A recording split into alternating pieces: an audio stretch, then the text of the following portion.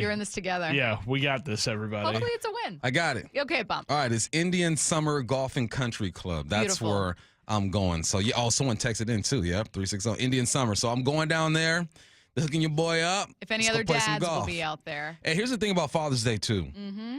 Can we just do what we want to do? It's always like the significant other comes and says, "Oh, well, this is what I thought. Maybe we I have your whole day planned out. Yeah, we're gonna go to Home Depot. We're gonna buy you things to do, and you're gonna do it at the house. You're gonna fix the cabinet, and then we'll watch movies with the kids. I don't want to be around y'all. It is my day. I want to be by myself on the golf course. I'd rather be with a stranger that I don't know. All right, it's my day." Dang. Dang. Oh, you guys are horrible, but I have to say I think my own dad feels the same way. That's how it It's is. just like, no one talk to me. Come on. Let me watch, airplane disasters by myself, sit in my chair and fall asleep at 2 p.m. Exactly. Like I want. Well, happy early Father's Day to all the dads out there, and we have a pretty fun show planned for you. I will start the day with a spoiler. Kevin Clark of ESPN is going to be joining us at 11, but we already taped this interview with Kevin. He's got a very busy schedule, and it was a really good one. So again, it's coming up at 11, but we've got a little bit of a tease. Kevin, not especially high on the Seahawks in the NFC West. My expectations are third best team in the division, perhaps fourth, and that's not about them winning 4 games or something. It's about maybe Arizona is a little better than most people think, okay? So my expectation is 8, 9, perhaps 10 wins being the ceiling. But again, I just don't see a scenario in which they're better on offense than they were last year. You're going to hear more about what Kevin thinks about this Seahawks team, and there are some good things coming up at 11. But we're going to start the show by explaining, particularly Bump, you don't see a world where the Seahawks are in 4th place. Why? No, I don't, man. I think the Arizona Cardinals are on the rise, right? You do have Kyler Murray. You have one of the best tight ends in the game in McBride.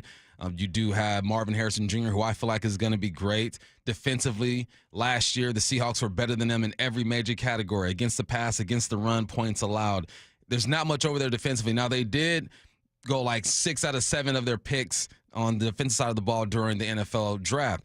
But no, I think that the Arizona Cardinals still have more to prove, where the Hawks got things to prove as well.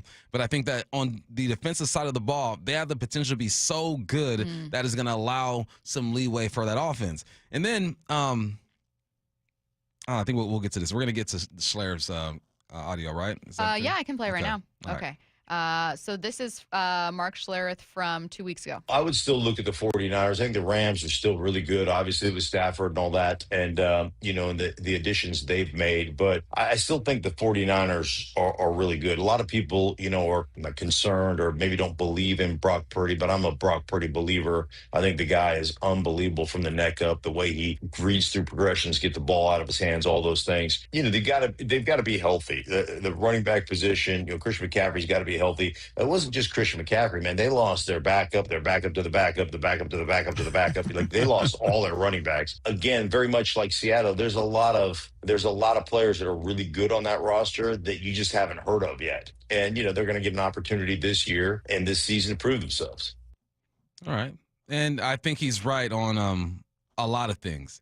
He thinks that the 49ers are still the best team in the NFC. I would push back on that. I don't think the Hawks are going to finish last in this division. I think everyone's competing for second in this division. Worst case, they're going to be third. When it comes to the Niners being the best team, I had to go through each position and kind of really get to know them all over again. And what's crazy is I started at the quarterback spot, okay? Brock Purdy played one less game than Matthew Stafford. He had more passing yards, more yards per attempt. His completion percentage was better. He was tied when it comes to touchdowns. He had more interceptions. His rating was better, more rush yards, more rush touchdowns. On paper, Brock Purdy was the better quarterback last year, right? But I think that we all lean still towards Matthew Stafford because he's savvy. He's done this before. Look at the offensive line. All right, I got to give that to the Rams. Their pressure rate was 32.2, 10th in the league. Their sack rate was 5.3, 5th in the league. And the RBs averaged 1.9 yards before contact. That's 3rd in the league. That offensive line for the 49ers was banged up. Running back, Kyron Williams has been more consistent, but Christian McCaffrey is the guy. I think this is the Rams division to lose. I think the 49ers look good on paper, and I can make arguments for the 49ers to be the better team. But you get deeper, I think, at the wide receiver spot. LA has the lower floor, or higher floor, and the San Francisco 49ers had a higher ceiling, right? They got some young guys who are unproven. I think that there are less questions about those two teams and more about the Seahawks and the Arizona Cardinals. Yeah. That's why those two are fighting for that third spot. But I do see a world where Sam Darnold comes out and looks something like he did last year and propels this offense to look something like they did last year. If they can be something like they were last year offensively, I think they have a chance at that second spot because I feel the defense has been enhanced and it's going to be better. From the 509, Kevin sounds like he's drinking the haterade. Now listen, Kevin Clark, really likable dude, cool dude, and a really good analyst. I think that what makes this Seahawks team and this division, in fact, so interesting, Bump, is that there's actually a really fair argument to be made. Yeah. And it's the one Kevin's making. There's a very fair, unbiased argument to be made that the Seahawks will struggle. What would that argument be? If you're Kevin, if you're a national analyst looking at this team, what are you seeing? So making the argument that the Seahawks can struggle. It starts with the offense. We don't know what this offensive line is going to look like. We don't even know who the center is going to be at this point. We've seen Olu, Sundell, and Christian Haynes take snaps at the center spot. I think Olu's going to take that job. We don't know what the other guard is going to look like. Anthony Bradford is going to be him. On the other way, or the other spots in the offensive line, we're good. You got Zabel, you have Cross, and you have Abe on the backside. Then you look at the running back spot. Is Ken Walker going to be able to give the zone time to develop before he looks for that cutback in the big play? Wide receivers, we talked about, did they upgrade or downgrade at the wide receiver spot? They downgraded as far as talent, in my opinion. They upgraded as far as knowledge of the offense and being able to make plays. All the questions, or most of the questions we have, are on the offensive side of the ball. And I think that because we're looking at the offense, because we don't know what Sam Darnold is going to do, can Kubiak get this thing going? It didn't look great with the Saints, but if you watch film, he looked okay. I think it's okay for people to question whether the Hawks are going to be good on that side of the ball or not. Defensively, I'm good. Kobe's going to be great. LB's going to be great. Defensive line is going to be good. Corners are going to be all right. We got to look at if Josh Jacobs is going to be the guy. But I'm not looking at the defense scratching my head. It's the offense. Yeah, I think the defense is the area where you look at San Francisco and think they have more question marks fairly than Seattle. And obviously they addressed that in the draft. They made that a massive priority for themselves, especially that defensive line. But again, I think Seattle had a better performance and has fewer question marks. If you look at the reverse part of that and you look at San Francisco or the Rams offense, I think that they have fewer question marks than Seattle. That's ultimately what I think it comes down to, and I think no one ever really knows what the Arizona Cardinals are going to be year in, year out, nor do the Arizona Cardinals know that, right? It's always a mystery. It's like a surprise, fun. We're going to figure it out along with all of you. I think that it's fair to look at a team with an offensive line, not only that was bad last year, but that has historically not been great, and say, I've got, so long as you have a bad offensive line, you have a ceiling. Mm-hmm. And that ceiling's going to be lower than some of the other really, really good teams in your conference. That's just fact. I can't think of a single team that ended up going to and winning a Super Bowl with a really bad offensive line. Without a top 10 line, sure. Without like an elite offense, absolutely. With a bad offensive line, with a 29th ranked run game, with a quarterback who's throwing interceptions, yeah, that's what we saw last year with this team, and it's the reason that a lot of people have question marks. I think also there's always going to be the benefit of the doubt given to Kyle Shanahan and all that he's accomplished as a play caller over Clint Kubiak from that tree, ironically, but with 2 years as a play caller under his belt, and in neither of those seasons did he kind of set the tone or raise the bar, and because he had teams that had injuries or limitations, right? Like he wasn't given a full deck of playing cards. But I think that there's a lot of excitement around what Kubiak's offense could look like, fairly. And I think it is fair to think there could be an impressively high ceiling for this team. But they got to overcome a lot. There could be. And the reason why I'm optimistic is because I feel like the personnel with his offensive line will naturally get better because of the scheme. Physically, they have to get better. They got to get coached up. They got to do their thing. If the Hawks do two things better this year, I think they're good. If you are good against the run, okay? If you were good against the run last year, you beat the New York Football Giants, you're good. Protect the ball in the red zone. If you protect the ball in the red zone, you beat the Los Angeles Rams. Now, instead of sitting at 10 wins, you're sitting at 12. Just those two things. If you are better there, protecting the football, better against the run, you give yourself a chance. There are other things you have to be better at, of course, right? Third downs. You got to be able to run the football, protect the quarterback. We know that Sam was blitzed like crazy his last two games, and he didn't have his best outings. But if you are better just at those two things, you're moving in the right direction. And I think because of what's coming back, because of the understanding of this defense. We've listened to, who have you heard? We heard Boye Mafe on one of the shows. Who was defensively? Who else have we spoken to? Tyrese Knight we spoke to. Tyrese Knight, Derek Hall, Julian Love was on with Wyman and Bob. And they're all saying the same things, right? They're growing up in this offense. This defense. Last year was their first go at it. This year they have a better understanding, and they're adding a couple pieces. I'm really excited for the defense. Last year I thought the defense would have to lead the charge initially. It was flipped. The offense did that. The defense kind of caught up later. Watching Mike McDonald and the way he's coaching these guys and hearing them feel a bit more comfortable in this defense makes me believe that they're going to be just fine, because the way they ended that season last year was fun to watch. Defensive teams can win games. Absolutely. Absolutely. But you can't have a bad offense. Last year's best team in limiting yards per game, the Philadelphia Eagles. Oh, what's this? They won a Super Bowl? That's fantastic. The second best team there, Tennessee Titans. Right. You know what I mean? Like, you can find... Who's the third? The Jets. The Jets. The Jets, Dolphins, and Texans. The Texans did go to the playoffs.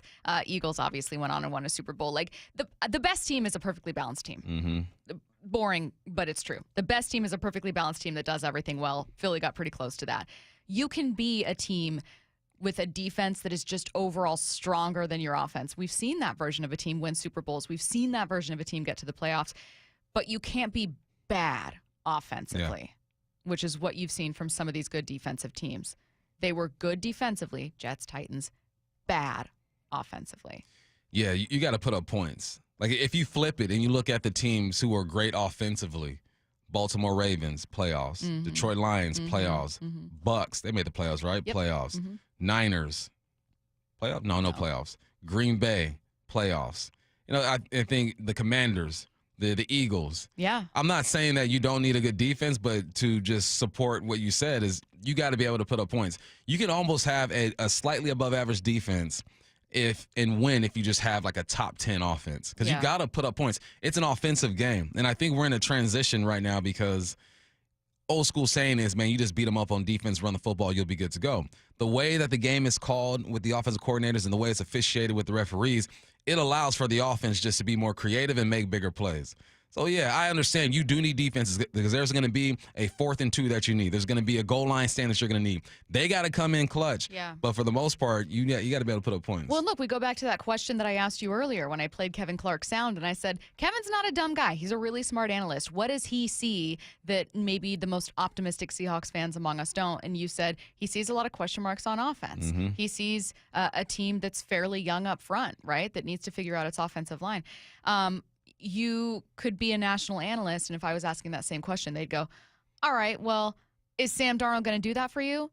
But is that the most important question for this team? Yeah, Sam Darnold matters, but this team isn't trying to win by having Sam Darnold throw it 40 times a game.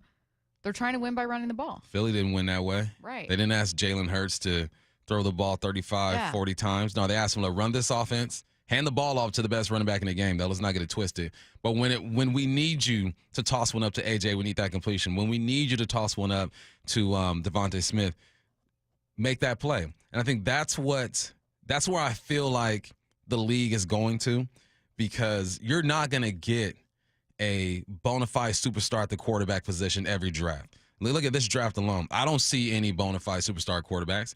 Cam Ward, if he was in any other draft, he's probably getting drafted in the 2nd or 3rd round, right? You're a victim of your circumstance. So because it's so hard to find that quarterback, teams are flipping it. Teams are understanding that, look, we got to be more balanced. And every coach wants that. We're going to be a balanced team. We're going to run the football. You hear that, right? Coach talk, we're going to be balanced, but really be balanced. Offense, defense, specials.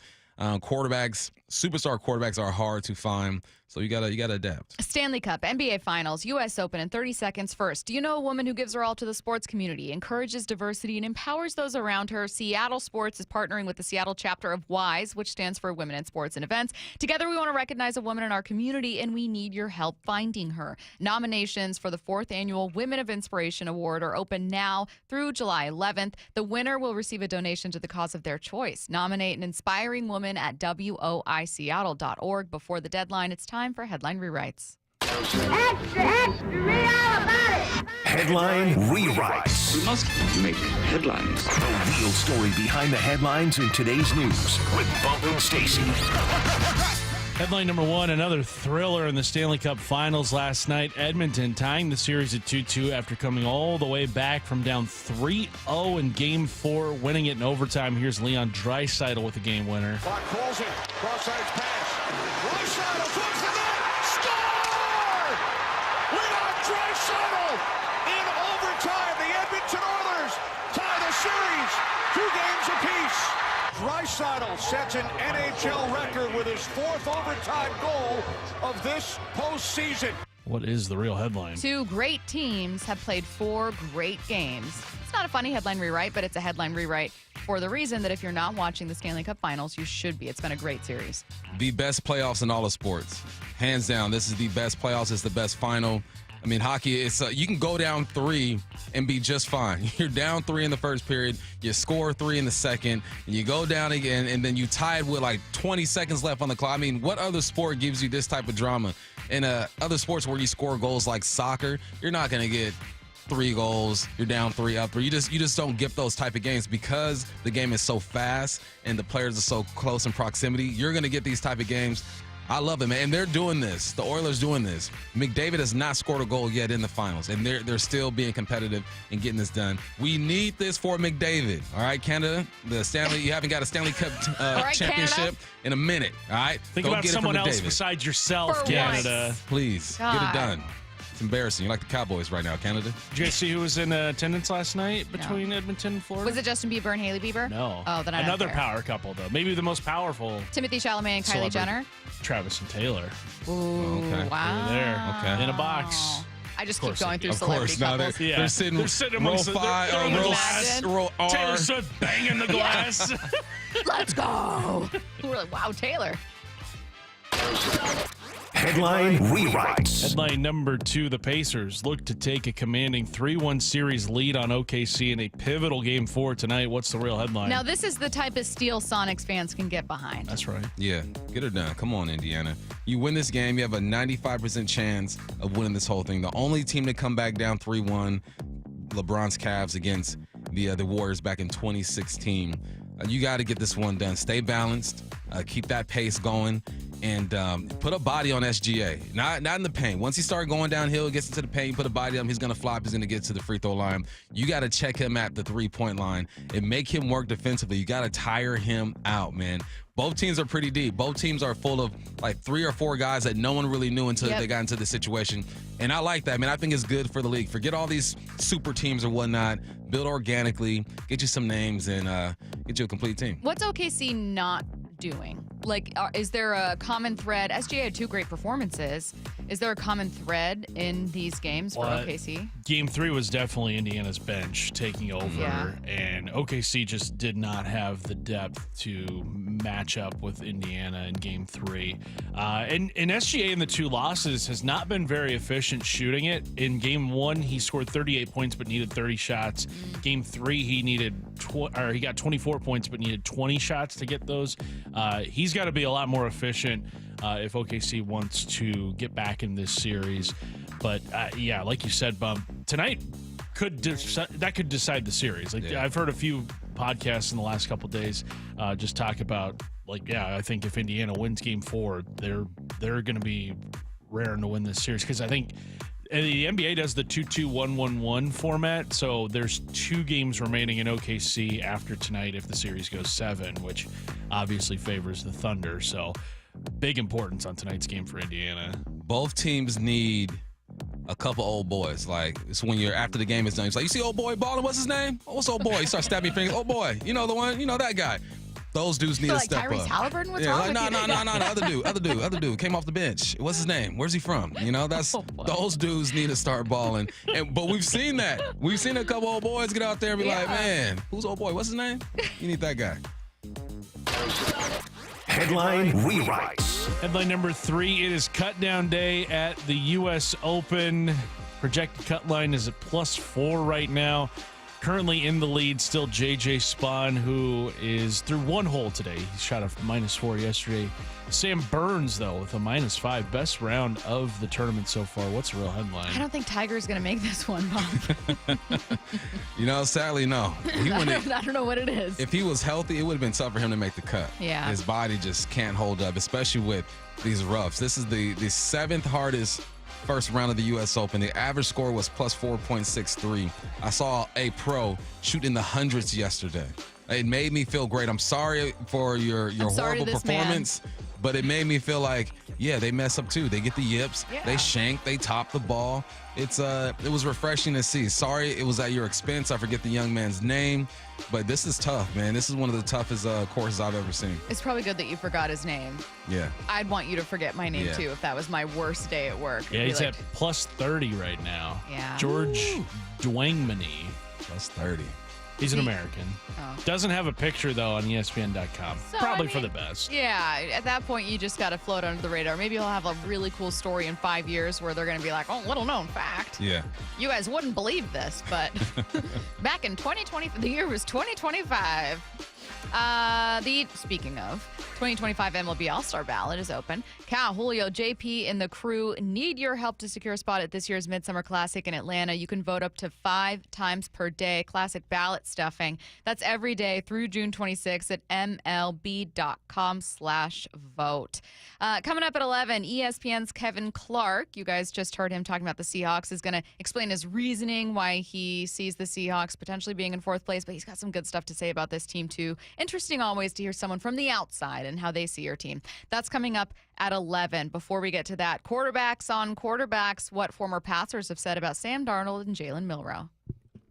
Wyman and Bob, afternoons 2 to 7. Chance to catch up with Bryce Miller. Appreciated your candor. You were coming out going, man, I haven't felt good. I don't feel good. Was it starting to become a mental thing where you're trying to compensate? It's a tough game. It's a tough league, whenever you feel good. And you're not always going to feel 100% throughout a season, but it was just, I think I had 8 starts, and all 8, there wasn't a single start where I felt 90%. Dave Wyman and Bob Stelton, afternoons 2 to 7 on Seattle Sports, the app, YouTube, and your smart speaker. Well, I'm here with my good buddy, Dr. Dan Nelson from Eastside Pain and Regenerative Medicine. And you've heard from Dr. Dan's patients over the years how a simple stem cell procedure has successfully conquered their pain. Well, folks, now it's my turn. After years of dealing with knee pain from all the football abuse, I can say my knee pain now is almost 100% gone. How'd you do it, Dr. Dan? Well, Brock, personally, I'm very happy that you did so well. And your story is like so many of our other patients who come in, former athletes and non-athletes as well, who have come in with chronic knee pain, and they are looking for alternatives besides knee replacement surgery. And we're happy to provide this service. It's been truly a game changer for so many folks. It's just been a pleasure to be part of this. Consider Dr. Nelson, the only doctor with over 30 years of experience in pain medicine techniques, including stem cell therapy. I was in and out with a couple of follow-ups. It's a non-surgical solution to pain using your own stem cells. Consider stem cell therapy with Dr. Daniel Nelson, MD at 425-823-4000 or visit danielnelsonmd.com. That's danielnelsonmd.com. Wait, if I work today, why should I have to wait 2 weeks to get my money? With Earnin, you can access your pay as you work instead of waiting days and weeks for a paycheck. Get up to $150 a day with a max of $750 between paydays. No interest, no credit checks, and no mandatory fees. Because, hey, it's your money. Download the Earnin app now to get it and join millions of people making any day payday. That's EARNIN. Earnin is not a bank. Access limits are based on your earnings and risk factors. Available in select states. Expedited transfers available for a fee. Terms and restrictions apply. Visit earnin.com for full details. Tired of hearing scary radio ads about the IRS?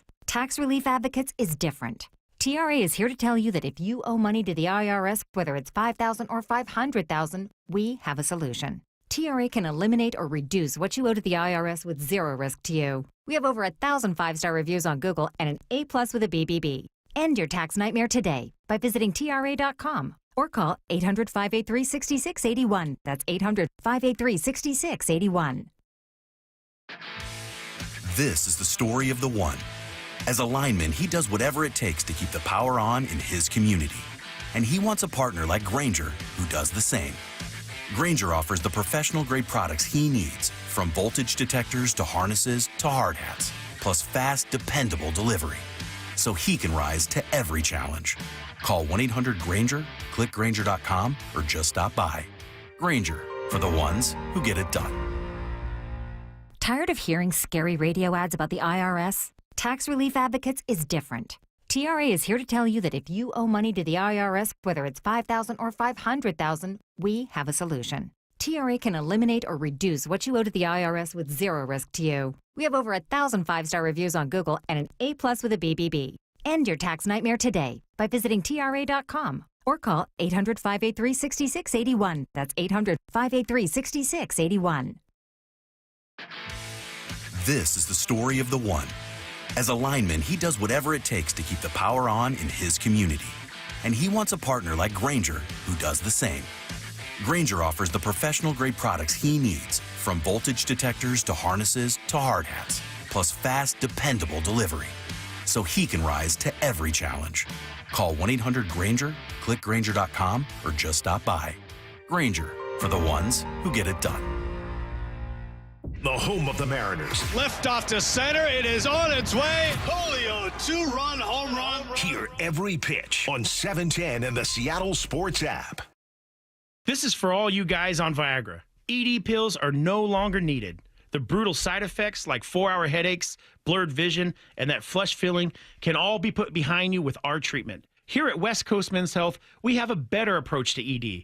Acoustic wave therapy creates blood flow circulation by safely removing the plaque in your arteries and restoring function naturally. Guys, let me be clear. Pills will never fix your problem. Our equipment is the latest technology, and our medical staff is the best in the industry. So give West Coast Men's Health a call today. Speak with our clinic manager. Ask him any question you like, how it works, the science behind it, and even the cost. If you suffer from ED or Peyronie's disease, give West Coast Men's Health a call today. It's not just about better health.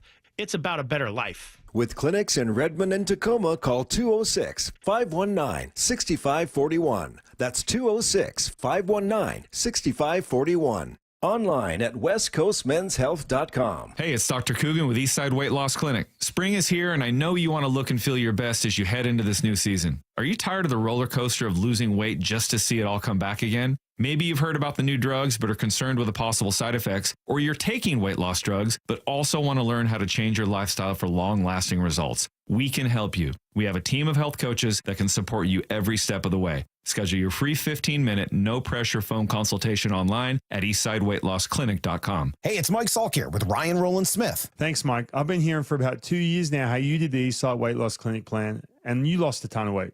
So I decided to see what the program was all about, and I'm so glad I did. So far, I've lost 30 pounds, and my only regret is not starting sooner. Join the thousands of people who've lost 20 to 30 pounds or more in just 60 days. It doesn't matter where you live. You can do our program in person in Kirkland or all remotely. Schedule your free phone consultation online at eastsideweightlossclinic.com. That's eastsideweightlossclinic.com. Dr. Ryan Coogan, D.C. Results may vary. From the Quantum Fiber Studio. This is Bumpin' Stacy. Weekdays 10 to 2. On Seattle Sports and 97.3 FM HD2. Do you guys think MLB All-Star voting unfairly benefits the Blue Jays?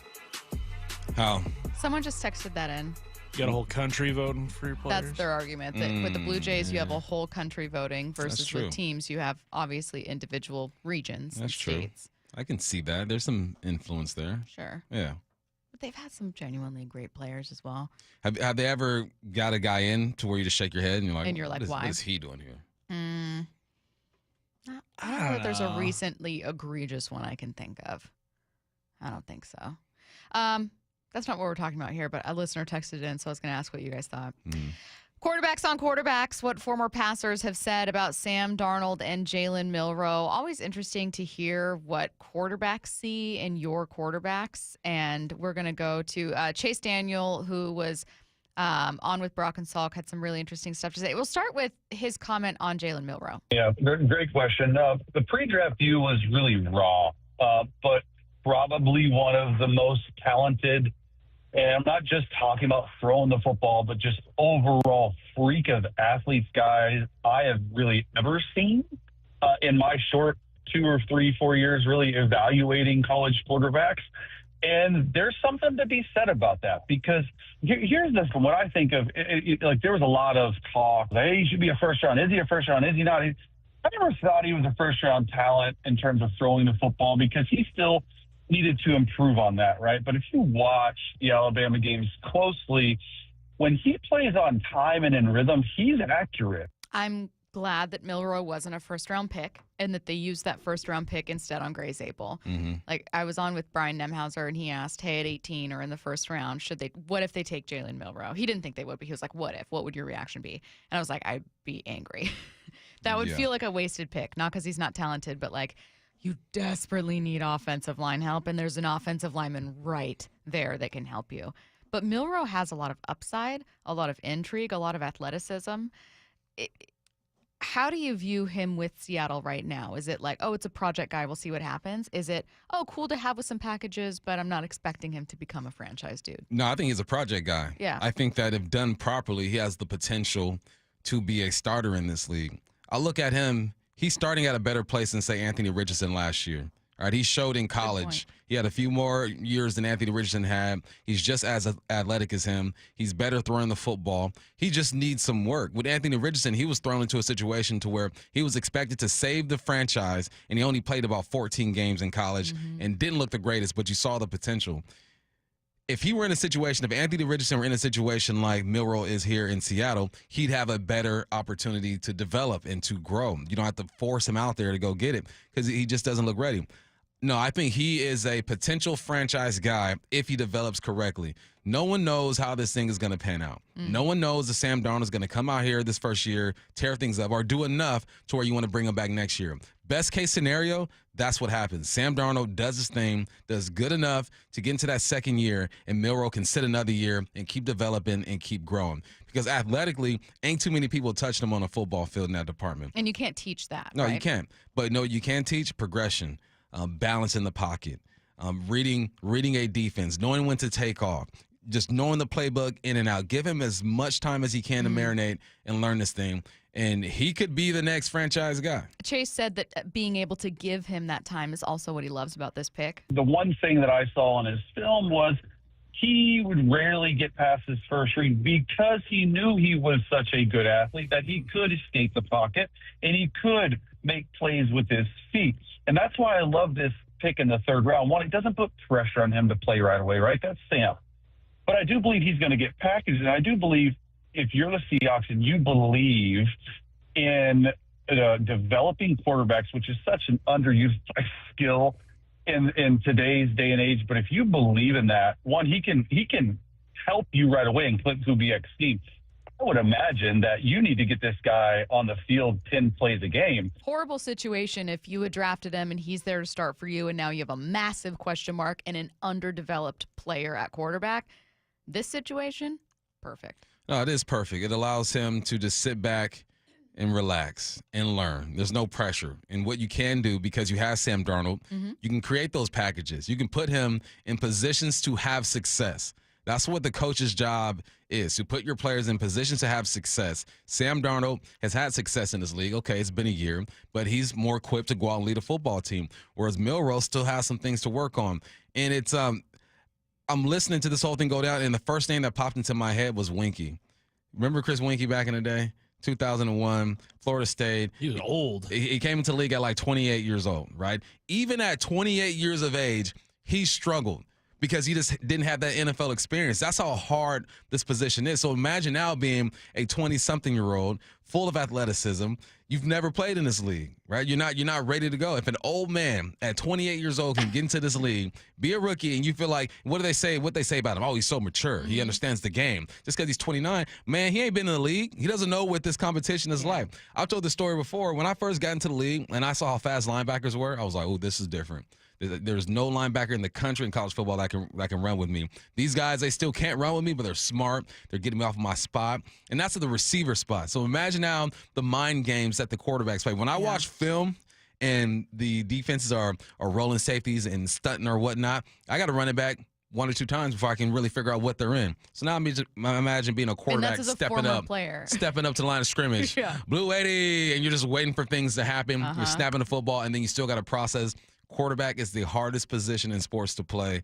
Let that young man chill. Let's talk about another quarterback. Chase Daniel said it's not surprising to him that McDonald wanted Darnold. People are like, oh, the head coach carried the best receiver in football carried look at the running back. Yeah, I get that, and I understand that. My pushback is you still have to go out there and you still have to make the throws. And you look at Sam's year last year and what he's bringing, and really I look at that Minnesota game in Seattle where down the stretch, man, at Seattle, this dude made some amazing throws. And so when you're a defensive coach, you're like, oh, I want that on our team. I know that he had a lot of criticism at the end of 2024, but Chase Daniel looks at it a bit differently. There was stuff open, right? And Detroit did a really good job, I think, of that game of getting pressure to Sam Darnold quickly and with the front four. That's one of the things that Sam struggles with. If he gets pressure on him early, it's not the same type of quarterback. Now he moves to get out of pressure and has made a lot of outside of the pocket plays. And I think that's what Detroit did. I mean, if you look, there's probably like 3 or 4 touchdowns, including a 2-point, I believe, that were open, 4th down. And if those are scored, it's a different game. It's a different thing. And people are always going to point to, oh, he's good in the regular season. He was great. But then when it mattered the most, right, there was some stuff to be left upon. He's never been put in a situation like that. If you look at his career, they've never really been a playoff team, any of the teams that he's been on, from Carolina to New York. So he's never had that situation. So that's a good thing, I think, if you're the Seahawks and say, hey, you need to grow from this. Look, I thought that was a fair point to make from Chase Daniel, right? If you're playing devil's advocate against someone who thinks, oh, look, Sam Darnold's going to be awful. He was so awful at the end of last year. And if you have that take of, yeah, he was fine during most of the season and then fell apart when it mattered, Chase is saying, but that's the first time in his career that games really mattered. Yeah. So how can you say this is typically what he does? It's the first time since forever we even saw a full season that he was able to get to the playoffs and play in games that were that important. So, yeah, he did fall apart. You can't erase that. We all saw it. But it was his first time experiencing it. It was. And you don't know that pressure until you feel that pressure. And also, you don't know the intellect of these defensive coordinators after watching 15 weeks of your film and disguising things and making you believe things are there that aren't really there until you're in that situation. So he's going to grow. He's still got to prove it. I understand why the haters are going to say, well, he played horrible the last 2 games. We don't know if we can trust him. No, you don't know. But what you do know is that there was a game where he threw 5 touchdowns. What you do know is that he was able to capture that locker room and have these guys believe in him. And just like Daniel said, he's still got to make the throws. Yeah, you could play action, boot, over the top. If you don't make the throw, if it's not within 5 feet of the catch radius of the wide receiver, he's probably not going to catch that thing. There are things for Sam to learn. He's not a finished product. I see him as like a 3rd or 4th year quarterback who had a little bit of playing time. But he also showed that he can make some throws, man. Go watch that all 22. There are some throws that he makes that has me shaking my head thinking there's not too many quarterbacks that have the guts or the arm strength to make that throw. The Mariners haven't really had a complete game, a great game, since May. Why? That's next. After a rough road trip, it's back to T-Mobile where the Mariners hope a little home cooking can get them right. Get out the right, bread and mustard. Randy Arozarena with a grand slam. Tonight, it's the first of 3 against 2 AL teams, each fighting to stay in tough division battles. Mariners, Guardians. Slyman and Bob are live at T-Mobile starting at 2, all the way up to pregame at 6. First pitch at 7:10 on the home of the Mariners, Seattle Sports. Calling all contractors and equipment operators. The James G. Murphy Auction Company rolls out this month one of the biggest heavy equipment auctions of the summer. On the block, find an incredible collection of heavy equipment, contractors' equipment, and vehicles, like a 2004 John Deere 400C rock truck, a 2010 John Deere 450D LC excavator, a 2001 John Deere 650H LT dozer, and a 2014 Kenworth T800. In contractors' equipment, we have attachments, live edge and dimensional lumber, contractor tools, even a wheel wash system, and much more up for bid. Whether you're building roads, moving earth, or running a construction outfit, we got what you need. Bidding is underway now and closes at 10 a.m. June 19th. Preview all items June 17th and 18th from 8 a.m. to 4 p.m. at our location in Marysville, 3803 136th Street Northeast. For pictures and details of all items, visit murphyauction.com. That's murphyauction.com. Imagine finding your dream home and moving in right away. No waiting to sell your old place first. Sounds perfect, right? That's exactly what Orchard's Move First, Sell Later program lets you do. Buy your new home now and sell the old one later. Here's how it works. Orchard gives you cash so you can buy and move into your new home first on your timeline. No waiting, no showings, no double moves. Then the Orchard experts take it from there. They handle repairs on your old home for you so you attract the right buyers. Once they're done, a local Orchard agent lists and sells your home for top dollar. Orchard's Move First program gives you the freedom to buy and move into your new home first and sell your old home later. Buy before you sell and get top dollar for your home with Orchard. Ready to find out how much your home is worth? Visit Orchard.com to get your free home valuation. That's Orchard.com. Patrick was way behind on his IRS taxes. I was in way over my head. The total amount ended up being somewhere just over $30,000. $30,000. Then the IRS came to collect. Started getting letter after letter. A lien had been filed against me. They were going to basically hang me completely out to dry. He had to do something. That's when I reached out to Optima Tax Relief. Patrick's life quickly got a lot easier. It was very easy, pretty much hands off. They picked up the ball and ran with it. And how'd it go? I couldn't believe it. I had to ask 2 or 3 times. I saved an incredible amount of money. How does Patrick feel about Optima? Couldn't be happier. They definitely helped me. Optima Tax Relief, the best place to call. They're the best in the business. Do what Patrick did and call Optima Tax Relief for a free consultation. Call 800-343-6460. 800-343-6460. 800-343-6460. Optima Tax Relief.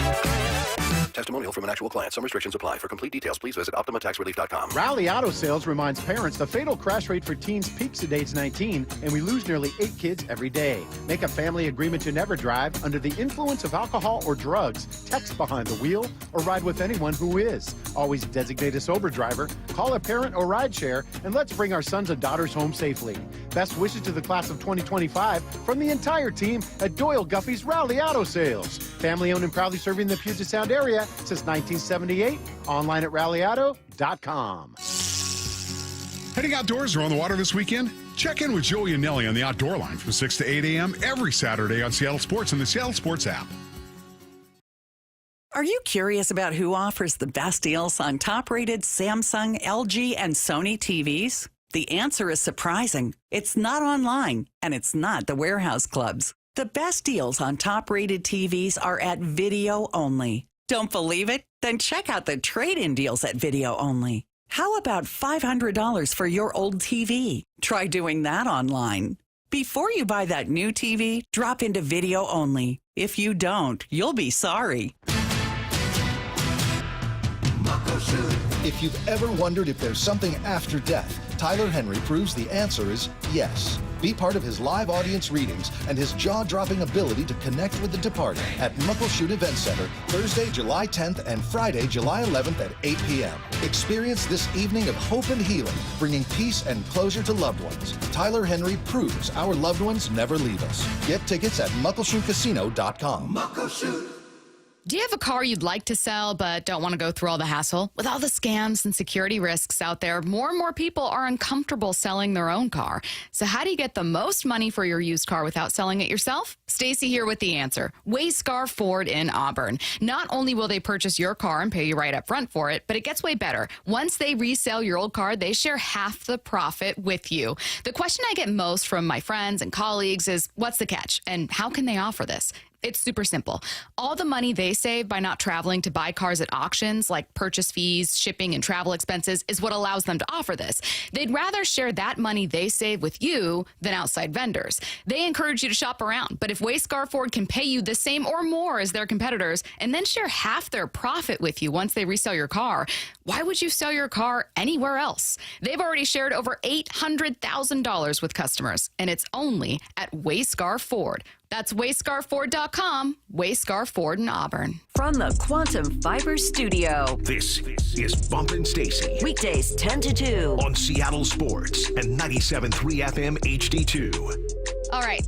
The Mariners haven't had a complete game in a while. I feel like the last time I felt great about a series was against the Padres. Curtis, you were looking up when you thought the last complete game was for the Mariners, and you found... against the Nationals, a 9-1 victory back on May 27th. We hardly knew you. That was what, like 2.5 weeks ago? 2 years ago. And then they lost 3 in a row after that. Yeah. yeah, exactly. Now, Cal Raleigh on the Cal Raleigh Show talked about the first step to fixing things. It's different for every team, right? Some, like I said, you see some teams who struggle, it's on the mound. You see some teams who struggle, it's at the plate. And right now, like I said, it's just a little inconsistent in that department. And like I said, hit one day, don't hit another day, or vice versa with the pitching. So I think just putting together a full 9 innings with the guys, to me, we're playing some good games early or late. We just got to put it all together. Put the full 9, and that's everybody included. That's position players, pitchers, everybody included. So getting the full 9 and putting the pressure on them for 9 innings, I think that's the biggest thing I see right now. And just 2-3 hours, give it all you got, a full 9, and then go from there. I don't mind having one guy or one inning or a lucky thing that happens in like a playoff game or something that sends you to the playoffs and you go, man, good thing for that. Mm-hmm. I don't want that to be every win. I don't want every win to be, thank God George Kirby struck out 14, because I don't know how else you get by with that one. Curtis pointed that one out. Bump, I know you've talked about some others where it's like, thank God you had this random home run, collected 5 hits, to send it into extras and still lost late in a game.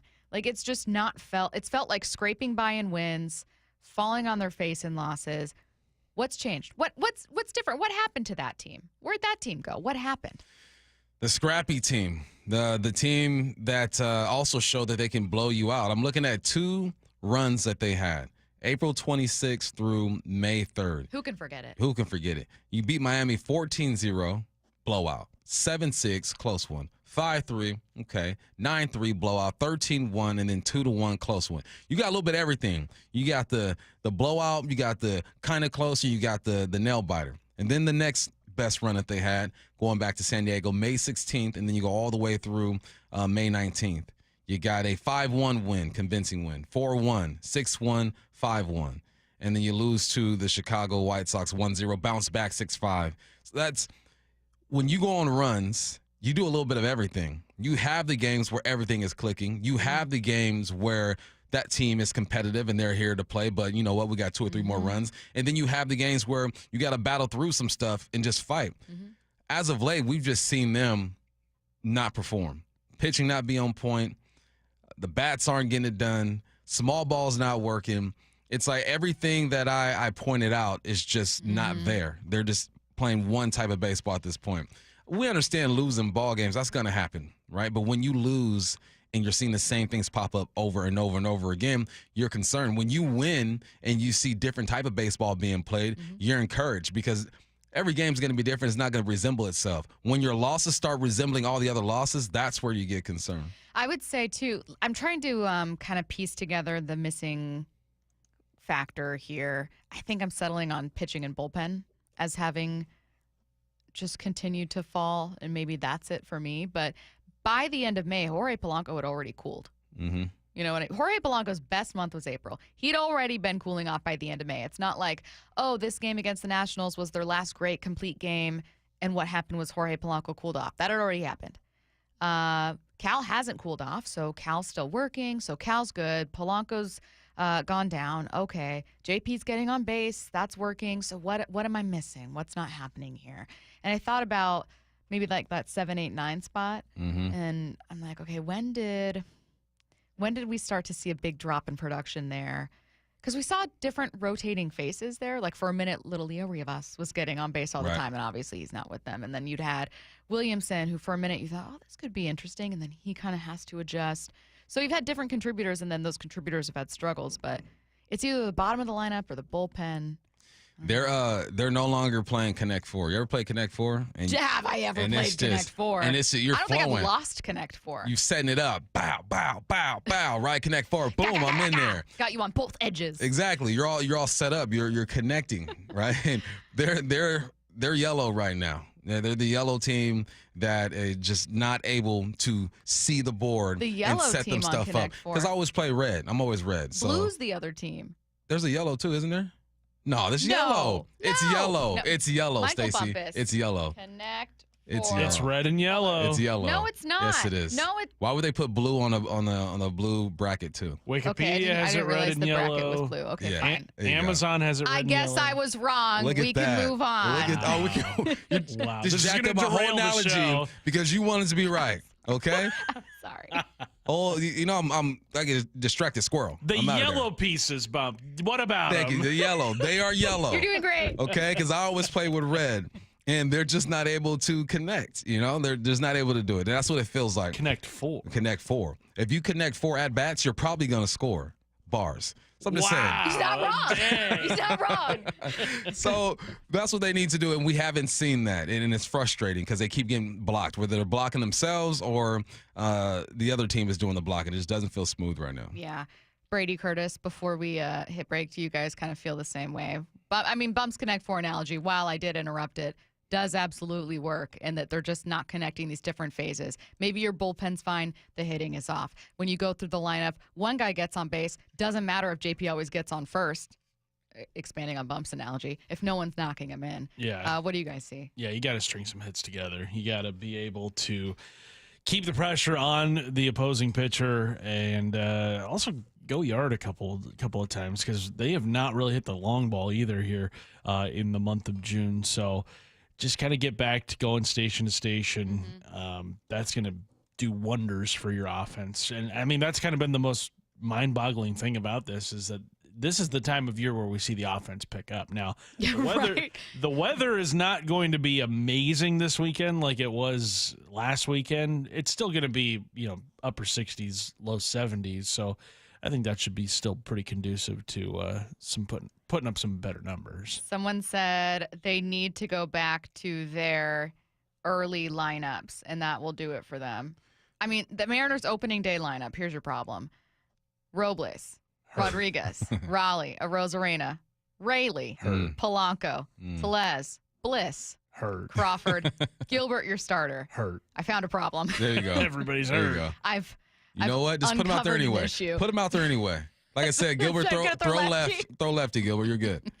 All right, we are getting back to the Mariners later, obviously, but kind of NFL heavy to start the show, and we're going to jump back to the Seahawks with ESPN's Kevin Clark. He joins us next. After a rough road trip, it's back to T-Mobile where the Mariners hope a little home cooking can get them right. Get out the right, bread and mustard. Randy Arozarena with a grand slam.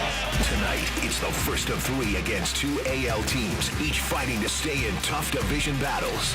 Mariners, Guardians. Slyman and Bob are live at T-Mobile starting at 2, all the way up to pregame at 6. First pitch at 7:10 on the home of the Mariners, Seattle Sports. For over 113 years, Pacific Lamp and Supply Company has been your #1 lighting specialist in Washington, from the Space Needle in Seattle all the way to the Riverwalk in Spokane. With the largest lighting inventory in Washington, Pacific Lamp's knowledgeable and experienced staff can assist with any lighting issue, including intricate lighting and control designs. Plus, they work with all utilities in Washington to get you the best available lighting rebates. Pacific Lamp and Supply Company, Washington's lighting experts since 1912. Visit pacificlamp.com. Got neighbors? Big Trees can help. This is Nancy Penrose, owner of Big Trees in Snohomish. If you've been considering planting trees to add privacy, look no further than Big Trees. Privacy trees fill in empty spaces, help to define property lines, and add curb appeal. Learn more about Big Trees' big supply of privacy trees at bigtreesupply.com. Beauty, privacy, instantly. Big Trees. Guys, tired all the time? Gaining weight? Low drive? These aren't just signs of aging. They could be low testosterone or other underlying issues.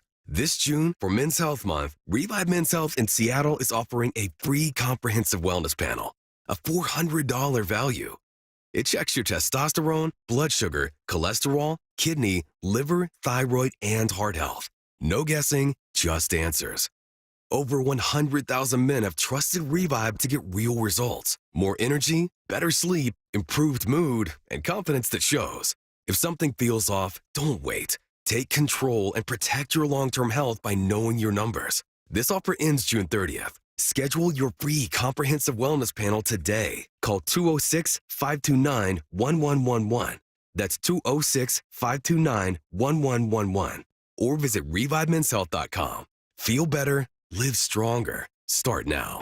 The Mariners are back in action at T-Mobile Park, and you could be there for big moments all summer long with a Flex membership. Flex plans are perfect for fans who want the freedom to choose their games and seats as they go, while still enjoying all the perks of being a member, like saving 10% or more on tickets with no fees, unlocking access to exclusive pre-sales and year-round discounts, and so much more. Join the squad today at mariners.com/flex. Cal Raleigh wins it in the 10th inning for the Mariners.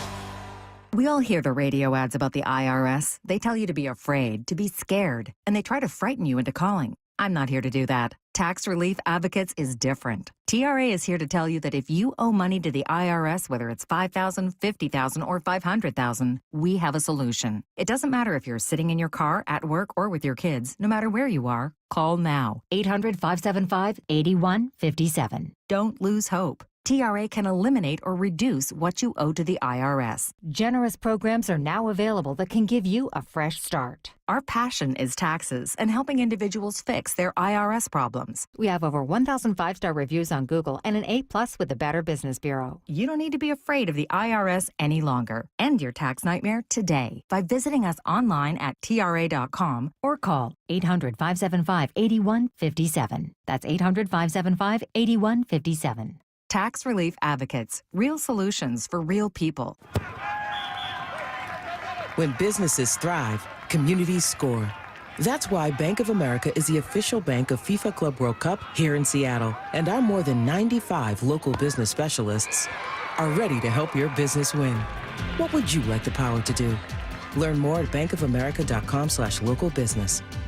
Bank of America, official bank of FIFA Club World Cup 2025. Bank of America Corporation, all rights reserved. If you want that summer body you've always dreamed of, then this message is for you, ladies, and you men too. Get rid of extra stubborn fat and address areas of loose skin around the waistline, chin, and under the upper arms with ProSculpt, the new one-day instant permanent fat removal and skin tightening treatment. Maybe you've tried the lasers, fat freezing methods, even those new pills, but without the desired results. ProSculpt is different. It's minimally invasive, performed while fully awake, gentle, yet powerful. Designed to target the waistline, chin, neck, arms, and thighs, ProSculpt uses FDA-cleared plasma technology to deliver immediate, permanent fat-reducing and skin-tightening results, all in just one visit. If you want that summer body this summer, then you must act now. Go to ProSculpt.com today to schedule your free consultation. Get $250 off. For instant, permanent fat reduction and skin tightening, visit ProSculpt.com. Let's go! This is Seattle Sports. Streaming through the Seattle Sports app. KIRO AM Seattle. KIRO FM HD2 Tacoma. Home of the Seahawks, Mariners, and everything Seattle sports. Seattle Sports Snapshot. Miami-Dade police are seeking to arrest former NFL receiver Antonio Brown on a charge of attempted murder stemming from a celebrity boxing event Brown attended last month. The Mariners are back tonight, opening a series against the Guardians. Elsewhere, the Pacers look to take a 3-1 series lead against the Thunder. Snapshot, brought to you by Miller Lite. When it's game time, it's Miller time. From the Quantum Fiber Studio. This is Bump and Stacy on Seattle Sports. Streaming through the Seattle Sports app and at seattlesports.com. Now, here are your hosts, Michael Bumpus and Stacy Ross. Here we go now. He's the host of This is Football, which airs on ESPN2. It's ESPN's Kevin Clark joining us now on the Emerald Queen Casino Sportsbook Hotline. Hey, Kevin, how's it going? What's going on, guys? We're happy to have you. We're looking at mandatory minicamp for the Seahawks. Lots of interesting stories to take away. Obviously, practice in pajamas, right? So very little we can tell about this team. What do you, I guess, how do you categorize this team right now? Like, which box do the Seahawks fall in for you?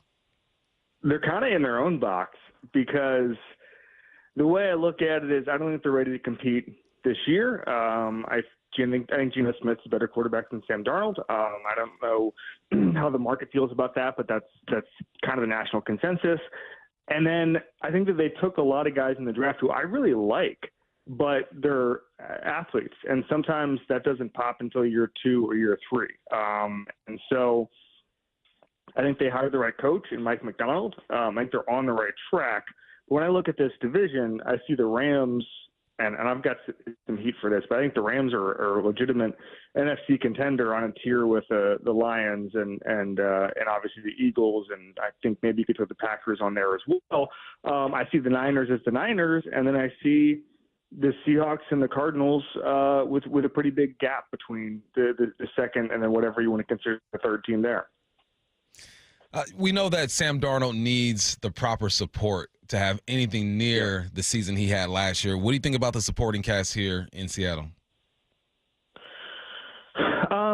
We know how special JSN can be. I think Cooper Kupp is an amazing player. I was discouraged with how quickly the Rams wanted to move on from him. Like, it was just like, it was like they had the NFC Championship game, then immediately the Rams were like, "Thank you so much, Cooper Kupp. See you later."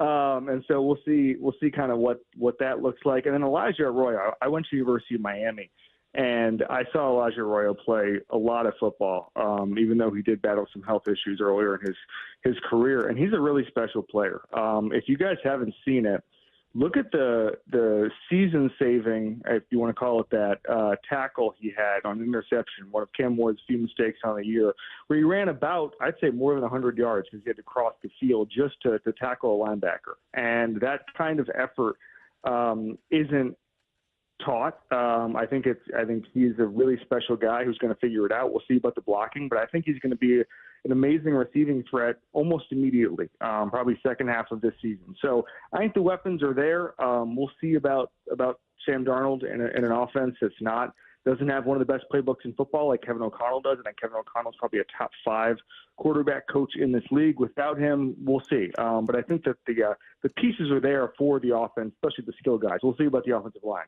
I joked with our producer, Curtis, before we called you that I would mention that you were from the University of Miami, Ohio. And he said, "I think Kevin will hang up on you." Yeah, I didn't think that was going to go well. He did warn me. So once you mentioned it, I was like, there goes my joke. Oh, wow. I will say, Stacy, it's really funny how regional it is, where I will be in the Midwest for training camp tours, whatever, and I'll say I went to Miami, and they'll start talking about Miami, Ohio. And you're like, it's no. Oh, wow. Like, I grew up in Florida. I grew up in Orlando. I went to, in the South, you don't have to say it. On the West Coast, you don't have to say it. But when you're basically like west of Pittsburgh, east of Minneapolis, you got to say Miami, Florida. They're like, there is one Miami. There's only one Miami we recognize. Okay. I wanted to switch from offense to the defense. When Bump and I have talked to players, granted, we've talked to a lot of defensive players at camp. They have really, really high expectations for this group. They love Mike McDonald. What did you see from them last year? And is there anything in particular that you thought like, oh, I can see why McDonald made waves?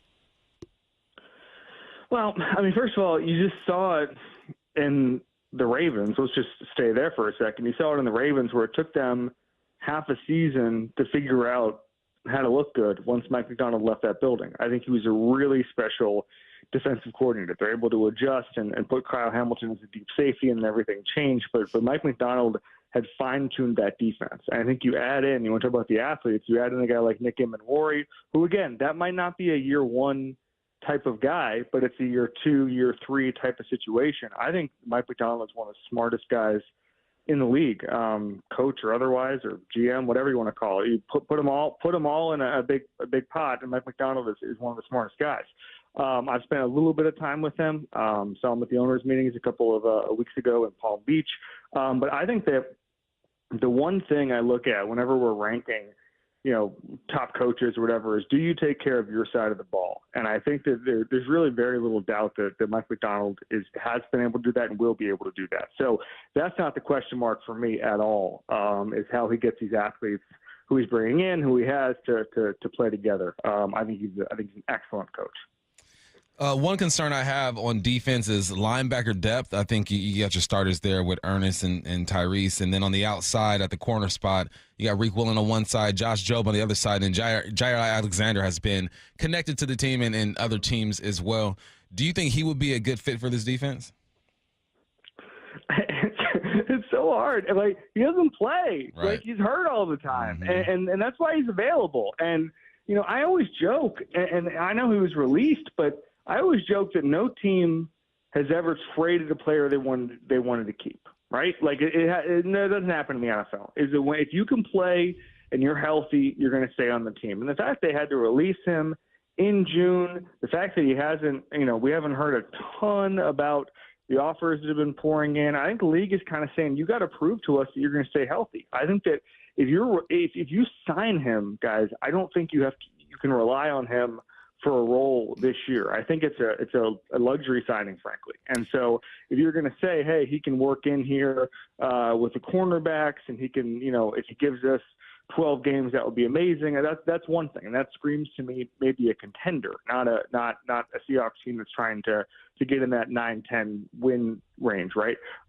So I don't. It's really hard for me to say that a guy who was released because he got too expensive for how much he plays would be a fit anywhere. I need to see it before I can say, oh, he'd be a great scheme fit here. Some context for my next question, Kevin, is that if you've gone on sports radio stations in Cleveland or any other city that has had kind of a lot of rotation at quarterback, this is a very normal question that you've heard a million times. But Seattle fans have been fortunate in that when Russell Wilson was here, every year was, okay, well, you've got the guy. What can you put around him? Yeah. And in hindsight, they obviously hadn't made it back to an NFC championship game since their last visit to Super Bowl 49. But we didn't know that at the time, right? 2015, 16, right. 17, we were all having Super Bowl type conversations. The conversation changed with Geno, and it's kind of also changed with Sam Darnold, where I don't know how many Seahawks fans I talk to think, oh, Sam Darnold's the guy. Like, he'll lift you there. But can you still become a Super Bowl team when you don't have that answer? The Seahawks can't. Like, the roster. So the way I view it is, if you don't have an elite quarterback, let's say top 7 or 8. If you don't have one of those guys, everything else has to go right for you. I think Jalen Hurts is probably a good example, even though he's an absolute top 10 quarterback now. But, like, at times during the last 3 years, maybe you put him at 12th or 13th, and then obviously he's gotten better. But they built the trenches flawlessly. They built the secondary. They hired Vic Fangio. They got Saquon Barkley, who's one of the most dynamic players in the NFL.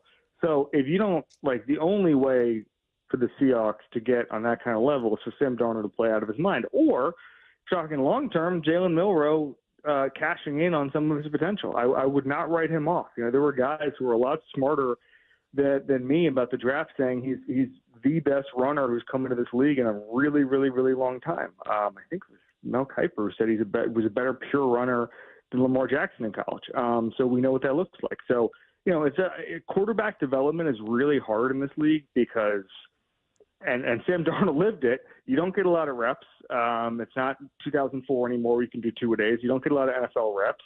You play really early in most cases, and then if you don't succeed, you start getting passed around. And so the Seahawks have a lot on their plate as far as developing Jalen Milroe while making sure they maximize Sam Darnold. I think it's a really, really tough road to hoe. The one thing that I hope, and not to be kind of morbid about the Sam Darnold era, is if it starts going south, I don't want to see the Seahawks. They've sort of felt like this the past, few years.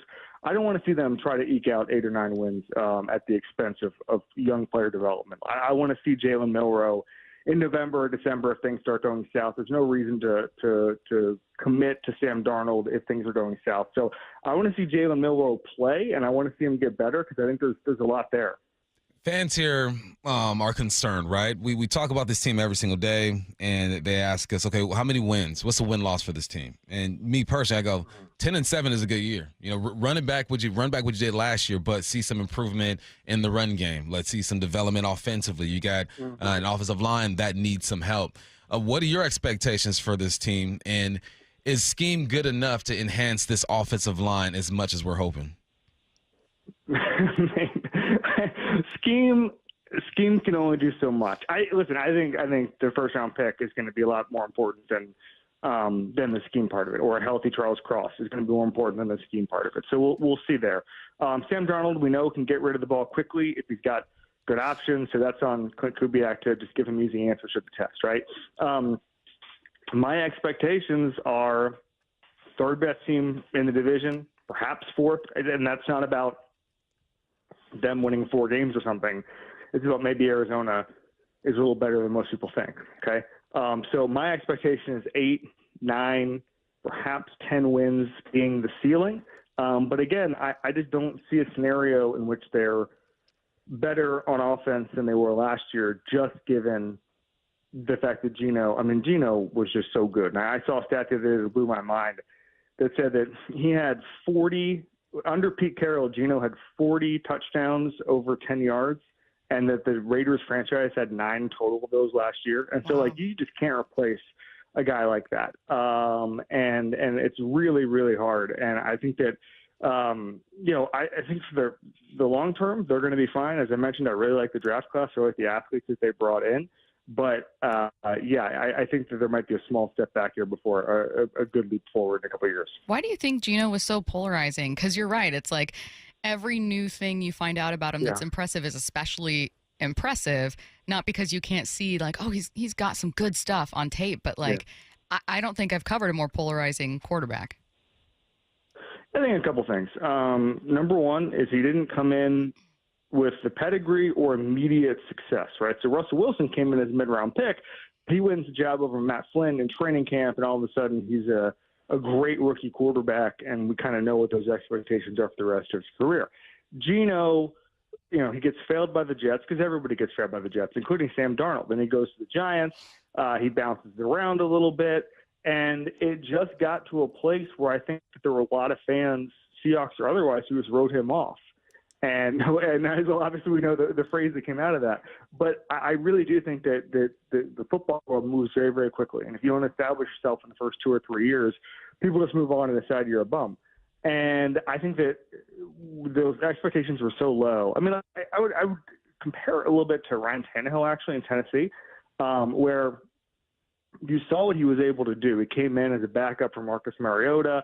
He did his backup job well, and all of a sudden he starts, and all of a sudden they're the number 1 seed in the AFC. And there's still a skepticism because everybody remembers Miami Dolphins, Ryan Tannehill. I don't think you can ever erase that skepticism because there's not a lot of proof of concept for a guy who struggled with his first team and then exploded in the second go around, right? It just doesn't happen very often. And so I think it's mostly that. I also think that just the lack of undeniable team success, Stacy, I think that's important too, is Jalen Hurts just did it. You can shut people up with an NFC Championship game appearance. You can shut people up with the Super Bowl appearance. And then you really shut people up with a ring or an MVP or something like that.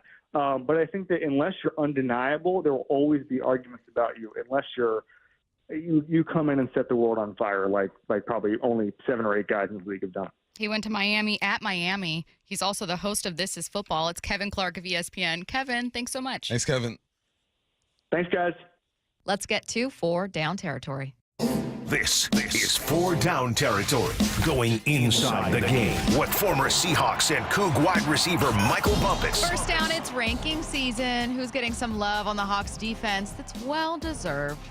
Let's go. Give this man some love, right? When talking about interior defensive linemen, of course, number 1 on PFF's list is Chris Jones out of Kansas City. Number 2 is Dexter Lawrence out of New York. Number 3 is Cam Hayward out of Pittsburgh. Number 4, Quinnen Williams out of the New York Jets. Number 5, Jalen Carter. Remember that guy? Out of the Eagles. And number 6, we got our boy, Big Cat, Leonard Williams. Let's get it. This said Williams had a fantastic 2024 season. He recorded the 5th highest PFF overall grade amongst interior defensive linemen with 55 quarterback pressures. That's 87.1 mark was the highest single PFF overall grade of his career. Thank you. Did he end up getting into the Pro Bowl because someone didn't make it? Yeah, but only as an alternate. We want to get in for real. It's a shame that this guy didn't get in. And we heard Mike McDonald, I believe, yesterday or the day before, talk about how he's got to step up with his leadership, right? They want him to be a vocal leader, and he should be a vocal leader. 11.5 sacks last year, the most he's had in a few years. This is his year to really shine. I think he got on the nation's radar with that big man pick 6 off of Aaron Rodgers last year, but it's time for them to recognize that he is one of the best in the game. He just got married. Life is good for my man. So Leonard Williams, I'm happy he's getting his recognition because it felt like he was being slighted last year, and he's on a list with some good guys. Another name that's on this list, and I'm happy to see it doesn't play for us, is Poona Ford, man. We got Poona Ford at number 15. I'm happy he's doing this thing. He was good for us. He's been good for the Rams in that defensive line. We all know the talent they have over there, but this is about Big Cat, Leonard Williams. Happy for you. Now, it's ranking season. We're going to go through a whole bunch of other rankings, and I'm going to be mad at some. I'm going to be happy with others, but I'm just glad that Big Cat is getting the recognition he deserves because he was big for this team last year. Second down. Interesting situation happening in Cincinnati where rookie defensive lineman Shamar Stewart holding out. What's something about Stewart's holdout that makes you understand why he may not want to practice? Yeah, I had to, yesterday we talked about this a little bit, and we're saying, man, what you're doing? You're a rookie. You just get out there, you play, you should be happy to be in the NFL. And I also talked about this off air with you. I do appreciate how this generation is not just falling in line, not just saying, well, this is how they've always done it, so this must be the right way. Because we all know that owners in the NFL are going to look out for themselves at all times. You guys are just pawns in this game. So the reason why I can understand a little bit why he may not want to practice is because the Bengals won't fully protect players if injured. Like if you're injured at practice, especially before you sign a contract, they want you to sign a waiver. If you are injured at practice, you're not going to get all of your money. And also, he's looking at the contract from last year's Amarius Mims. He's a tackle. They switched the contract. Typically, you have a standard when it comes to how we handle first-round contracts. You look at the Seattle Seahawks. They've been consistent with how they handle the first-round contracts. With the Bengals, they're going year for year, situation according to situation, which just makes no sense. If you're going to treat Amarius Mims one way, and he's your first-round pick, around the same pick as Shamar, it should be the same here. Like, why are you switching some things up? So it could be it's the guarantees that are hurting him. He's like, look, I want to have my guaranteed money regardless of what happens on or off the field. Now, that's debatable. If you're being, off the field, getting in trouble, I can understand why teams don't want to invest. But the fact that they're switching up the contract and players are not fully protected at practice just makes them look horrible. Again, another sore for the Cincinnati Bengals organization. It doesn't look good for Shamar, but I encourage people to kind of dig a little deeper and understand where he's coming from and appreciate that this new generation is not just going to fall in line. They are going to call you out for your stuff. Back in my day, we was like, I'm happy to be here, sign the contract, let me get to practice. It's a bit different. I can appreciate it. I don't like the way that he handled it, but I can appreciate it. Third down. You don't believe someone. Who don't you believe? I don't believe Kellen Moore, man. Kellen Moore, and he's doing what head coach is supposed to do. You're going around saying how great your quarterback room is, and these guys are headed in the right direction, and they could be headed in the right direction. You got Taylor Shuck, Spencer Rattler, Jake Heener, and Hunter Dickers. The best thing Hunter Dickers has done is make a three-point shot that ended practice early and then have to come in the next day. That's it. Now, Kellen, I feel for you because you are in a tough situation, and you have to get in front of the microphone, talk to the press, and spew out positivity when it comes to this quarterback room. But I'm concerned for you. This is going to be a tough first year for you. Unless Tyler Shuck just impresses and the kid out of Louisville lives up to all the hype that he had coming into this draft, then okay. But it's going to be tough. I don't believe him. He's doing coach's talk, but I do understand why he has to do that. Fourth down. Anything stand out from Kevin Clark? A controversial guest. I know, right? We've had some people. Look, I'm just going to say, we're going to allow for a multitude of opinions on this show. Yeah. You can't be uncomfortable with someone talking about your team or disagreeing with you. Stephen the Coop having a really hard day after that interview. Steve is like, boring. I can't with this guy. Can't replace Gino. Steve's about who to the fight national him. media said is mid. Yeah, Steve had time today, and we appreciate your time, Steve, honestly. Okay, anything stand out from our conversation? Yeah, he just said it's the way he said the Hawks can't win a Super Bowl with Sam Darnold. Not with Sam. Seahawks can't. And right now, no, I don't think anyone's asking the Seahawks to win a Super Bowl with Sam Darnold. But also, I think that Sam has earned a year of another year of evaluation. Right? Give him a chance. Let me see. Am I looking at him with a side eye? Like, all right, let me see what you do. Yeah, I am looking at him with a side eye. I got to see it again. But you don't know what you don't know. What if Sam Darnold comes out and he just looks really good? and he is in control. He knows this offense. He's making the plays he made last year. You get to the playoffs. You're investing in him for the next year. Then you start to think, okay, maybe we can build around him. He compared kind of the Jalen Hurts situation to where he wasn't a top 10 quarterback really, then he's kind of catapulted himself into that situation just because he can run that offense. It's the same thing with Brock Purdy. It's the same thing with Jared Goff. They're not superstars. They're not going to win you games. So allow Sam some room to grow. I'm not guaranteeing anything. I'm not going to put odds out there. Is he going to get to the playoffs or not? But I'm just going to say, let's wait and see. Because his play is going to determine a lot of the moves that are made during the offseason or even during the season. So I just didn't like his tone, man. Give Sam a chance. Let's see. He was really not high on Sam Darnold. Really likes the Seahawks defense, and many of the national experts we've spoken to really like the Seahawks defense. I think what a lot of folks are looking at is it's not like, oh, Sam Darnold doesn't have weapons or the physical tools himself to get things done. It's, can he overcome issues I see elsewhere? And I don't think we've talked to a single national expert who thinks Sam Darnold is good enough to overcome what would, in their mind, be a bad offensive line. So if you put Sam Darnold on a really good offense, maybe they're thinking, hey, don't make mistakes. I'm okay with Sam Darnold here. I believe in Sam Darnold in this offense. I just don't think they know enough about this offense to believe in Sam Darnold. That's the problem. That's the holdup, I think, for a lot of people. You don't have enough data. Yeah. You don't have enough Kubiak data. You don't have enough O-line data, Sam Darnold data.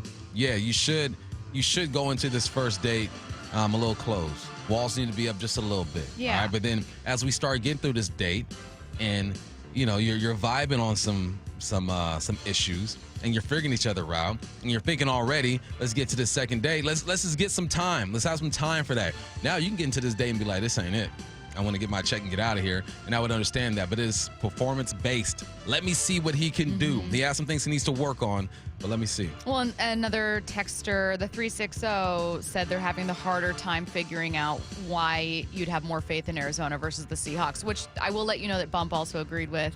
And I think Kyler Murray, people just see a little more upside, maybe the mobility that they think Sam doesn't have. Not that Sam can't be mobile, but there is a different skill set there with these two. Yeah, for sure. Sam can move a little bit, though. Don't get twisted. Yeah, he can he move can. a little bit. I think there's He's not a statue. I think there's just a lot of question marks with the Seahawks offense. And while we're here every day and we see these guys and maybe we have more faith, can you blame someone? Could you blame someone for going, I don't know what your receiver group is going to look like. I don't know what your quarterback's going to look like. I don't know what your offensive coordinator looks like. I don't know what your offensive line looks like. I don't know if your running backs are going to stay healthy. Are you going to trade one of them? Like, there are so many areas of doubt. The Hawks offense is the when you play Mario Kart and you get run through those question mark boxes to see what you got. Maybe you get the red turtle. Maybe you get the banana. Like, you don't know. Well, I hope we get the red turtle. Yes. We get the red turtle. It's on and popping. Can I tell you that honestly the best one you could get is the star, though. The star that lets you go, and you just like blast through people. That was the best one. And then the lightning bolt is the best one. And those two are truly the best weapons. The banana's useless. You're asking too much. No, I'm not. Just give him the red turtle. I want the lightning bolt or I want the star. We need the You expect a star out of Sam Darnold? I don't know that I expect a star out of Sam Darnold, but like, why can't I expect that my team give me the lightning bolt or give me the star? The turtles are fine. I'll take the turtles. The turtles are a great, useful weapon. Don't give me a banana. Banana's useless. Half the time I'm slipping on it. I never understood that one. You ever throw the banana in front of yourself? Yes, and then you slip on it. That's my problem with the bananas. Is I'm not equipped to deal with these Mario Kart weapons. I'm not a professional driver. I need as much help as I can get. Give me three red turtles to start, and then we'll work on the star. The Mariners return home to T-Mobile Park tonight to begin a 6-game homestand featuring matchups against the Guardians and Red Sox. Fans can look forward to sing-along fireworks night, African American Heritage Night with a Steelheads cap giveaway. Do we have that cap in here? It looks really cool. Yeah, right here. Look at that if you're looking at the stream. It's very cool. Also, Father's Day sock giveaways. Fans can purchase tickets for all games during the homestand at mariners.com/tickets. Timeline coming your way next. Wyman and Bob, afternoons 2 to 7. In Cal, you're seeing a superstar start to develop. He's starting to get that national recognition. It's always been, when you talk about the Mariners, you'd sort of talk about the rotation as a whole. Sure. Talking about an individual, it's been Julio. And it feels like Cal is starting to move into that spot. Now, here's the thing. Neither, by baseball standards, are being paid as a superstar. Dave Wyman and Bob Stelton, afternoons 2 to 7 on Seattle Sports, the app, YouTube, and your smart speaker. Hey, what's up? It's Michael Bumpus for Silver Reef Casino. I want you to get in your car this weekend, go up I-5, get off on exit 260, and you will find Silver Reef Casino. It's a good place to chill, to get away, to recharge, man. Get the vibes going again. I did it, and it was lovely. Once you get there, you'll check into your rooms. They're comfortable. They're spacious. They got free Wi-Fi. They have tablets as well, and you just might get a view. I suggest you ask for that view.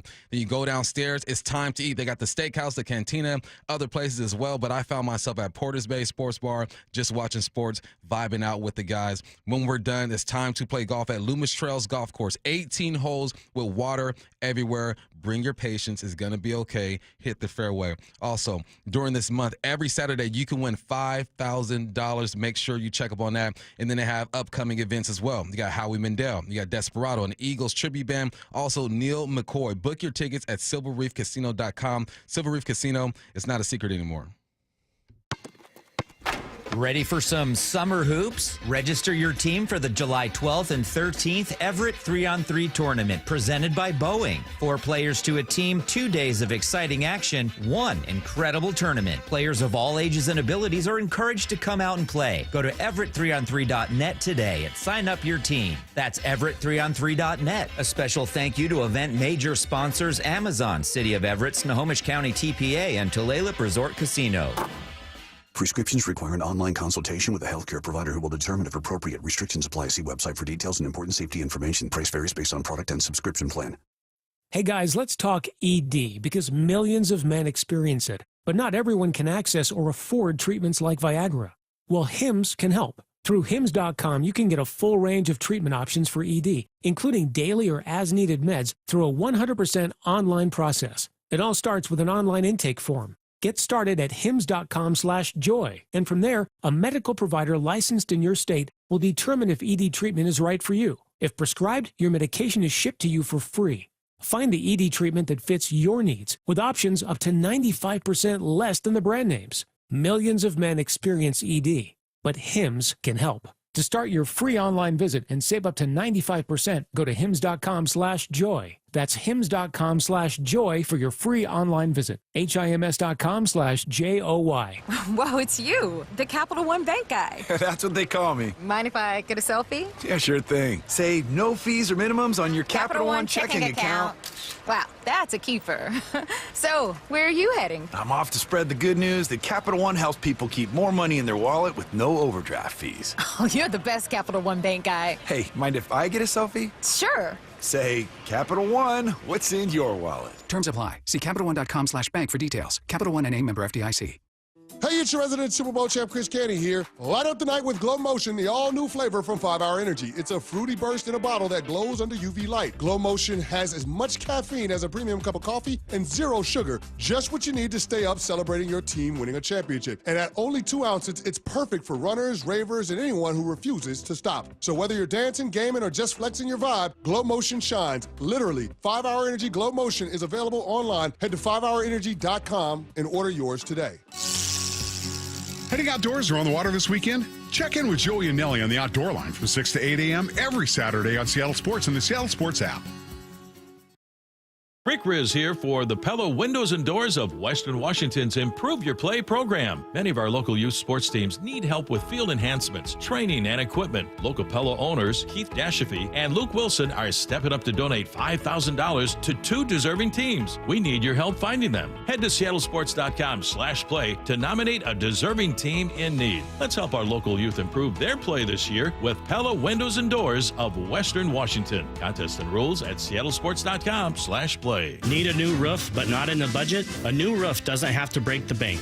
Justin Shirley, CEO of State Roofing and Exteriors here. Right now, State Roofing and Exteriors is offering 0 down, 0 payments, and 0 interest for up to 24 months. That's 2 years with no payments while getting the protection your home deserves. But this offer won't last forever. Call 866-ROOF-ROOF or visit stateroofing.com today to get on our summer schedule now.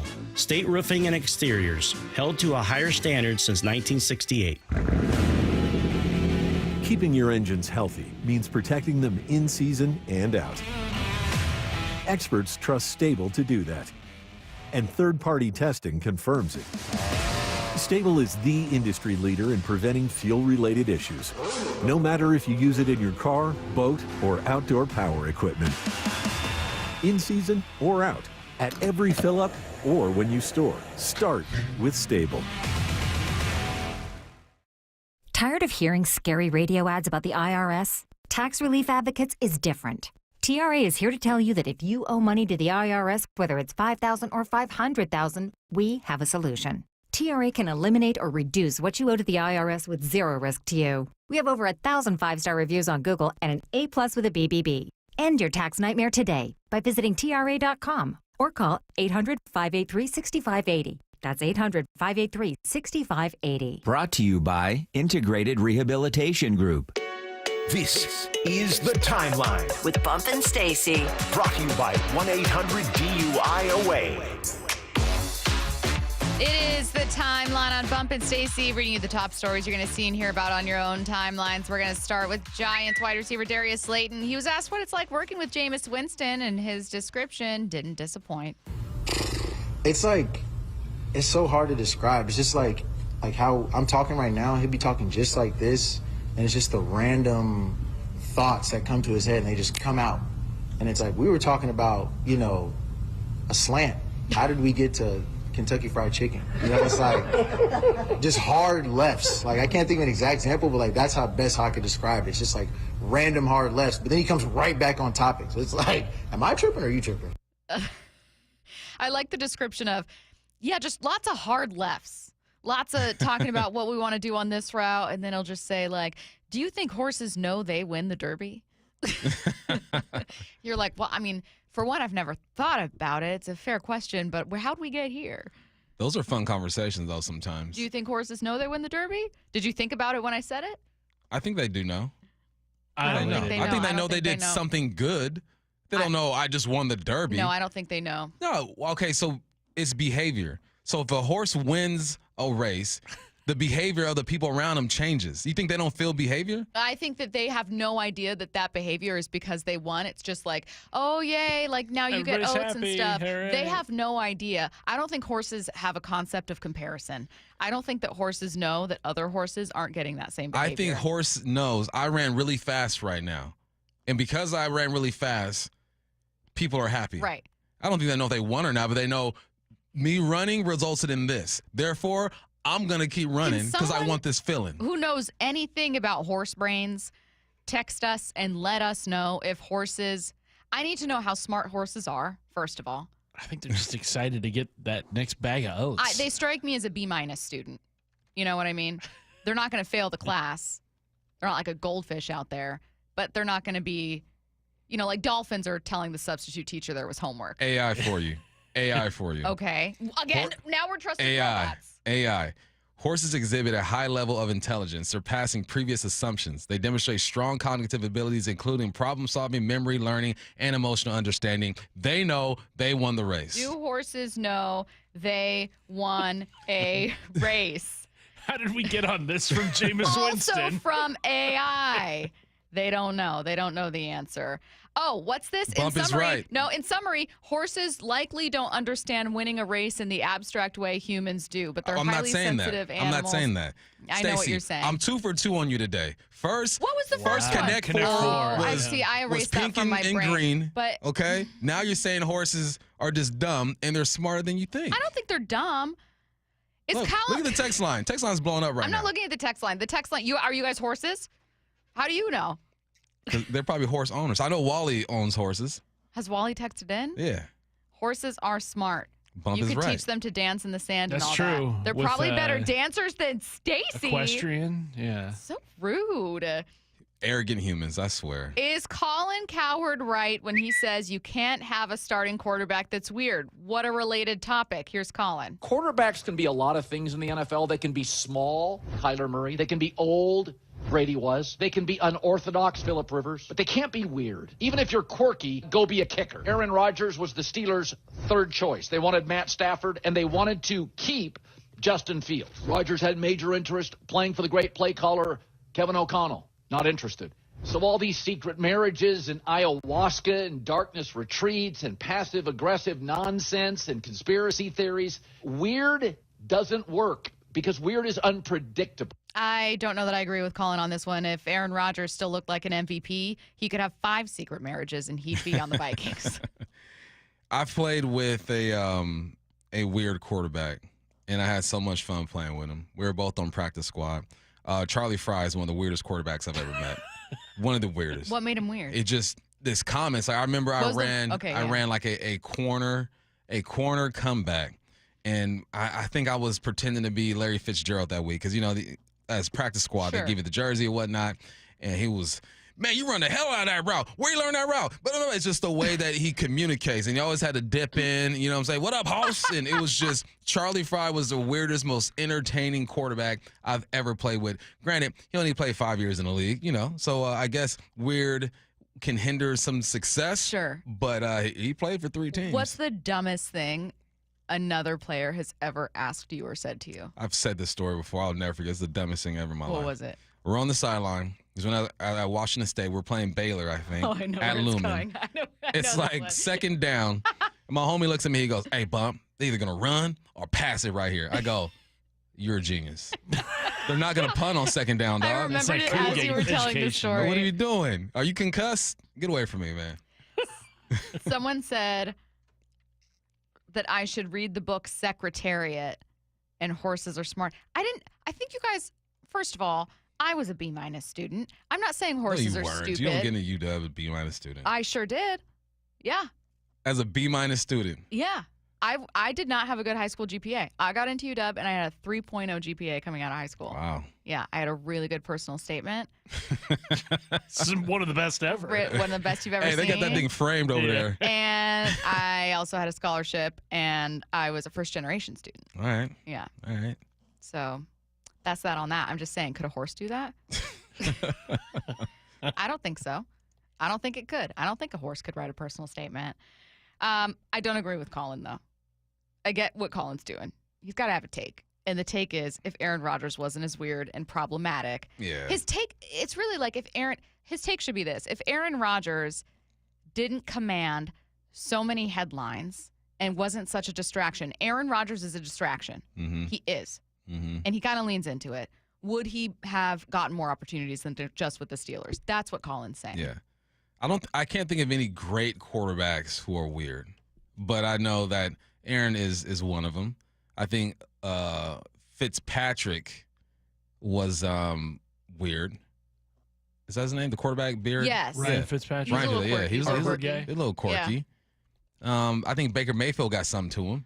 I think that great quarterbacks, are weird in ways we don't realize. Curtis, you mentioned this. Tom Brady's weird. Yeah, he's just a weird He's guy. really weird, but in ways that we don't realize because he's not out here. Like a Jameis Winston kind of weird is like a funny weird. Mm-hmm. Then there's like a crazy level of competitiveness and priority. And like, I guarantee you that like some of the best quarterbacks we've ever seen are really weird. Russell Wilson. Russell Wilson is Yes. weird, man. Weird guy. He's weird. Weird guy. Like that's a crazy level of competitiveness, self-belief, the way that you live your life, willpower. Like it's uncommon. Can we also just say that weird isn't bad neither? No, I don't think so. Like I have a knack, okay? I have a knack of finding the weirdest person at the bar and having a beer with him or her and just talking for like an hour. Like That's a weird skill. people are interesting to me. I love it. That's fact. Time for the IRG injury report brought to you by IRG Physical and Hand Therapy. Luke Raley with that oblique injury went 0-4 in his first rehab start with Tacoma yesterday. Ken Walker dealing with that ankle injury was limited in Seahawks minicamp. Mariners GM Justin Hollander is scheduled to give injury updates to the media prior to the start of tonight's game. Shannon Dreyer, Mariners insider for Seattle Sports, will have all the latest on the pregame show. You can also follow her on X at Shannon Dreyer. NFL Network's Jeffri Chadiha coming up at noon. Don't go anywhere. After a rough road trip, it's back to T-Mobile where the Mariners hope a little home cooking can get them right. Get out the right, bread and mustard! Randy Arozarena with a grand slam! Tonight, it's the first of 3 against 2 AL teams, each fighting to stay in tough division battles. Mariners, Guardians. Slyman and Bob are live at T-Mobile starting at 2, all the way up to pregame at 6. First pitch at 7:10 on the home of the Mariners, Seattle Sports. Welcome to IRG Sports Injury Update. We're with Shannon O'Kelly, physical therapist and president of IRG Physical and Hand Therapy. And our guest, Dr. Sid Bola, orthopedic surgeon with Everett Bone and Joint. Dr. Bola, welcome. Hey, I want to ask you a question. What does a person do with that semi-worn out knee? You know, for example, I'm 56, I have a little arthritis, but I don't think I'm ready for a total joint or I need that in-depth of a surgical procedure. I just want to stay active. What are some options for me? Since we can't truly reverse the arthritis once it's started, the first treatments are always about slowing progression through weight loss, rehabilitation, medications, injections. Then we have surgical options. We're looking to keep people as active as possible for as long as possible. We tailor our surgical options to their specific anatomic abnormalities, such as in the cartilage, the meniscus, ligaments, bone, and the joint mechanics. For example, we have some new techniques, such as we can take a small piece of cartilage, send it to the lab, grow more of it, and implant it back into the knee where there's missing cartilage. Other times, we can use tissue from a cadaver donor with healthy knees to replace a meniscus or cartilage that's missing.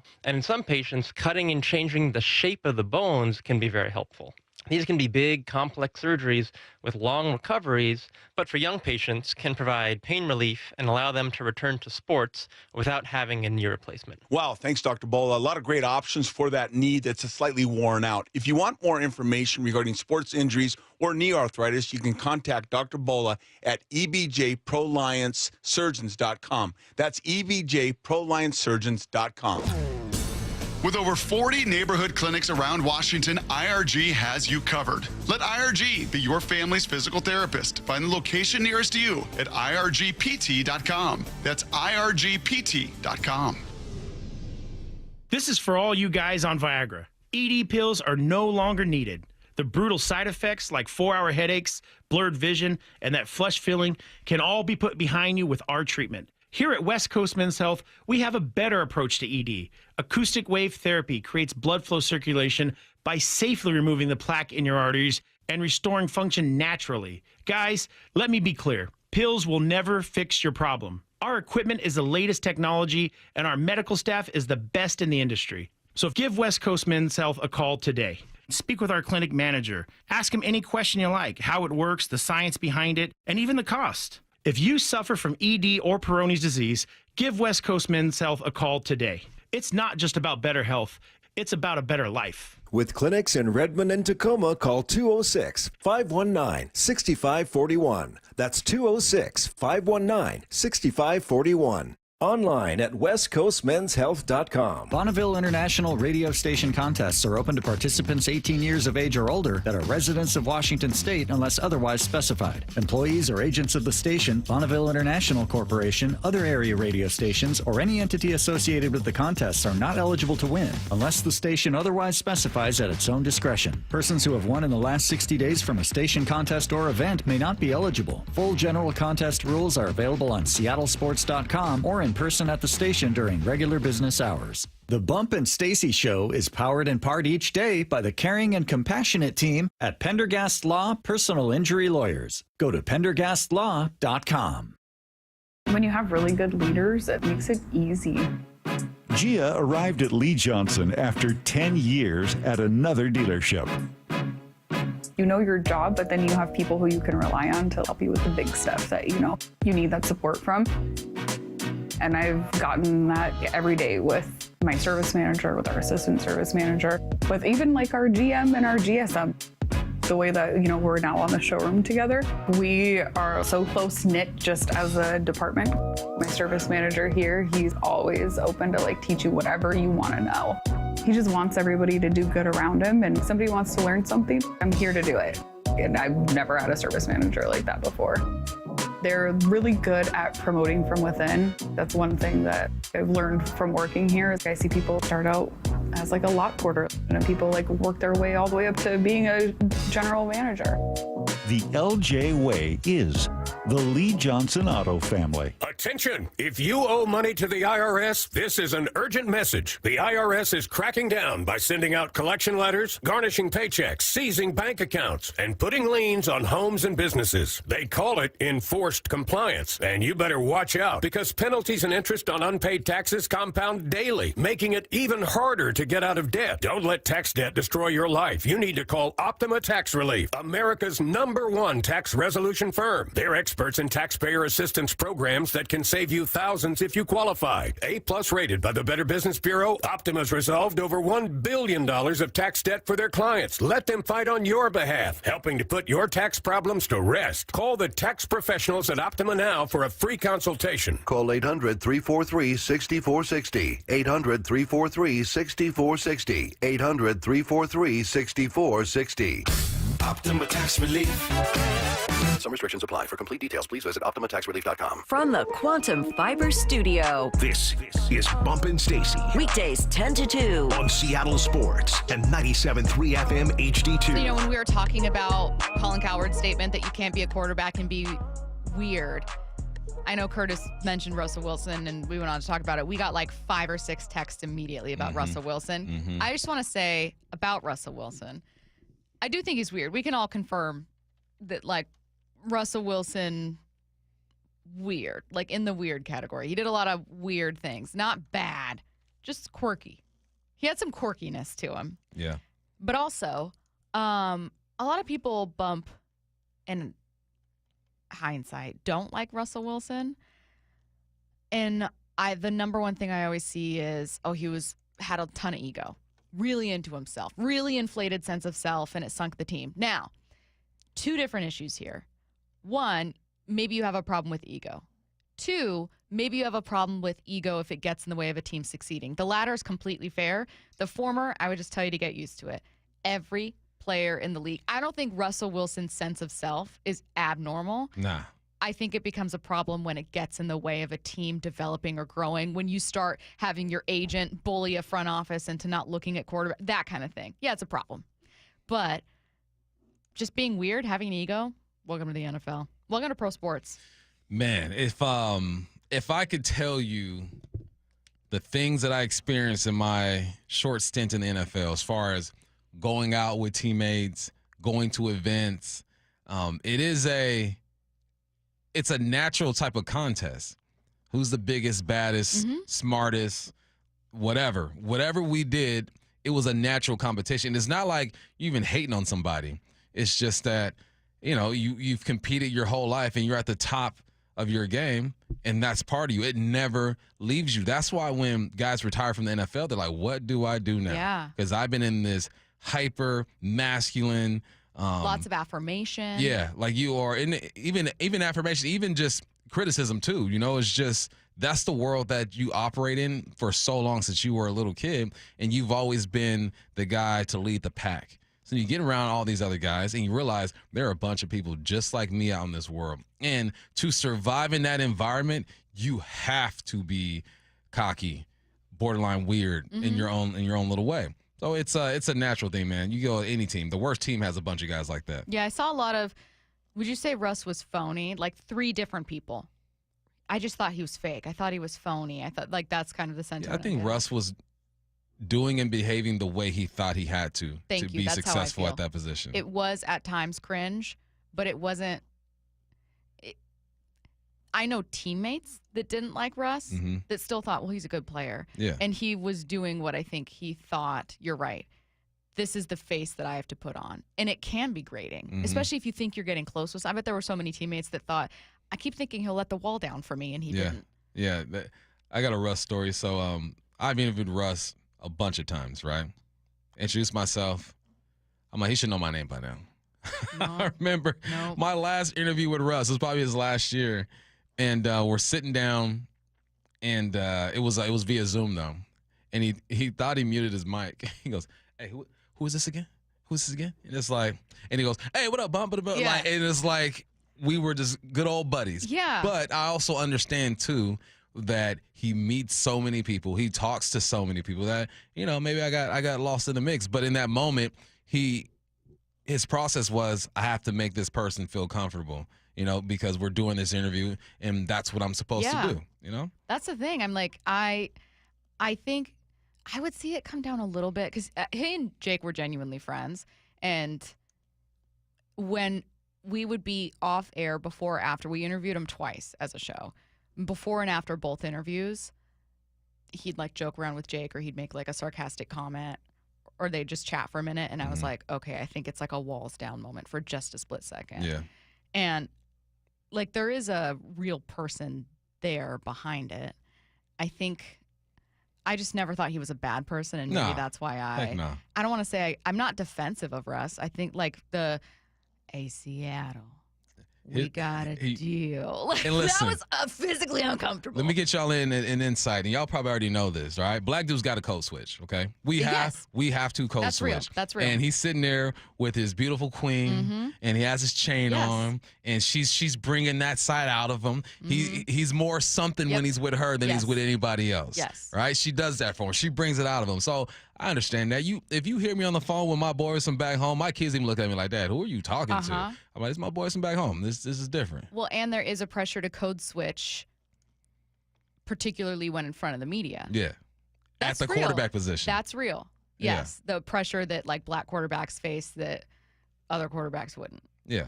But I think within that is a little bit of cringiness. There is. There's a way to code switch, and it's all good. And it's still authentic. Some people don't. Still authentic. Yeah. I think that's what would rub people the wrong way with Russ, is that it just didn't feel authentic. You can code switch and still be you. It's just that you're not going to hear some words that I say with other people, Well, but sometimes it's a lose-lose. Like, I don't think that Lamar Jackson does it a ton, and then you'll get people saying thinly veiled racist comments that they don't realize are racist, but they're like very clearly are. And I guarantee you, what you see from Lamar is a watered-down version, too. Yes, but what I'm saying is it's lose-lose. Yeah. When Russ does it, it's, oh, he's so phony, it's so cringe, he's trying too hard. And when Lamar doesn't, it's, oh my God, he doesn't even sound educated. I'm just saying that's a tiny slice of feedback that you see. I don't think that's like widespread. But I bet you could say, I bet you Aaron Rodgers sounds different with his boys. I bet you Josh Allen sounds different. Pat Mahomes sounds different. It's like when you're at your workplace, you're not just gonna be out there. You're not gonna have your hair down and just be loose and say whatever you want to say. No, there's a time and a place for that. And quarterbacks have to adhere to that more than any other position on a football team because they are the leaders of an organization. I guess I just simultaneously agree with so many texters right now texting in about it that Russ did have a fakeness and a cringy aspect and kind of there is some animosity. There are former players that do not like him, but you also weirdly understand and empathize and kind of, I think from my perspective, and I covered almost all of his career, that what I saw was someone just trying really hard to be absolutely perfect and also be as successful as possible. And yeah, thought he was better than he ended up being, but who doesn't think that? He was following his personal game plan. Yes. These are the things that I think that I've been groomed to think I need to be and need to happen for me to be the ultimate best. And that's where I can't knock Russ. He wanted to be the best. Yeah. He went about it in a way that some people didn't like, but his intentions were to be the best. Yeah. That's just an interesting aside. We were initially going to have a conversation about whether or not tight ends were the weirdest position group, which Curtis was co-signing. They are. What did you call them? I called them the special teamers of the regular guys on the roster. Another conversation for another day. NFL Network's Jeffri Chadiha joins us next. Blue 88 on Brock and Salk. What have you been hearing about this new Seahawks offense, Brock? Just the entire group, Saul. They're fit. And this isn't just the eyeball test. And this isn't just, oh, I'm in the best shape of my life, right? They wear the catapult systems. They spend all of the money and all the resources, and they know. And this team has been is diligent in their work over the last 3 months as any team here that they can remember. Every day at 7:45, answering 3 football questions as only Brock Heward can. Do you have a car you'd like to sell but don't want to go through all the hassle? With all the scams and security risks out there, more and more people are uncomfortable selling their own car. So how do you get the most money for your used car without selling it yourself? Stacy here with the answer. Wayscar Ford in Auburn. Not only will they purchase your car and pay you right up front for it, but it gets way better. Once they resell your old car, they share half the profit with you. The question I get most from my friends and colleagues is, what's the catch? And how can they offer this? It's super simple. All the money they save by not traveling to buy cars at auctions, like purchase fees, shipping, and travel expenses, is what allows them to offer this. They'd rather share that money they save with you than outside vendors. They encourage you to shop around, but if Wayscar Ford can pay you the same or more as their competitors and then share half their profit with you once they resell your car, why would you sell your car anywhere else? They've already shared over $800,000 with customers, and it's only at Wayscar Ford. That's wayscarford.com, Wayscar Ford in Auburn. Did you know that most people wait 6 or 7 years before they buy a new TV? That's a lot of time in front of one TV. So why not get one of the best sets for the next 7 years, like one of the top-rated Samsung, LG, or Sony models? Too expensive?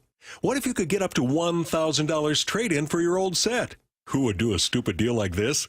Right now, at Video Only, you can get big bucks for your old set as a trade-in and a hot price on the new models. Don't be sorry. Check out Video Only. You know what's faster than your paycheck? Literally everything. It's time to get your pay up to speed. With Earnin, you can access your pay as you work instead of waiting days and weeks for a paycheck. Get up to $150 a day with a max of $750 between paydays. No interest, no credit checks, and no mandatory fees. Because, hey, it's your money. Download the Earnin app now to get it and join millions of people making any day payday. That's EARNIN. Earnin is not a bank. Access limits are based on your earnings and risk factors. Available in select states. Expedited transfers available for a fee. Terms and restrictions apply. Visit earnin.com for full details.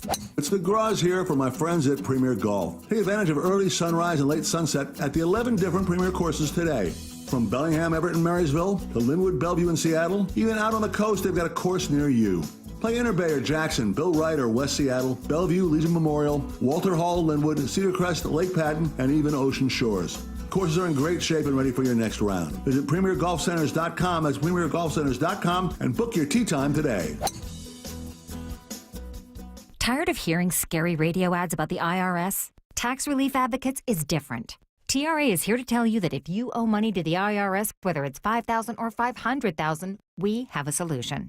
TRA can eliminate or reduce what you owe to the IRS with zero risk to you. We have over 1,000 5-star reviews on Google and an A+ with a BBB. End your tax nightmare today by visiting TRA.com or call 800-583-6580. That's 800-583-6580. This is the story of the one. As a lineman, he does whatever it takes to keep the power on in his community. And he wants a partner like Grainger who does the same. Grainger offers the professional-grade products he needs, from voltage detectors to harnesses to hard hats, plus fast, dependable delivery, so he can rise to every challenge. Call 1-800-GRAINGER, click Grainger.com, or just stop by. Grainger, for the ones who get it done. This is the story of the one. As a lineman, he does whatever it takes to keep the power on in his community. And he wants a partner like Grainger who does the same. Grainger offers the professional-grade products he needs, from voltage detectors to harnesses to hard hats, plus fast, dependable delivery, so he can rise to every challenge. Call 1-800-GRAINGER, click Grainger.com, or just stop by. Grainger, for the ones who get it done. This is Secret Clinical dominating extra stinky stress sweat. And this is regular deodorant. Secret Clinical in a heat wave. Oh, what a beautiful day. This is regular deodorant. Ugh, I can't. Secret Clinical with workout sweat. Let's run another marathon. And regular deodorant. How much more? Secret is the GOAT. Because nothing fights sweat better. Stay fresher under pressure. Allergy and sinus symptoms are annoying. They're frustrating and can ruin an entire day. They're also curable. I'm Dr. Stern with the Stern Sinus Center. We can free our patients of awful symptoms by testing and treating their allergies to simple, non-invasive treatments. Stop suffering from nasal congestion, sneezing, runny nose, facial pain, and even snoring. Let us help you get relief. Easily, quickly, and permanently. We're local in Federal Way and in Auburn. Come see us or book your appointment at sternsinus.com. This is Seattle Sports. Streaming through the Seattle Sports app. KIRO AM Seattle. KIRO FM HD2 Tacoma. Home of the Seahawks, Mariners, and everything Seattle sports. Seattle Sports Snapshot. Miami-Dade police seeking to arrest former NFL receiver Antonio Brown on a charge of attempted murder stemming from a celebrity boxing event Brown attended last month. The Mariners are back tonight, opening a series against the Guardians. Elsewhere in the NBA Finals, the Pacers look to take a 3-1 series lead over the Thunder. Snapshot, brought to you by Miller Lite. When it's game time, it's Miller time. From the Quantum Fiber Studio, this is Bump and Stacy on Seattle Sports. Streaming through the Seattle Sports app and at seattlesports.com. Now, here are your hosts, Michael Bumpus and Stacy Ross. Here we go now. NFL Network's Jeffri Chadiha joining us now on the Emerald Queen Casino Sportsbook Hotline. Jeffri, my first question is putting you on the spot a little bit. I do apologize for that, but we had a guest earlier on the show who angered some listeners by saying he thinks the Seahawks could finish fourth in the NFC West. So I understand you might say the same, and that's okay. But I'll ask you the same question so we can get two voices here. Where do you see the Seahawks? You don't have to go final ranking, but just kind of how do you see them stacking up in this division? Oh, I don't see them fourth. Thank God. Team won 10 games last year, and they've got some talent. I think they're well coached. I think highly of Mike McDonald. And I think the NFC West, the only team I really think is going to be really good in the NFC West, a playoff team, is the Los Angeles Rams. But I think the Seahawks are a wild card. I think the 49ers are a wild card. So I'm not as down on them as other people may be. Yeah. What are your thoughts on Kubiak? You know, he's had a couple years as an offensive coordinator. We understand where his scheme comes from, and I like it. I think it'll help a guy like Sam Darnold. But how much pressure is on him? Because we talk about the offense changing, McDonald doing his thing defensively, but rarely do we put expectations on Kubiak himself. Yeah, well, and obviously he's bounced around a little bit the last few years. But I like the idea of Kubiak and Sam Darnold together. And so my feeling is that both these guys will play a huge role in each other's success. That sounds obvious, but Kubiak knows Sam Darnold, knows his strengths and his weaknesses. And what you saw in Minnesota last year when Sam Darnold was really successful for most of the year was that the Minnesota Vikings understood that and played to those things that he did well. And so I think having a coordinator who understands Sam Darnold, that's what makes Kubiak valuable to me. Not so much the X's and O's parts of it, because you still have to – the scary thing about Seattle is the things that he had in Minnesota, Darnold had in Minnesota, are not exactly there in Seattle, right? The offensive line's a question. The weapons are not as talented. The supporting cast has to be good for Sam Darnold to succeed. And so I think that's the big thing Kubiak and John Schneider and all those guys McDonald got to figure out is putting the best people around Sam Darnold and Kubiak mine the best out of Sam Darnold. If you had to talk about the tools Sam Darnold has that you do appreciate, because sometimes, Jeffrey, for context, my analysis is far more limited, and I go, oh, well, he had great weapons in Minnesota, but I'm ignoring, of course, that he was a formerly number 3 overall pick, and it didn't work out with New York, but he was a pick for a reason. What are those weapons that you see just within Sam himself? Well, the thing I see is resilience, and if I'm taking any quarterback in today's game, I want him to have that to be a top quality, and I feel like we underrate that when it comes to quarterbacks. I know that there's a lot of talent out there, but you really look at the guys who have been highly successful in this league who are playing right now, whether that's Joe Burrow or Josh Allen or Lamar Jackson. Even Patrick Mahomes has had his share of adversity. Like, they've been through something, and they've had to show something about themselves. Baker Mayfield went through that. And so I give the guy a ton of credit for being able to weather the storm he was in, being on 3 teams in a calendar year and all that. So I think, to me, that's the biggest thing. And then having been around 2 really good coaching staffs, that helps young quarterbacks get better. And I've seen a lot of young guys who've had second opportunities and made the most of them. And what you realize, the guys who do succeed in those situations, is that, 1, they've been humbled, but 2, they've gotten around people who understand quarterback play and how to be successful and have given them that knowledge. And so, again, I think that's what he's got going for him, is resilience and just perspective. We had an interesting conversation a couple of days ago about the wideout group and what they lost and what they gained. I think physically DK is a rare breed when it comes to wideouts. You can always poke holes in someone's game, right? People want to do that all the time. I get that.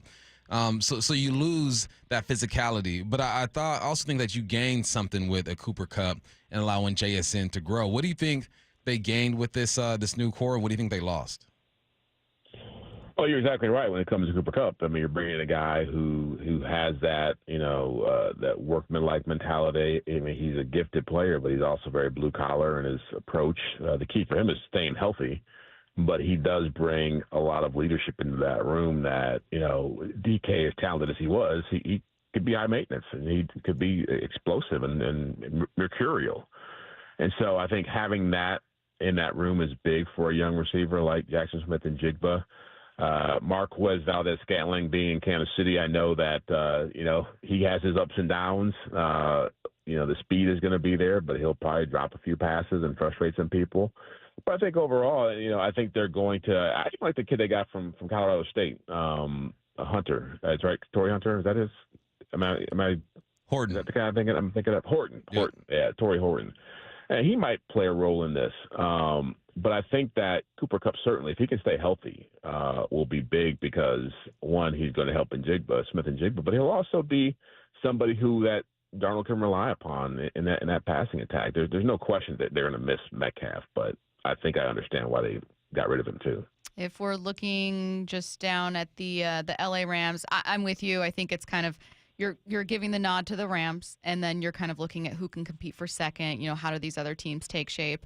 But the Rams are not a perfect team. I mean, what Sean McVay has been able to do is just extraordinary. But, Jeffri, if there are some questions that they might have, if there is a concern or something at least that that may potentially hinder them this season, what do you look at with LA? Well, it's a couple of things. They're not that strong in the secondary, obviously, that they've been talking about them possibly trading to get Jalen Ramsey back there, so that tells you what they think about what they have. But they've got to stay healthy, too. I mean, they haven't been able to avoid that injury bug, and that includes Puka Nacua, Devontae Adams for what he's been throughout his career. I think that pretty good chance he's going to continue to be that. But when you're almost 33 years old in this league playing wide receiver, chances are good you're probably not going to be healthy the entire year. And he had some issues with his hamstring when he was up there when he was with the Raiders. Mm-hmm. And so I think that having that group stay healthy is big. And Matthew Stafford's not a spring chicken either. I put that in there as well. But to have that group stay healthy is going to be critical for them because when they've been healthy, they've been really good offensively. And when they haven't been healthy, they have been pretty mediocre offensively. And so to me, that's going to be the big thing for them. Arizona has entered the chat when it comes to the division, according to some people. What do you like about Arizona? Tossing it in. I guess you're not one of those people. No, I'm not. According to some.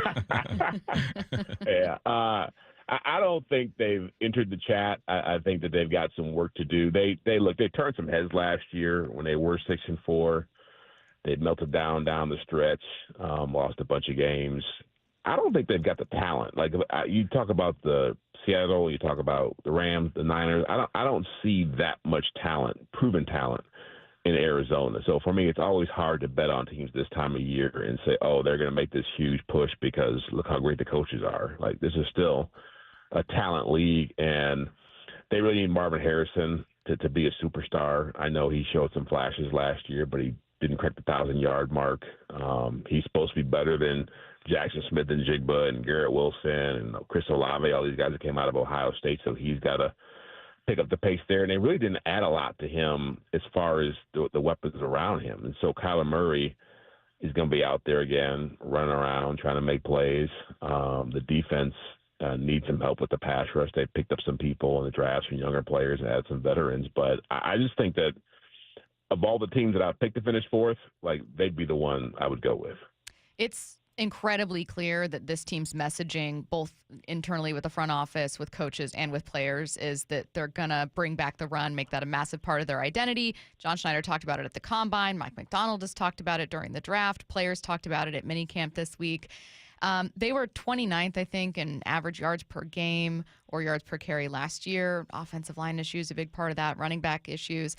Jeffrey, if you were told, hey, the Seahawks want to be a top 5 run team this year, is there anything you see where you go, okay, here's some potential, and where do you draw up some doubts?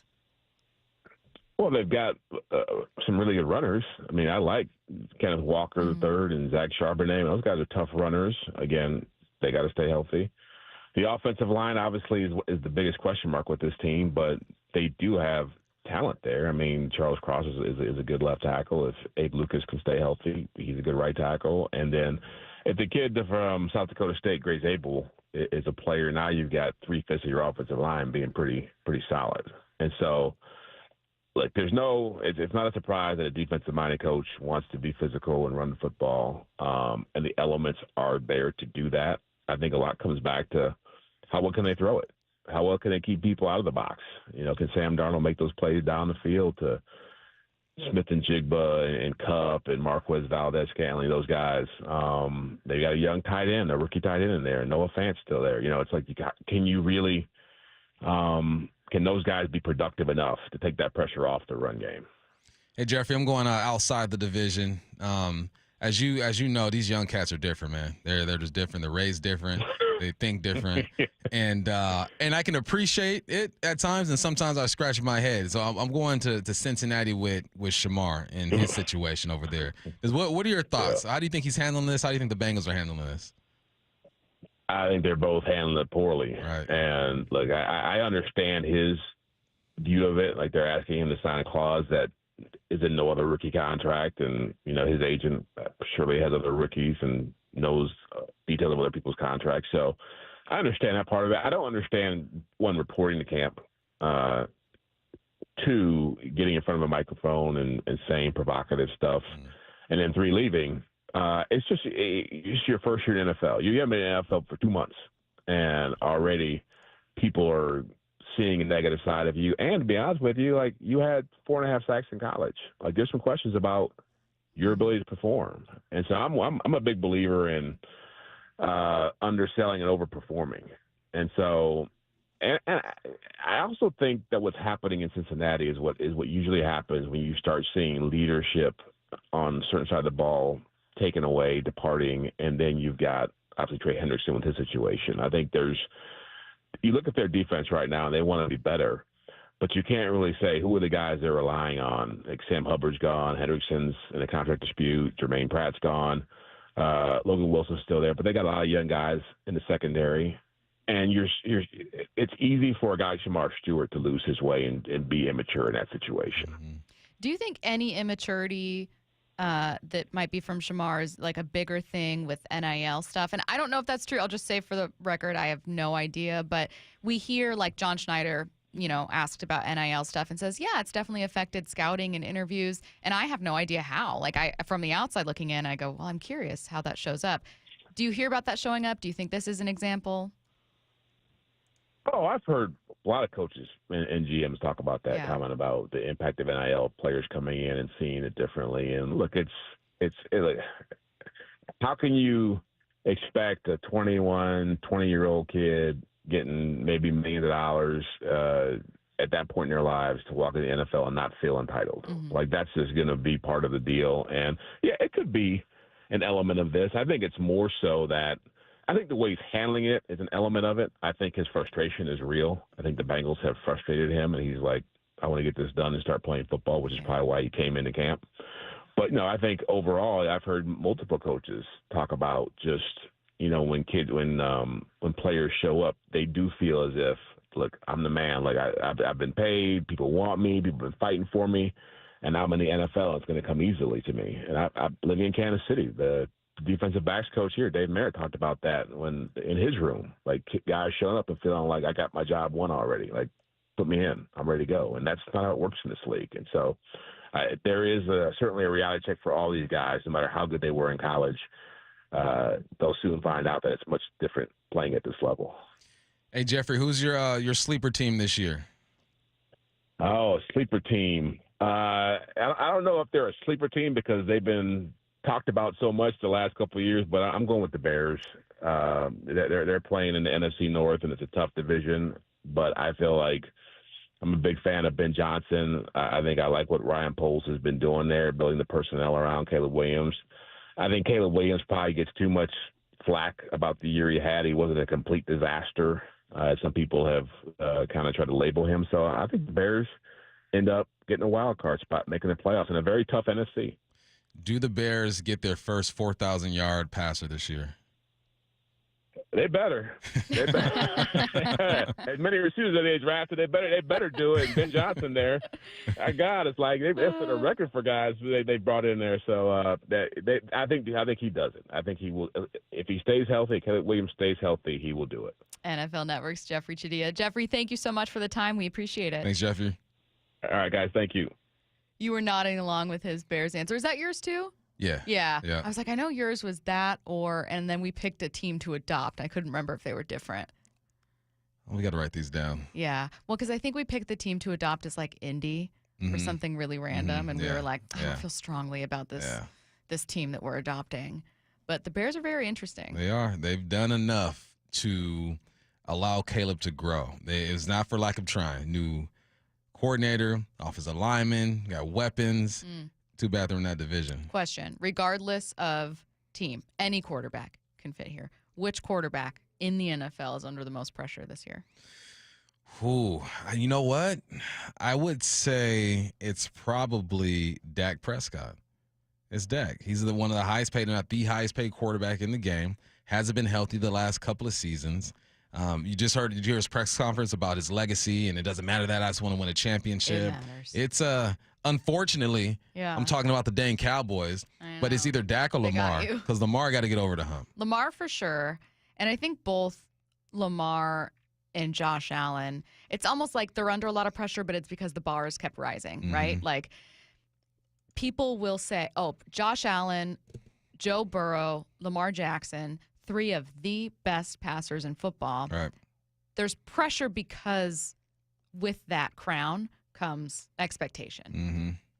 I like Dak Prescott as an answer for like, oh, there are consequences to him not meeting the moment and consequences to his legacy and how we see him.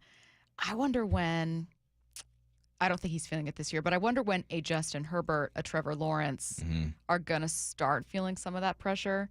They have so much talent, and so I think expectations are so low in Jacksonville. That's the thing. I think with the Chargers, they made the playoffs last year, right? Lost in the first round. Curtis, Chargers made the playoffs last year? Yes, they did. Yeah, lost in the first round. I think now with the second year with Harbaugh over there, if they were to get to the playoffs again, there will be some pressure, but let's not forget what division they're in. Geno? Nah, Geno's playing with house money. Brock Purdy? No, I think people understand that he's a quarterback that is a systems guy and has a lot of weapons. I think that there just has to be a bounce back because last year there were so many injuries to that team. People kind of understood why they didn't do what they did. I mean, he had a better year statistically than Matthew Stafford. I'm just running through this list of names, and I'm realizing the reason I asked in the first place is I was wondering how high Caleb Williams is on that list. I fear he's pretty high. Yeah. Aaron Rodgers has a lot of pressure on him. Yes. Tons of pressure. Which is maybe unfair. You show up late. You're with the Pittsburgh Steelers. You have Mike Tomlin's legacy in your hands, right? Are you going to be able to be over 500, get into the playoffs again? And, like, is this it for you? Are you old? You're 41 years of age. I was talking to my buddy last night on the phone. We were talking about Aaron Rodgers. He goes, man, it just looks like he was playing in mud all season. Like, couldn't move. The flick of the wrist wasn't the same. I throw Aaron in there, too. I think, too, what Aaron Rodgers does is, like, if you're going to command the spotlight, you better have a set ready. You know what I mean? Like, if you're going to command the spotlight, dominate headlines, and really, he won't admit this, but do some of that on your own, right? Elevate a team. Yes. He's got to elevate a team. Yeah, because otherwise that's where it becomes frustrating for people is they do get Aaron Rodgers fatigue. And he kind of contributes to that. He never will admit it. He'll never admit it, but he contributes to that. The Pat McAfee interviews. Question for you. Yes. Flip side. Quarterback with the least pressure on him. Whoever starts for New Orleans. Yeah. Yes. Yes. Whoever starts for New Orleans. Whoever starts for Cleveland. This is really weird, a weird answer, but I think Baker Mayfield. You think he's playing with house money, huh? A little bit. And I think it's because people have, tell me if I'm wrong, Baker Mayfield, despite obviously being formerly a number 1 pick, I think people have given up on him ever being a franchise guy, an all-time great, and instead thought, oh, he's going to be a bust. So him playing well with Tampa Bay, and obviously in a bad division, led people to think, oh, this is good enough. Yeah. I think Baker Oversee Mayfield. a 10-win team, good enough. Baker Mayfield is good enough to make a run if he's supported. He's like that borderline second to third tier quarterback, the Sam Darnolds. Yeah. It's jacked up, but I'm going to throw him into this too. Jared Goff. If Jared Goff isn't supported, he's not going to win ball games for you. But he's been supported for a lot of his career, so naturally his profile has been elevated a bit. Ooh, opposite side, Anthony Richardson. You're going to lose your job, man. Yeah. Curtis is there. First of all, your Wildcats tied it up with Coastal Carolina. Congratulations. Thank you, 2 all right now in the bottom of the 4th. 2 on, 2 out. What? Are we missing a name? I saw you you had the thinking face. Yeah, I'm always thinking back here. Yeah, exactly. That brain, man, it's just working. Turn it off. I wonder just how much pressure maybe like Kyler Murray's under, because it's like you've been in the league for what, like 6-7 years now, and have 1 playoff appearance. It's very like, true. when is that gonna happen? Yep. I feel like until the Cardinals do something big, everyone's like, oh, it's just the Cardinals. Yes, because the Cardinals take some of that blame. Very low stakes. Where do we put Sam Darnold? Sam's got some pressure, man. I don't think he's up there with the pressure to win championships or whatnot, but he has the pressure to prove what he did last year. You got to prove it. You guys play 21. You don't play 21.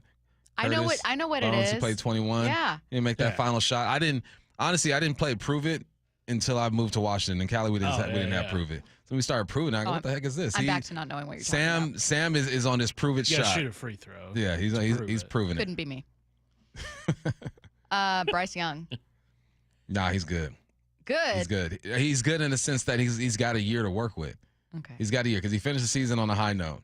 He just has to show improvement. They added a weapon for him too in McMillan. Tua could be in danger of. Yeah, but like pressure though. What do people really expect out of Tua? You're right. No, I think the overall answer of it's Caleb delivering on being a number 1 pick and a franchise guy, and it's either Josh Allen or Lamar trying to surpass Mahomes. Like, I think that's ultimately the answer. But I think there's some really interesting situations happening around the league. Yeah. Where you have guys that are either make or break years, guys that have a chance to prove that they can be the guy, or that organization is going to start looking to the future, right? Yeah. So, yeah. And like with Joe Burrow, what more can you do? Truly, what pressure's on Joe Burrow? He's doing everything he can. Yeah, without Trey Hendrickson. So far in camp. We are going to continue talking, speaking of the Bengals, speaking of Joe Burrow, about Trey Hendrickson's holdout. Joe Burrow was asked whether or not it's a distraction and gave actually an answer, like a yes or no answer. So that's coming up in NFL headlines. A discussion, a debate about whether or not the Mariners should call up Harry Ford coming up at 12:45. I know so many people are in favor of that happening. I don't know that I'm sold on him fixing this lineup, but maybe we can be convinced. I've got some interesting sound coming up at 12:45. And then the story of how teams that have reached a low point in June or July were able to turn their seasons around. We'll see if there's a recipe there for the Mariners. That's coming up at 1. Don't go anywhere. After a rough road trip, it's back to T-Mobile where the Mariners hope a little home cooking can get them right. Get out the right, Brennan Mustard! Randy Arozarena with a grand slam! Tonight, it's the first of 3 against 2 AL teams, each fighting to stay in tough division battles. Mariners, Guardians. Slyman and Bob are live at T-Mobile starting at 2, all the way up to pregame at 6. First pitch at 7:10 on the home of the Mariners, Seattle Sports. Did you know in Washington State, you can see a physical therapist without a referral from your doctor? That's right. Thanks to Direct Access, you can skip the wait and get the care you need right away. Shannon O'Kelly, how has Direct Access changed the game? Direct Access for us, Brock, is a game changer. Why? Is because there is so much research and data out there that says if you get in early when you have a musculoskeletal problem or an injury, the earlier you get in and we can start care, the better outcomes and the decreased downstream cost, okay? So it's so important. Our providers are all doctors of physical therapy. They're all trained to identify situations and problems. They've got the skill, they've got the talent, they've got the knowledge. If you get in and start therapy early, we're going to get you back to activity, pain-free, and moving and having fun. Fast, easy, effective. Direct Access is your path to better movement, starting with a single step. Visit irgpt.com to schedule your appointment today. irgpt.com. We at 3 Tree Roofing understand that your home is your castle. That's why our certified technicians use state-of-the-art installation methods to deliver the highest warranties available. Check out our hundreds of online reviews and schedule a free estimate to see for yourself. 3 Tree Roofing, your Puget Sound roofing experts. John here with Happy Hauler. Furniture and household items you plan to throw away? We work with organizations all over Western Washington to donate used items. Happy Hauler is Seattle's eco-friendly junk removal. HappyHauler.com, hauling with a heart. If you've got a gas-powered engine, keep it running like new at every fill-up. Stable in-season protection is your engine's preventative medicine, cleaning and protecting the entire fuel system in season. In outdoor power equipment, prevent gum and varnish buildup that could cause a rough or non-running engine. For cars and trucks, increase fuel efficiency and power by removing deposits, ensuring your engine's long-term health. Stable outperforms the competition in independent lab testing. So at every fill-up, start with Stable. Progressive knows there are some surprisingly expensive things in life, like frames. Because you found a classic 70s concert poster. But when you went to get it framed, you realized the frame will cost about 4 times the amount of the poster. Which is actually absurd because no one will be looking at the frame, and if they are, then you severely overestimated how cool this poster is. But then you remember by switching your home and auto to Progressive, you could save hundreds and put it towards a classic 70s concert poster in an absurdly overpriced frame. Progressive Casualty Insurance Company, affiliates, and other insurers. Not available in all states. Endless hours of research, seeking referrals, dozens of calls. Hiring the right attorney can be a challenging process during an already difficult time. JP Pendergast with Pendergast Law explains. In Washington State, Tom, there are thousands of attorneys to choose from. Referrals and online research can be helpful, but discovering the right attorney requires a conversation. It can be hard to identify integrity and authenticity without that interaction. So, what do you recommend? We encourage anyone looking for personal injury representation to call for a free consultation with our team before making a decision simply based on referrals or online research. Accident victims need an attorney that listens, demonstrates honesty, and is genuinely understanding of their unique circumstances. The care, attention, and preparation that our firm provides throughout the case mirrors the effort involved when taking on the insurance companies. Save time and avoid mistakes after an injury. Contact the caring and compassionate team at Pendergast Law. If you or a loved one has been injured in a car accident, call Pendergast Law. We can help. The home of the Mariners. One hopper snared at short. On a quick hop by J.P. Crawford. That guy's a magician over there at shortstop. Seattle Sports. Download the Seattle Sports app. Guys, tired all the time? Gaining weight? Low drive? These aren't just signs of aging. They could be low testosterone or other underlying issues. This June, for Men's Health Month, Revive Men's Health in Seattle is offering a free comprehensive wellness panel, a $400 value. It checks your testosterone, blood sugar, cholesterol, kidney, liver, thyroid, and heart health. No guessing, just answers. Over 100,000 men have trusted Revive to get real results. More energy, better sleep, improved mood, and confidence that shows. If something feels off, don't wait. Take control and protect your long-term health by knowing your numbers. This offer ends June 30th. Schedule your free comprehensive wellness panel today. Call 206-529-1111. That's 206-529-1111. Or visit ReviveMen'sHealth.com. Feel better, live stronger. Start now. Swing and a miss. Strike 3. That is strikeout number 7 for Brian Wu. Home. Home is where you get to cook things up just the way you like. Swing and a miss. Where you're never afraid to get in the kitchen. He got him. A huge strikeout from Logan Gilbert. It's 7th tonight. Where you serve, carve, put some extra mustard on it. There's the fist pump by Luis Castillo. Strikeout number 10 on the night. And get a little spicy. Set a heater at 100. Back-to-back strikeouts for Andres Munoz. Now you're cooking with gas.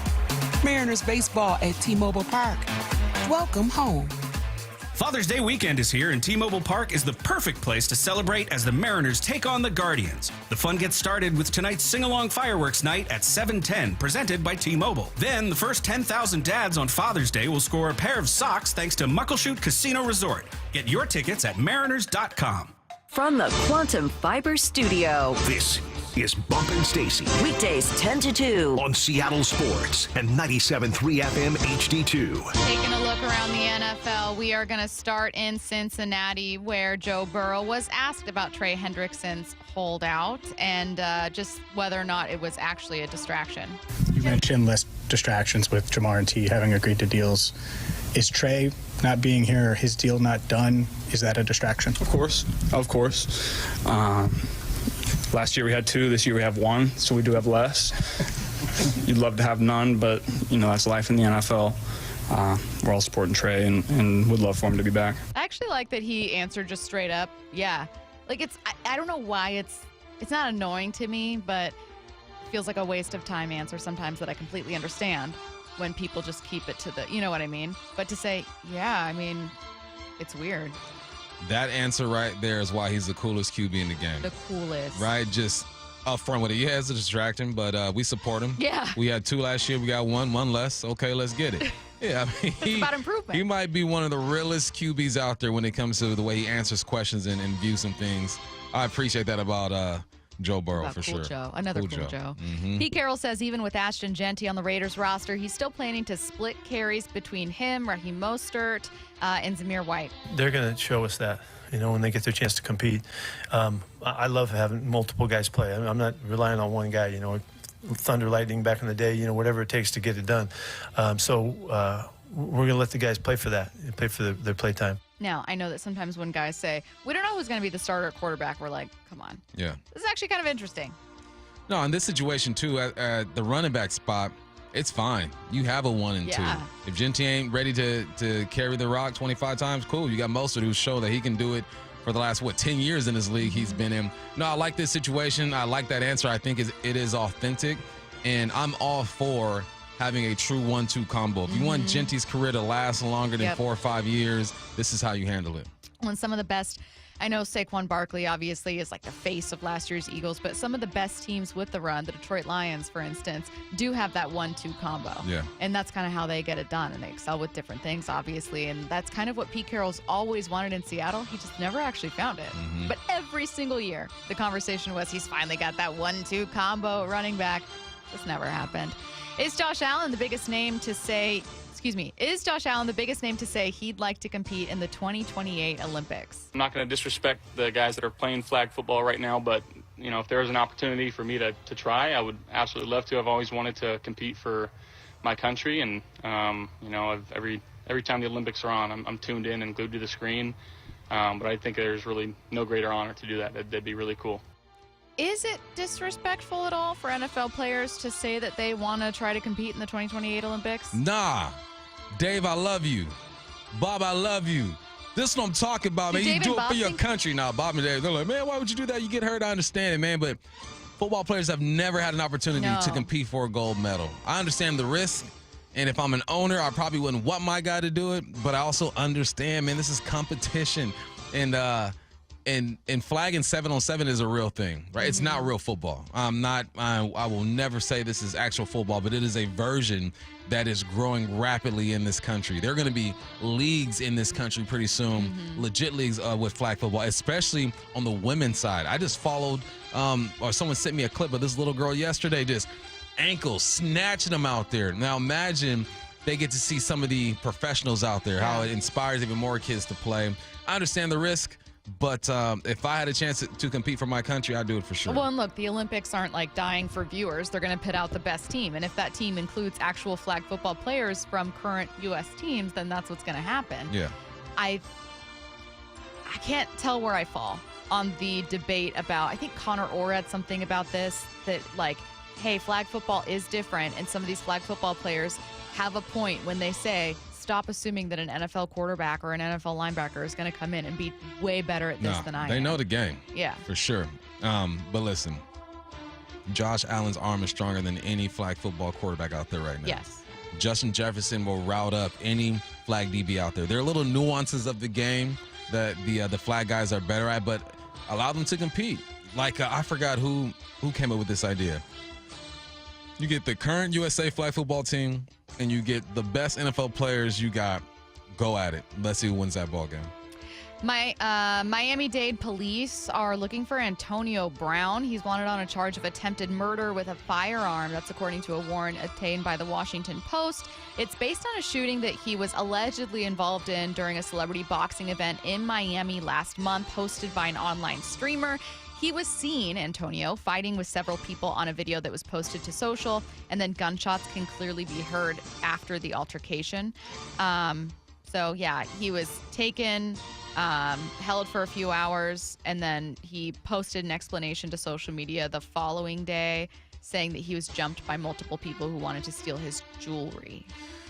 Oh, man, it's who knows the truth, and hopefully there's surveillance so these guys get down to the bottom of it. The unfortunate part is that Antonio Brown was one of the best receivers in the game, was on his way to the Hall of Fame, and his mind just started working differently. And it's unfortunate because I think a lot of us can assume the effects of that, or the cause of all that, which is the game of football and him going across the middle and getting hit and doing all that. I hope he gets the support that he needs, especially from the NFL, especially from the organization that he helped make so much money. You can feel what you want about Antonio Brown. I'm not making excuses for his mistakes or his behavior, but there's clearly something wrong with this dude. Yes. This is based on witness testimony, by the way. It doesn't sound like they have actual footage of Brown with a gun in his hand running at anyone or firing shots, but they have multiple witnesses who say that Brown was the shooter at that scene. 2 shell casings found, so they know that there were real gunshots. Brown did not have a gun on him when he was detained that night, but the man that he allegedly punched during the altercation said that it was Brown and that Brown was running towards him with a firearm, so that Brown offloaded that gun to someone else. Bad. So again, it's all witness testimony. We'll see what happens with this. Do you think it gets him to the Hall of Fame? Did you say you think that the off-field stuff is going to get in the way? Because he's had look at Antonio Brown's numbers. I have to look at where his numbers are compared to everyone else. Dude. But this is not helping his case. Man, there was one time where he could not be stopped. Smaller receiver, and it's all bad right now. Antonio Brown, 2013. 14.99. Antonio Brown 2014, 16.98. Antonio Brown 2015, 18.34. 2016, 12.84. 2017, 15.33. And like 2018, 100 plus catches every year. I'm looking at the all-time receiving list, and I don't see him in the top 20 right now. So I think that matches. Oh, he's 26. I mean, once he left Pittsburgh, that's the thing, is basically from 2013 to 2018, there was, you can find maybe 1-2 other wide receivers, but top 3 wide receiver every single year. Yeah, there's a reason for him not to get in. I mean, you got Hines Ward below him who isn't in. Calvin Johnson didn't put up the yards. He's at 36, but we all know who he is. Right. There's a debate for both, for him to get in and not get in. What if you do it by touchdowns? Well, I guess he's got 83 career touchdowns. I guess maybe I thought it would be higher than that. I don't know. That stretch is just, I think if he retires after 2018, he gets in. But yes. the 2019, and it's that Calvin Johnson kind of thing where it's like shorter career, but it was so dominant. Yeah, if he doesn't have the final 3 years of his career and then what he has become in his post career, because he was probably has a really good shot at getting 2, 3, 4, 5, 6, 7, 8-time Pro Bowler, 4-time first team All Pro, Offensive Player of the Year runner-up, I think 2 or 3 times. Yeah. And then just that off-field stuff does play into it, man. It does. You see what it did to T.O. Yeah. But T.O. wasn't in all the mess that AB was in. Let's talk about our adopted team. With Anthony Richardson's shoulder acting up, has Daniel Jones been actually impressing in Indy? Shane Steichen likes what he's seeing. Very pleased with what we got right now. He's been doing a hell of a job. Really smart football player. Learned the offense very quickly, making really good decisions out there through OTAs. Obviously want to carry that over to training camp, but he's done a really good job. Great command in the huddle. Ultimate pro. You think Daniel Jones takes the starting job? Yep. It's his. Wow. It is his. And like I said, if he does, my name is Sir Michael Bumpus for now on.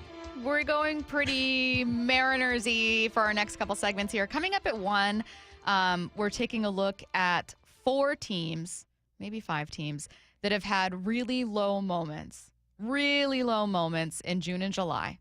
I'm talking 7, 8, 9, 10, 11, 12 games back. 4th place, 5th place, whatever, and then have managed to turn around, either win their division, get to the playoffs as a wild card, whatever. We're going to look at some key pieces, ways that they did it, and find out whether the Mariners can be like any of those teams. That's coming up at 1, 4 down territory, obviously at 1:15. Coming up next, could the Mariners use Harry Ford right now? Don't go anywhere.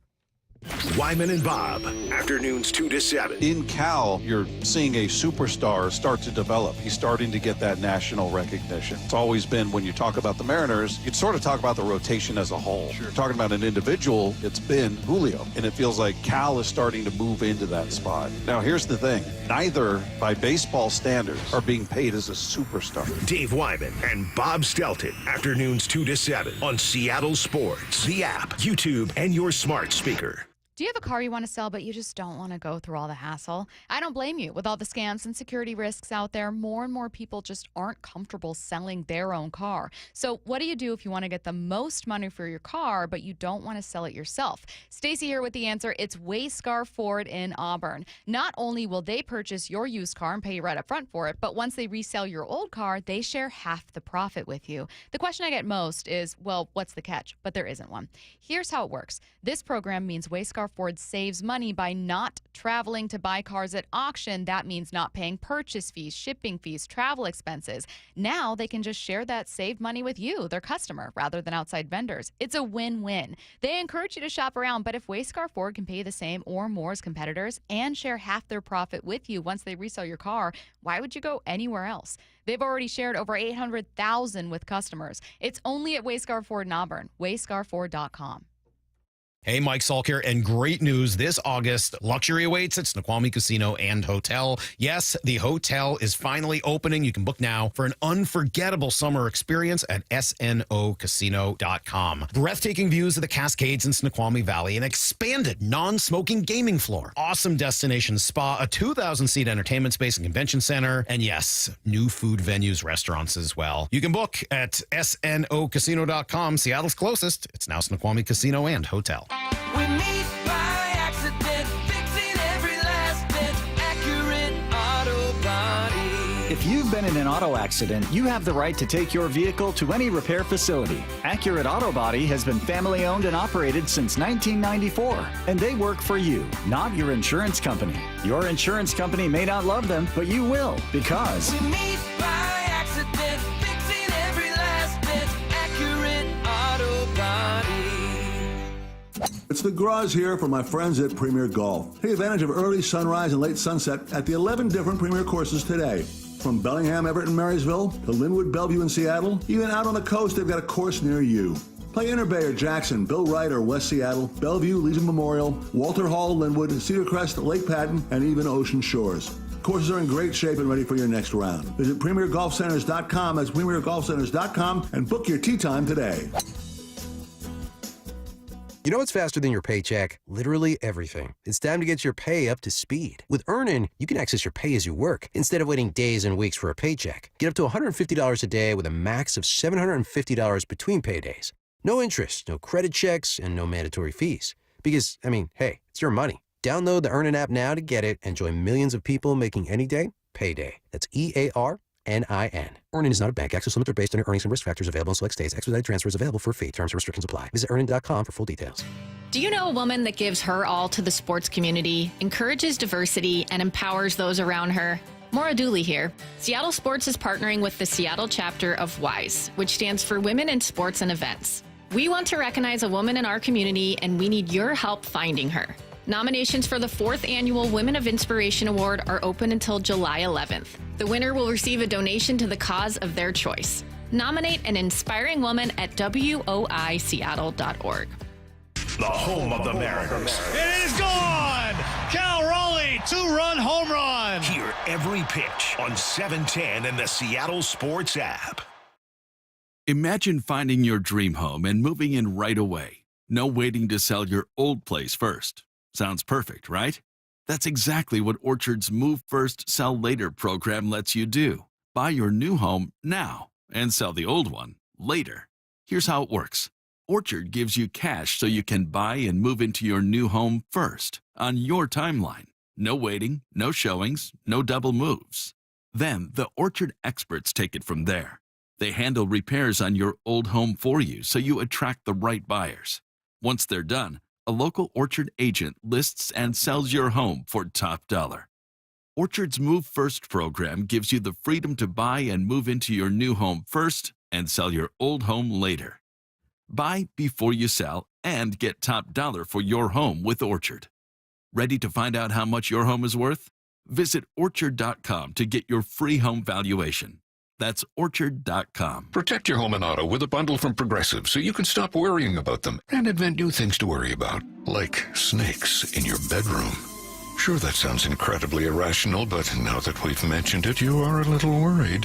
The odds of one snake, let alone snakes plural, are so slim. But you might want to check. Oh, you're not near your bedroom. Guess you'll just have to sit there and worry about it. So let Progressive protect your home and auto, because you've got enough to worry about. Progressive Casualty Insurance Company, affiliates, and other insurers. Not available in all states. This is the story of the one. As a lineman, he does whatever it takes to keep the power on in his community. And he wants a partner like Grainger who does the same. Grainger offers the professional-grade products he needs, from voltage detectors to harnesses to hard hats, plus fast, dependable delivery, so he can rise to every challenge. Call 1-800-GRAINGER, click Grainger.com, or just stop by.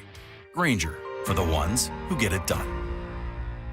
From the Quantum Fiber Studio. This is Bumpin' Stacy. Weekdays 10 to 2. On Seattle Sports and 97.3 FM HD2. Bump, when we talk about, hey, what can the Mariners do to turn this around? What do we want to see with this team? What would you say is a popular suggestion that we get on the text line? As far as who to bring up? Harry Ford. Harry Ford.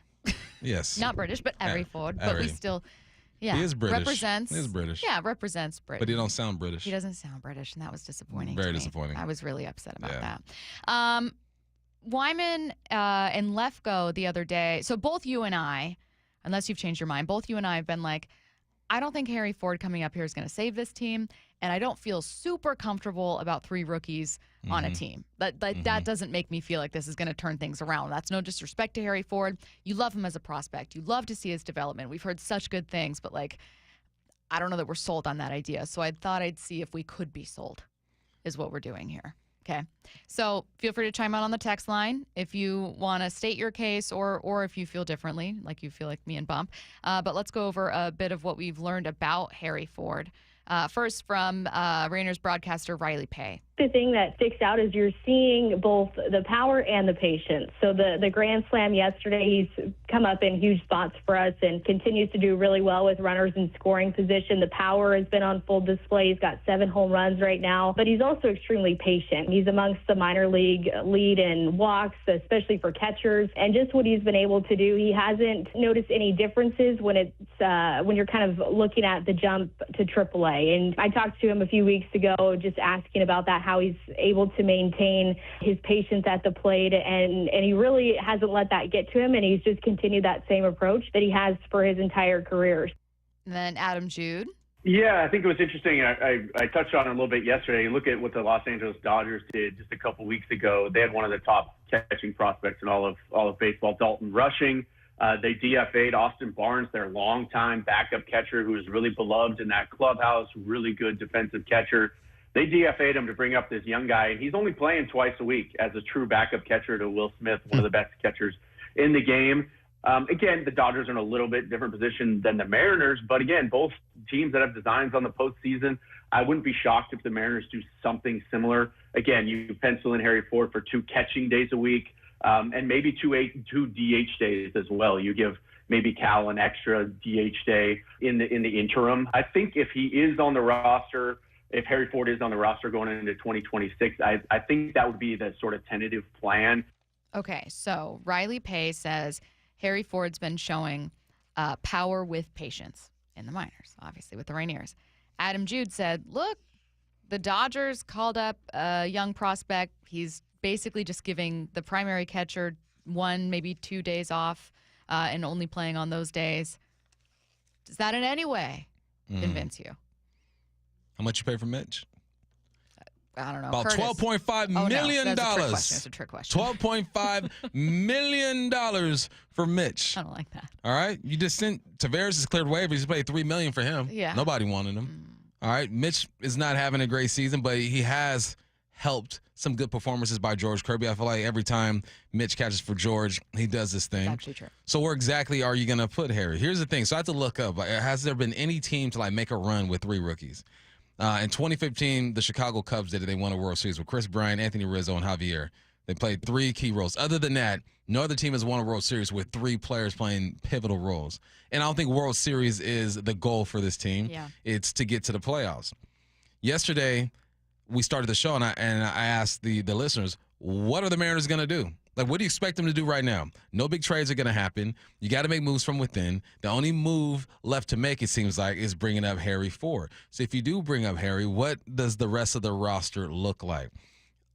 I'm up for almost anything right now. I just know that, or I feel that, if you do bring up Harry, I don't expect him to save the day. Cole Young was tearing it up down there in Tacoma. He's had some moments, but you can see there's an adjustment period that needs to happen. So when do you experiment with this? Is it before the trade deadline? Is it after the trade deadline? Because eventually either you need to see Harry Ford or you need to trade him for some assets or some players. Listen, this is the only move I feel like they can make that can possibly have some significance when it comes to changing the trajectory of this team. But I just don't like having 3 youngsters in this lineup and just begging for them to produce. Would Harry Ford give you more production than Mitch Garver? I think he would. But Brady's nodding. Curtis is. I think he would. Yeah. Yeah, I think he would too. So what are we doing with that 12-5? I think you got to eat it. I don't think you're not going to find any takers for it. No, that's for sure. You're not. That's just, I agree with you guys 100%. It's just frustrating. I know. It's frustrating because we all felt like we'd be in this moment to where you felt like you overpaid for Mitch. That's 12-5 right there. You bring over Tavares. He cleared waivers. Nobody wanted him. That's 3-5 right there. It's like, what are we doing with our money? We ain't got no money, and we're spending like we can pop bottles at the club. Well, you bring up eating cash. I thought, based off of one move that was made during spring training, the Mariners would have a quicker hook on situations like this when they decided that Mitch Haniger's salary was better. A better use to them was him sitting at home and them paying him rather than him being here. And I kind of looked at that and said, well, maybe that's something they would consider with Mitch Garver during the season if that ever were to happen. But no, here's Mitch Garver still on the team on June 13th, and he has, 4 extra base hits this season. His only home run is off a position player. You can't get by with, especially on days off for Cal or days where Cal is DHing, because then you're putting Mitch Garver's bat into the lineup. And I get that Garver had a nice day behind the plate with George Kirby pitching on Sunday, but Harry Ford, that bat, at some point you're going to have to put him on the major league roster. Someone said these fools out here thinking this Harry Ford went to Hogwarts. Oh, man, I think you probably have to do it. I just hate that No, you hate It's the position they're in. this Yes. way. What you hate is that having a third rookie on a team might make you better. That's what you hate. That you are in a position where calling up a rookie to make his MLB debut might make you a better team. That's a bad place to be. It is. You know what I mean? Wasting money. If you're looking up, if you're like at any point like looking up at the Rockies, that's an exaggeration. This team is not. No one is. You know what they did? Satan is. They thought they were going to get 10 white tees for $40. That's what they did. That's what they did. And that didn't work out, did it, Bump? Didn't work You out. get your teas in the mail yet? Still haven't gotten them. They're there. They're going to be there today, though. I feel It's it. so strange. I feel It's it. almost like that deal was too good to be true, and you put a little too much faith in an ad you saw on Instagram. I am the Mariners. 10 teas for $40. Was it $35? $35 to $40. It was after taxes and shipping. 10 teas for $35. You know. Bump. They're coming. I'm not going to get over It's it. coming soon. It's okay.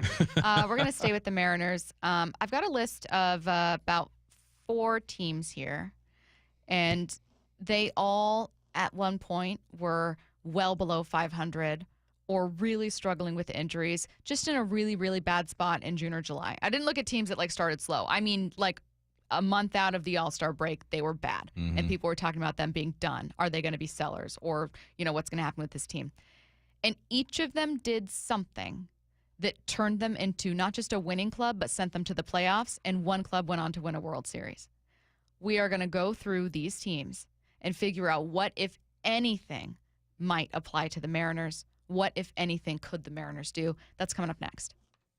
After a rough road trip, it's back to T-Mobile where the Mariners hope a little home cooking can get them right. Get out the right, bread and mustard.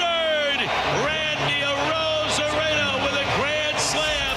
Tonight, it's the first of 3 against 2 AL teams, each fighting to stay in tough division battles. Mariners, Guardians. Lyman and Bob are live at T-Mobile starting at 2, all the way up to pregame at 6. First pitch at 7:10 on the home of the Mariners, Seattle Sports. IRG Physical and Hand Therapy doesn't just treat injuries, they elevate athletes. From weekend warriors to elite competitors, IRG Sports Institute clinics are built for performance, blending top-tier physical therapy with advanced sports science and personalized training plans. Hey, Brock Hewitt here with Shannon O'Kelly, physical therapist and owner of IRG Physical and Hand Therapy. Why? Why elevate athletes as well? Because here at IRG, Brock, our motto is we want you to be your best self, your best physical self, your best mental self, and your best community self. At our new IRG Fremont Sports Institute, we're providing that type of care. We've got the latest equipment, the greatest techniques, the providers there that are excited to get you better, basically bigger, faster, stronger. Doesn't matter if you're a weekend warrior, a recreational athlete, an elite athlete, we will make you to be your best. You'll work with specialists who understand the grind because they've been there. With access to cutting-edge equipment and recovery techniques, you won't just heal, you'll come back stronger. Visit IRGPT.com, IRGPT.com. Need a new roof now? With State Roofing and Exteriors, you can get started with 0 down, 0 payments, and 0 interest for up to 24 months. That's right. Protect your home now and pay later. Call 866-ROOF-ROOF or visit stateroofing.com today. This is for all you guys on Viagra. ED pills are no longer needed. The brutal side effects like 4-hour headaches, blurred vision, and that flush feeling can all be put behind you with our treatment. Here at West Coast Men's Health, we have a better approach to ED. Acoustic wave therapy creates blood flow circulation by safely removing the plaque in your arteries and restoring function naturally. Guys, let me be clear. Pills will never fix your problem. Our equipment is the latest technology, and our medical staff is the best in the industry. So give West Coast Men's Health a call today. Speak with our clinic manager. Ask him any question you like, how it works, the science behind it, and even the cost. If you suffer from ED or Peyronie's disease, give West Coast Men's Health a call today. It's not just about better health. It's about a better life. With clinics in Redmond and Tacoma, call 206-519-6541. That's 206-519-6541. Online at westcoastmenshealth.com. We've all been there, sleepless nights, wondering if your business's security service is really protecting what matters. At Bay Alarm, we can put your security insecurities to bed. Our advanced technology and personalized support ensure you can rest easy knowing we're here for you. BayAlarm.com. Georgetown License reminds parents the fatal crash rate for teens peaks at age 19, and we lose nearly 8 kids every day.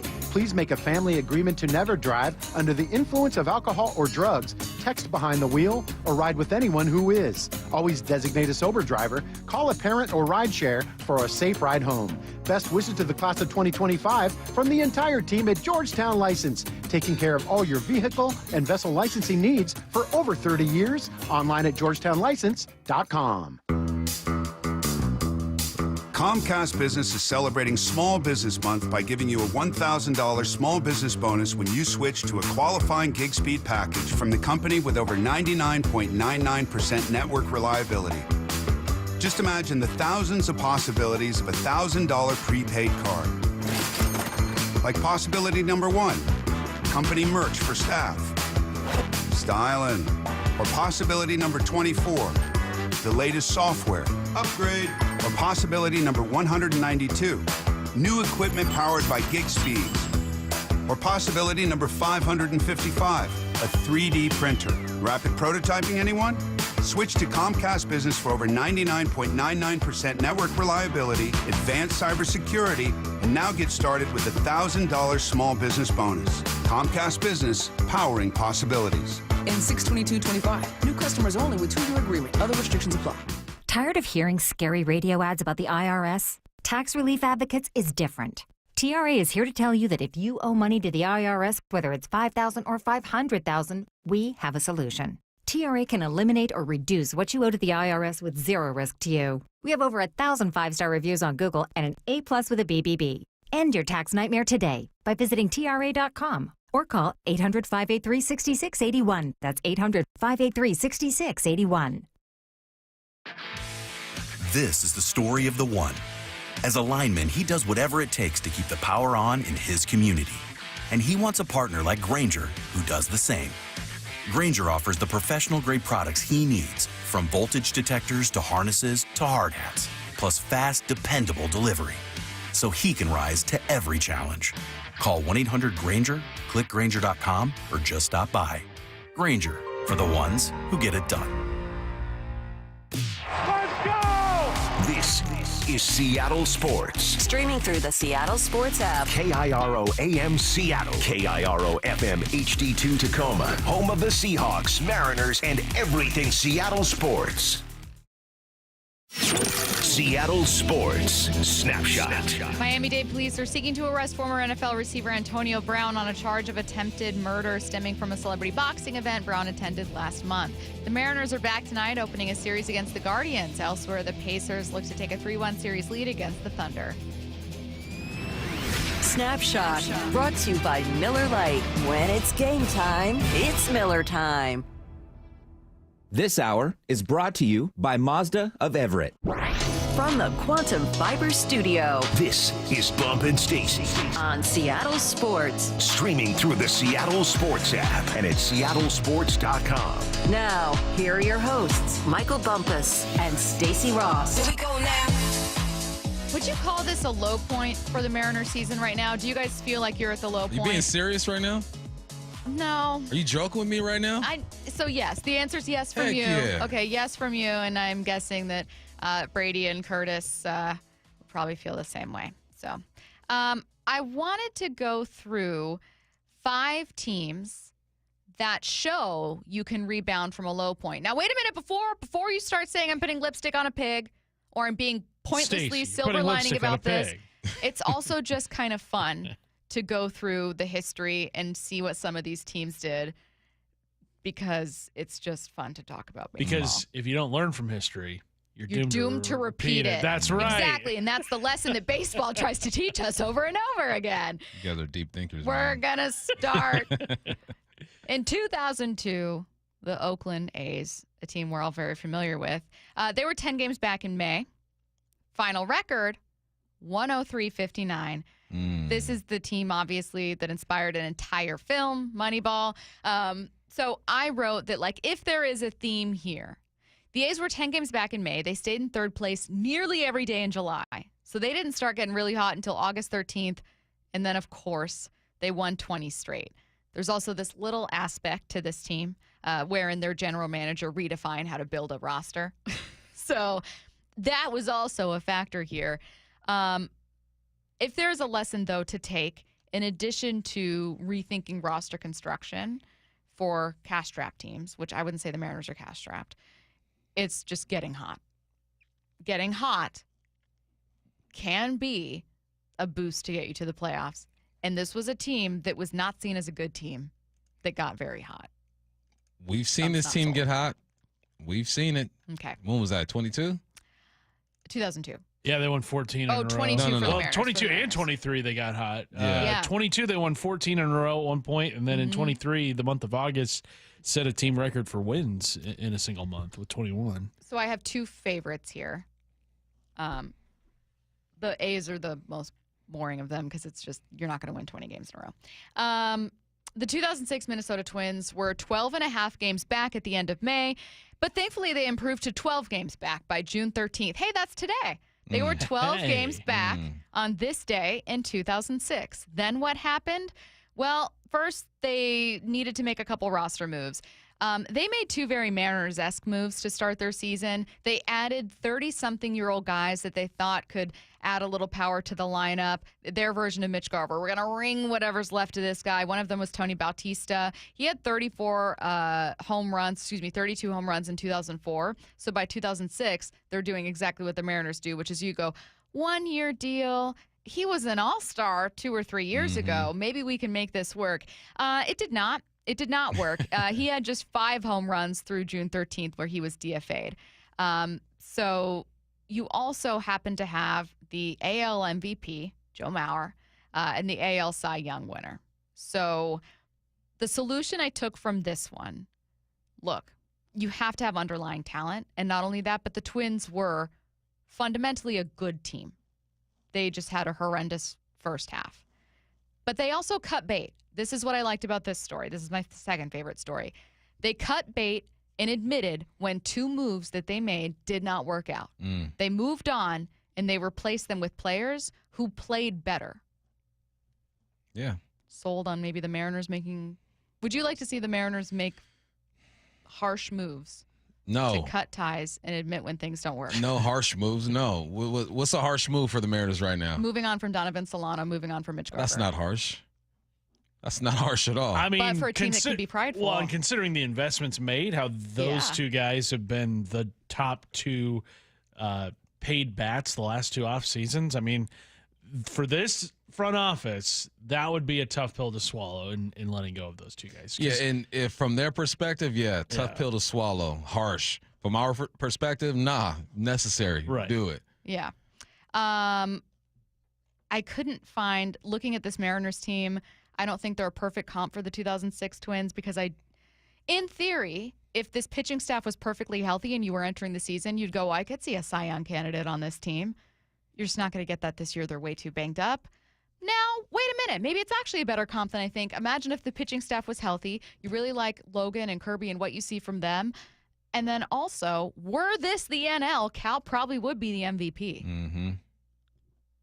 Another parallel made to the 06 Twins is that they probably had the best closer in baseball that year in Joe Nathan. Yes. ERA 1.58, 36 saves. He was 5th in Cy Young voting. So they had 2 guys in the top 5 in Cy Young voting on their pitching staff. So pretty impressive group. Okay, next up. I apologize in advance. The 2024 Houston Astros. They were 10 games back on June 18th. I forget who was in first place then. Their final record, 88. 2 of these 3 teams you've mentioned, Stacy, took their leads in a season over the Mariners. Let me the keep 02 going. A's Let me and cook. the 24 Astros. Let me cook. I don't like this. The final record, 88 and 73, first in the AL West. I know. I'm sorry. This one really does sting. We all know that 10 games back, building back that lead came at the expense of the Mariners. But they also got healthy, got hot, and they made the most out of their pitching. So they cut bait like the Twins with 2 pricey players, obviously moved on from Jose Abreu. Jose Abreu is still on their payroll.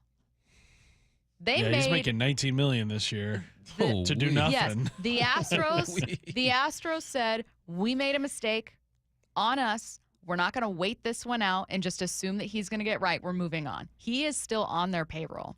They also cut ties with Rafael Montero.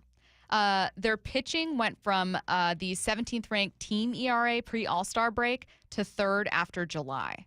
So their pitching started out pretty hurt, then not only got healthier, but gradually improved overall. Is there anything we can take from this? Yeah, improved overall. They were hurt. They improved overall. They improved overall. I'm just, you know what? I'm sorry. Like, my contributions aren't very good in this one because we're throwing all these scenarios out. No, this is perfect. You're standing for the audience. And I'm just like, look, this ain't going to happen. None of this is going to happen. Okay, but why do you feel that way? None of this is going to happen. This is perfect because your point is you are standing in for the listener right now who's just listening to me tell you this. And if it's not resonating with you, it's probably not resonating with Lil Bobby. Look, I hope I'm wrong. And I hope me and Lil Bobby can eat crow.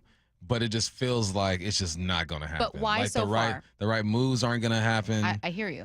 Performance ain't going to happen. Harry might get called up. I think he'll struggle because he's a rookie. Okay. Like there's so many things that need to go right. Here's when I start believing. I start believing when the rotation is completely healthy. I start believing when 1 through 5 are consistent. All right. Everyone else, just contribute when you can. But we're just not seeing enough indicators right now. I don't think that they're going to break the bank and go get a bat that they need or even an arm that they need at this point. Why? Because I'm just going off of their tendencies, right? I'm not even – look, I wish the best for this team.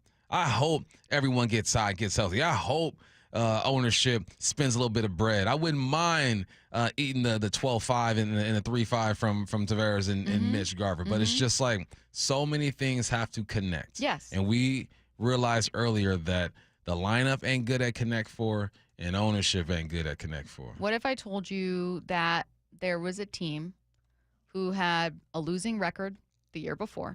They aren't coming in like Houston that's been dominating and winning. They had a losing record the year before. And the entirety of their pitching staff had ERAs, Curtis, you said over 4. No one on the pitching staff had an ERA under 4. And that team, which at one point was 8 games back in July. Went on to win a wild card spot and go to the playoffs. Yeah, I know what you're talking about. That would be the 2007 Colorado Rockies for Rocktober. When the Rockies, entering September at 69, not nice, and 65, 5 games back, go 14-1 in their final 15, take that wild card spot, then sweep in 2 series. Listen, they had Matt Holliday, and I get it, okay? But sometimes baseball is really weird and unpredictable, and a team that's good but probably doesn't deserve to be that good just gets really hot. Why not the Mariners? That's more the story. Cal can play the role of Matt Holliday on that team. He's already on pace for more home runs. I like that story. Right. I like that one. Similar OPS. Because that one feels like ball doable. bounced your way. Feels doable. Yeah. Because you got to get lucky. There's a lot of luck in this one. Yeah, you got to get lucky. Yeah. They're rock and roll. I'm looking at their baseball reference page. They had a group of about 4 hitters that carried the load that year. Just kind of like this year's Mariners team where it's Julio, JP, Cal, and I'd say Randy Arozarena more often than not. I think it has been a good player this season. But that team had Todd Helton, Troy Tulowitzki, Matt Holliday, as we have talked about, and then Kaz Matsui had a really good season that year at second base. So it wasn't 1 through 9. And they didn't win a World Series. Right. They made it to 1. Yeah. They got really hot, made it all the way cool. there. But it was about 4 guys really carrying the load on that offense. And as we talked about, Stacy, the pitching staff was not good that year. And yet they still were able to get hot at the right time and make it. I mean, you kind of look at what the Mariners pitching staff has been this season. Not to say that everybody's over 4, but I mean, even seeing everybody at like 3.5 right now, it's a little out of character. I'm just saying, sometimes good teams with flaws or okay teams with some good players do weird things. Yeah, I think the Mariners are prime suspect to do weird things because of Cal having his season, the pop that Randy possesses, Julio doing the right thing so far this year, JP being able to get on base. The part that scares me is just, say you do bring up Harry, you got 3 youngsters that No, it's annoying. you need Yeah. to contribute. Yes. Right? Because the bottom of the order has not been great. The middle hasn't been great. It's just been so many ups and downs. I like that story more. I think that that's more of a Mariners type of deal, what the Colorado Rockies did. Tell me what you think about this one. This is actually my favorite. And I will say this team is fundamentally different than the Mariners, okay? But I like that the change for them came from a front office that was very aggressive, because I would like for this front office to be more aggressive and to take some more risks. I like that that is the crux of this story. The 2021 Atlanta Braves, also the only team on this list to win a World Series. The Braves were 8 games back on June 16th, which is right about now. They obviously went on to win a World Series. But really, it was July 10th, so they're already trailing in the division. It's not having the best year. They lose Ronald Acuna Jr., tears his ACL. They've already lost Marcell Ozuna. They've been, I think swept or, just walked off by the Phillies. A bad series to the Phillies. They're 4.5 games back. That's their low point. Then they add Jock Peterson. Up to the deadline, they acquire Jorge Soler, Adam Duvall, and Eddie Rosario. There are 4 new players on this team. 4 new guys in the same month. That's a huge chunk of just the everyday lineup you're trotting out. A lot of new faces. They end up going through, it's an 88-win season, first place in the NL East. Obviously, you have to have a somewhat down year for your division to keep that going. 2 of those new players, Rosario and Soler, became MVPs in a postseason series on the way to that title. This is what I like for Seattle. You think they're going to add 4 players? I think they should try to be aggressive, be aggressive. You think they're going to add 4 players? No, I do not. I don't think they can in this market. I'm done with this story. They're not adding 4 players. What if they add impactful players? What if there's room that this team doesn't get to a World Series if they don't add at the deadline? Yeah. This 2021 team probably barely makes the playoffs or doesn't make it at all. I think they're going to add at the deadline. That's one thing I think they will do that. They will get it done. Add 4 impactful players? I don't think so. I think they're going to rely on the guys who are here, the youngsters who will have a bunch of hacks by then. Maybe they're developing or whatnot. But to think that these guys are going to pull in 4 of them things and go on a run, nah. But I think they need to. The 206, Cal is showing one dude can make a difference. Really? Because I've seen a game where Cal had 2 bombs and they lost. One dude is not enough to make a difference. I'm sorry, he's not. Cal is playing You can make a difference, but you're just not winning ball games on your own. Well, if the difference is he can lift them to a World Series, nope. Nah. Not the NBA. Nah. Nope, absolutely not. Cal is playing like an MVP, and it's not enough. Right now, this team is not getting to the playoffs. So what do they need to do? What do they need to do? I think they need to add. Maybe it's Harry Ford. It's probably someone at the deadline. Probably. It is. Because Cal's not enough. Yeah, I'm getting depressed right now. Okay, well, I don't like this. I thought maybe. I don't like this. Come on, Bomb.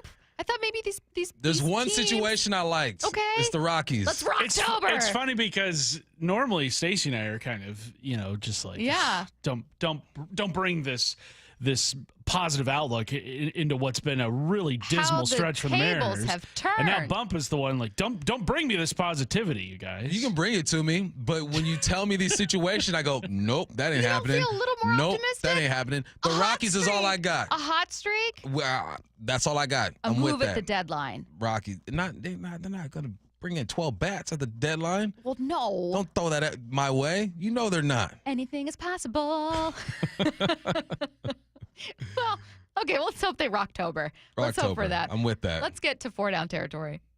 This is 4-down territory, going inside the game with former Seahawks and Coug wide receiver Michael Bumpus. First down, it's ranking season. Who's getting some love on the Hawks defense, and it's well-deserved. Big Cat is coming in at the number 6 spot when it comes to interior defensive linemen. According to PFF, when it works in my favor, I will definitely use their stats. Had 11.5 sacks last year. I think that ties his career high. First time in like 3 or 4 seasons he's gotten there.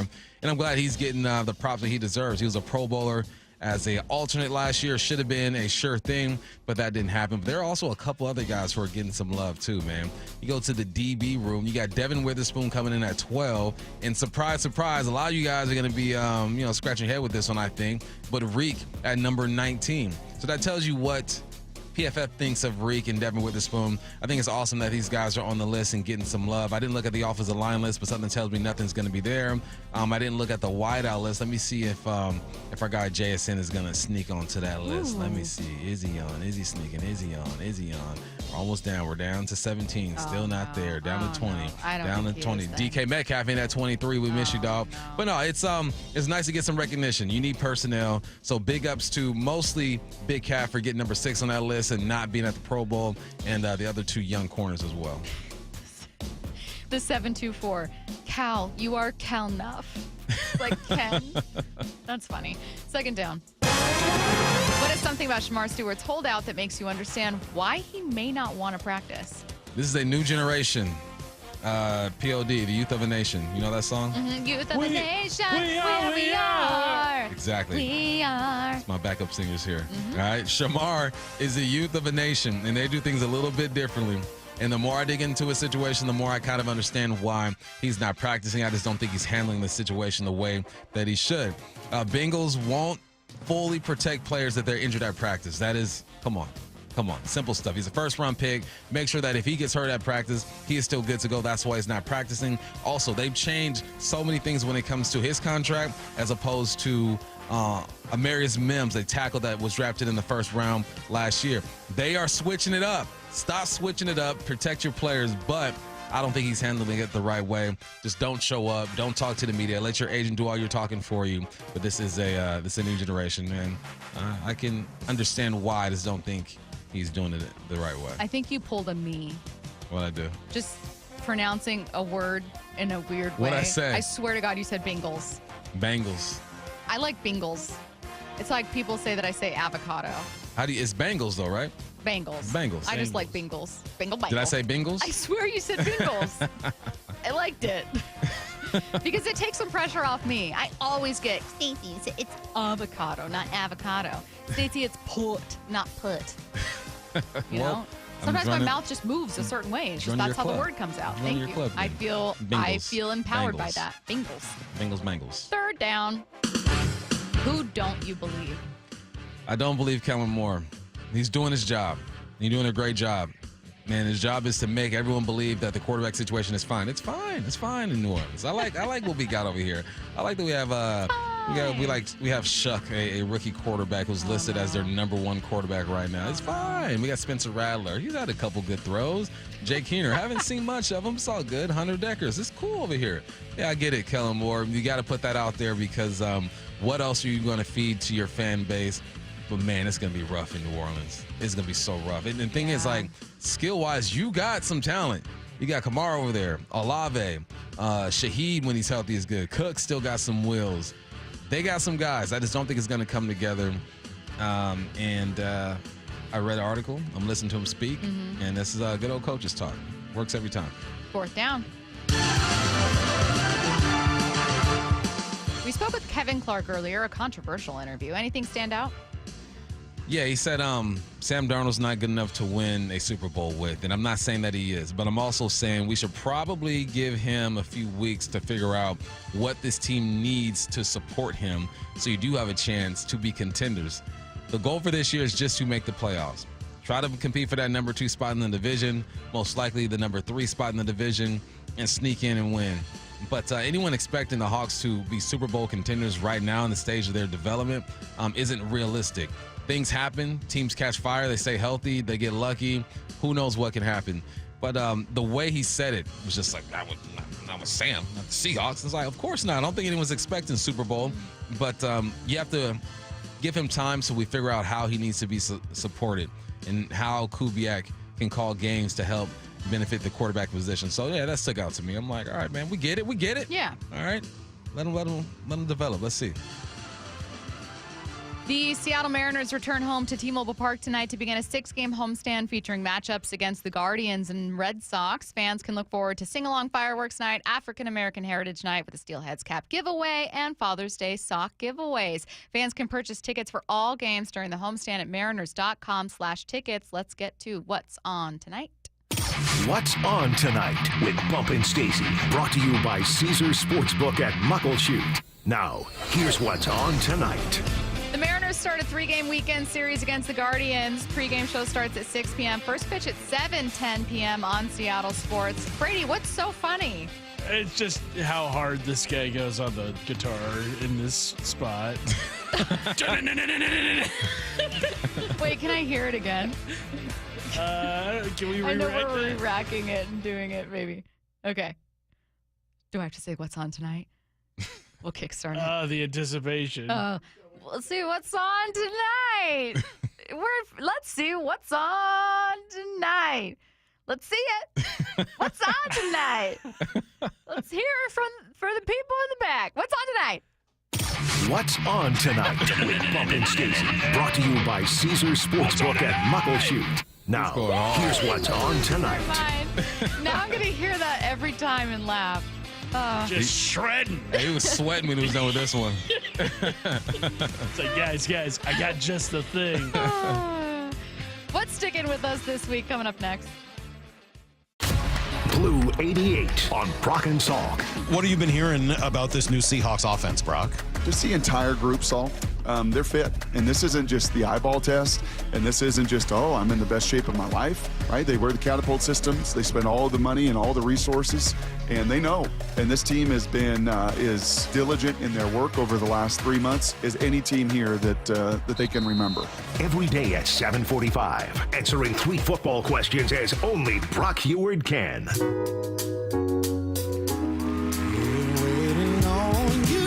Tyrese live at Muckleshoot Event Center, Sunday, July 13th, 8 p.m. You've seen him on the screen. You've heard him on the radio. Now see him live for an unforgettable night. Get tickets before they sell out at muckleshootcasino.com. Tyrese, only at Muckleshoot Casino Resort.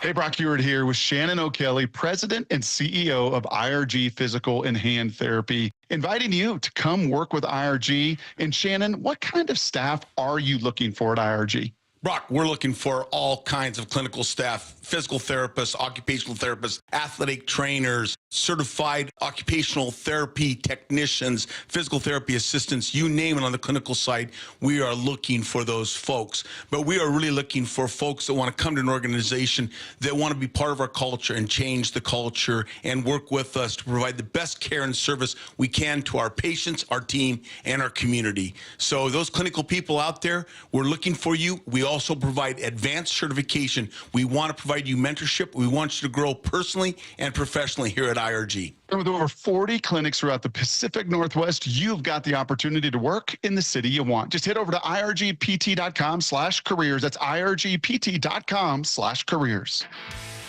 This is the story of the one. As a lineman, he does whatever it takes to keep the power on in his community. And he wants a partner like Grainger who does the same. Grainger offers the professional-grade products he needs, from voltage detectors to harnesses to hard hats, plus fast, dependable delivery, so he can rise to every challenge. Call 1-800-GRAINGER, click Grainger.com, or just stop by. Grainger, for the ones who get it done. If you need to hire, you know it takes time. Well, what if you could meet with qualified candidates the very next day? Now you can with Zip Intro from ZipRecruiter. You simply pick a time and it does all the work of finding and scheduling qualified candidates for you.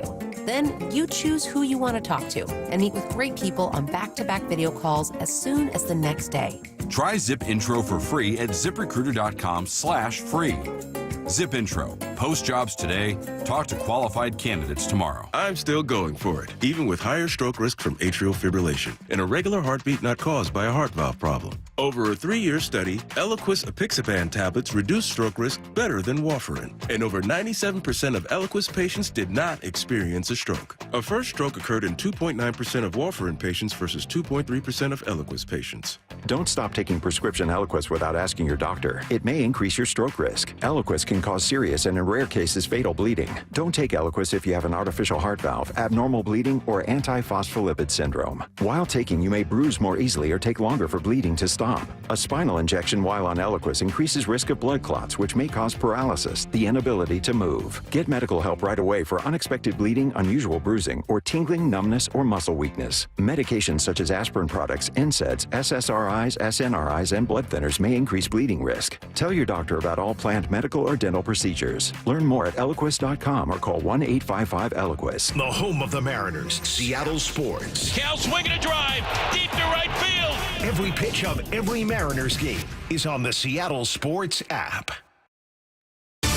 Calling all contractors and equipment operators. The James G. Murphy Auction Company rolls out this month one of the biggest heavy equipment auctions of the summer. On the block, find an incredible collection of heavy equipment, contractors' equipment, and vehicles like a 2004 John Deere 400C rock truck, a 2010 John Deere 450D LC excavator, a 2001 John Deere 650H LT dozer, and a 2014 Kenworth T800. In contractors' equipment, we have attachments, live edge and dimensional lumber, contractor tools, even a wheel wash system, and much more up for bid. Whether you're building roads, moving earth, or running a construction outfit, we got what you need. Bidding is underway now and closes at 10 a.m. June 19th. Preview all items June 17th and 18th from 8 a.m. to 4 p.m. at our location in Marysville, 3803 136th Street Northeast. For pictures and details of all items, visit murphyauction.com. That's murphyauction.com.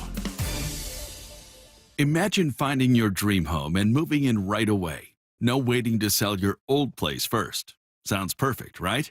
That's exactly what Orchard's Move First, Sell Later program lets you do. Buy your new home now and sell the old one later.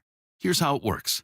Orchard gives you cash so you can buy and move into your new home first, on your timeline. No waiting, no showings, no double moves. Then the Orchard experts take it from there. They handle repairs on your old home for you so you attract the right buyers. Once they're done, a local Orchard agent lists and sells your home for top dollar. Orchard's Move First program gives you the freedom to buy and move into your new home first and sell your old home later. Buy before you sell and get top dollar for your home with Orchard. Ready to find out how much your home is worth? Visit Orchard.com to get your free home valuation. That's Orchard.com. This hour is brought to you by Mazda of Everett. From the Quantum Fiber Studio, you're listening to Bumpin' Stacy. Weekdays 10 to 2. On Seattle Sports and 97.3 FM HD2. See what's sticking with us this week. Bump, we got 4 cuts here sticking with us from interviews that we've had. All of these were with us, actually. Sometimes we have them from other shows. But we're going to start with Xavier Scruggs joining us yesterday, talking about why pitching could be the Mariners' biggest need. It may be more of a thought of looking at an arm at the trade deadline at this point because you haven't had the same pitching. And we've seen guys go down now. You've seen, Gilbert not be available at this time. So it's just, certain guys, even Bryce Miller. If I don't have those two, I may be looking to go at the trade deadline and see what's available from a starting pitching standpoint. Bump, I know you are not team get a pitcher number one priority. No, I'm not, because I feel like guys are going to get healthy. They're in the process of getting healthy. I think we've seen George Kirby look good his last start. I think Logan look good his last rehab start. I think there's enough here. I think you can not be the rotation you were last year and still make the playoffs if your bats get better. I understand it's about playing defense and not allowing guys to score runs. I get all that, but this offense clearly needs just a jolt of energy, and that's what a bat does. I agree with your point, though, where it's like when you look at the pieces that they have with pitching, there's room to grow because there's literally room to get healthier and get more starts. I don't look at the lineup and think, great news, and no disrespect, but like Rowdy Tellez is going to become the best bat here. Right. Great news. I think like Williamson and Young have a lot of growing. They're going to become refined hitters in a month. It's just not going to happen. Like, I don't see the same room. Like, I don't have the same faith in improvement. No, I don't. Yeah, I'm with you on that. I think Solano had a bomb with the last time we saw him. Good. And Rowdy, when you are the same game or the game before? Game before. for? So you got a little bit of production out of first base. That's something that we've been asking for all year, but we've been asking for it all year. And Tellez has had his moments to where, he's driven in some runs to produce. He's got to have, at least 10, 11 home runs at this point of the year. But yeah, there's nothing. They've done nothing so far this year to make me believe that we can count on them. Maybe making an aggressive move at the deadline would make more people believe. We asked Jordan Schusterman in our next cut, who was on with us earlier this week, hey, there's an argument to be made for the Mariners being more of a seller. That argument's there. What do you think of that? They are not in a position to delay trying to win any further. It's that simple. And I think that's true just big picture, and I think it's true specifically for the front office in place. This is not a situation where we'll try again next year. No. The urgency has to remain there, partially because of how frustrating the last few years have been, partially because of what I just said, that the American League is wide open. And then the other key factor, which I've mentioned a few times on the show, is that they got a hell of a farm system to trade from. And there are going to be pieces that they have that they're going to be able to move to teams that want them, that are genuine sellers. Again, we're still waiting to see who those sellers are that are going to emerge. Sure, you could say they could take advantage, but this is not a situation like Baltimore where they are in such a big hole that they just have to decide, all right, we have to push it to next year, still have a core in place, compete in 2026. That's not the situation. Eventually, you got to have something to show for it. I get Jerry DiPoto in the front office's philosophy about building a sustainable team. At a certain point, the level that you're trying to sustain needs to be playoff, not just we're trying to sustain having a winning record. That's not enough. No, it's not. You know what I'm saying, though? You got to sustain, you need to figure out how to move the bar. There's no sustain anything at this point. You're not trying to sustain anything that's happened Jerry this year. Jerry DiPoto would tell you, we've had winning records for 4 years. Yeah, for sure. Winning records. How many? You hung a playoff appearance banner. How many? Hang a couple more of those then if we're going to do that. You know what I mean? Yeah. There's nothing you've done should be sustainable. It should be we are working to get better, and to year in, year out be considered a contender in this division as the Astros are every single year. Just start there. I'm not even asking for you to compete for one of the best records in your league or in MLB completely. Just the division. That's once you get up to that level to where you are making the playoffs 2 out of 3 years, 3 out of 3 years. All right, we can talk about some sustainability, but the great teams never look at what they've done if they haven't won a World Series and say, all right, let's keep it right here. I just like the way Jordan phrased it of you're not in a position to keep doing that. Nah. You're in a weak American League, a weak American League West, and fans have one playoff appearance in 23 years. Yeah. You're not you don't have the privilege right now of saying, trust us, we're going to absolutely figure this out. You kind of got to show your work. Yeah. It's almost like, how dare you? A little bit of it. And it's everyone gets it. It's not like people don't understand what the Mariners are trying to do. They're not idiots, right? Right. And you've built up a phenomenal farm system. Credit to you. A great pitching staff. Credit to you. That's not things that are lost, right? Extending Cal. Those are not moves that are lost on people. Great moves. But then you got to keep building, and then you have to keep it going, and you have to get to the playoffs. You can't turn your back on winning. Not when this team has one playoff appearance to show. Let's see. We've got Kevin Clark.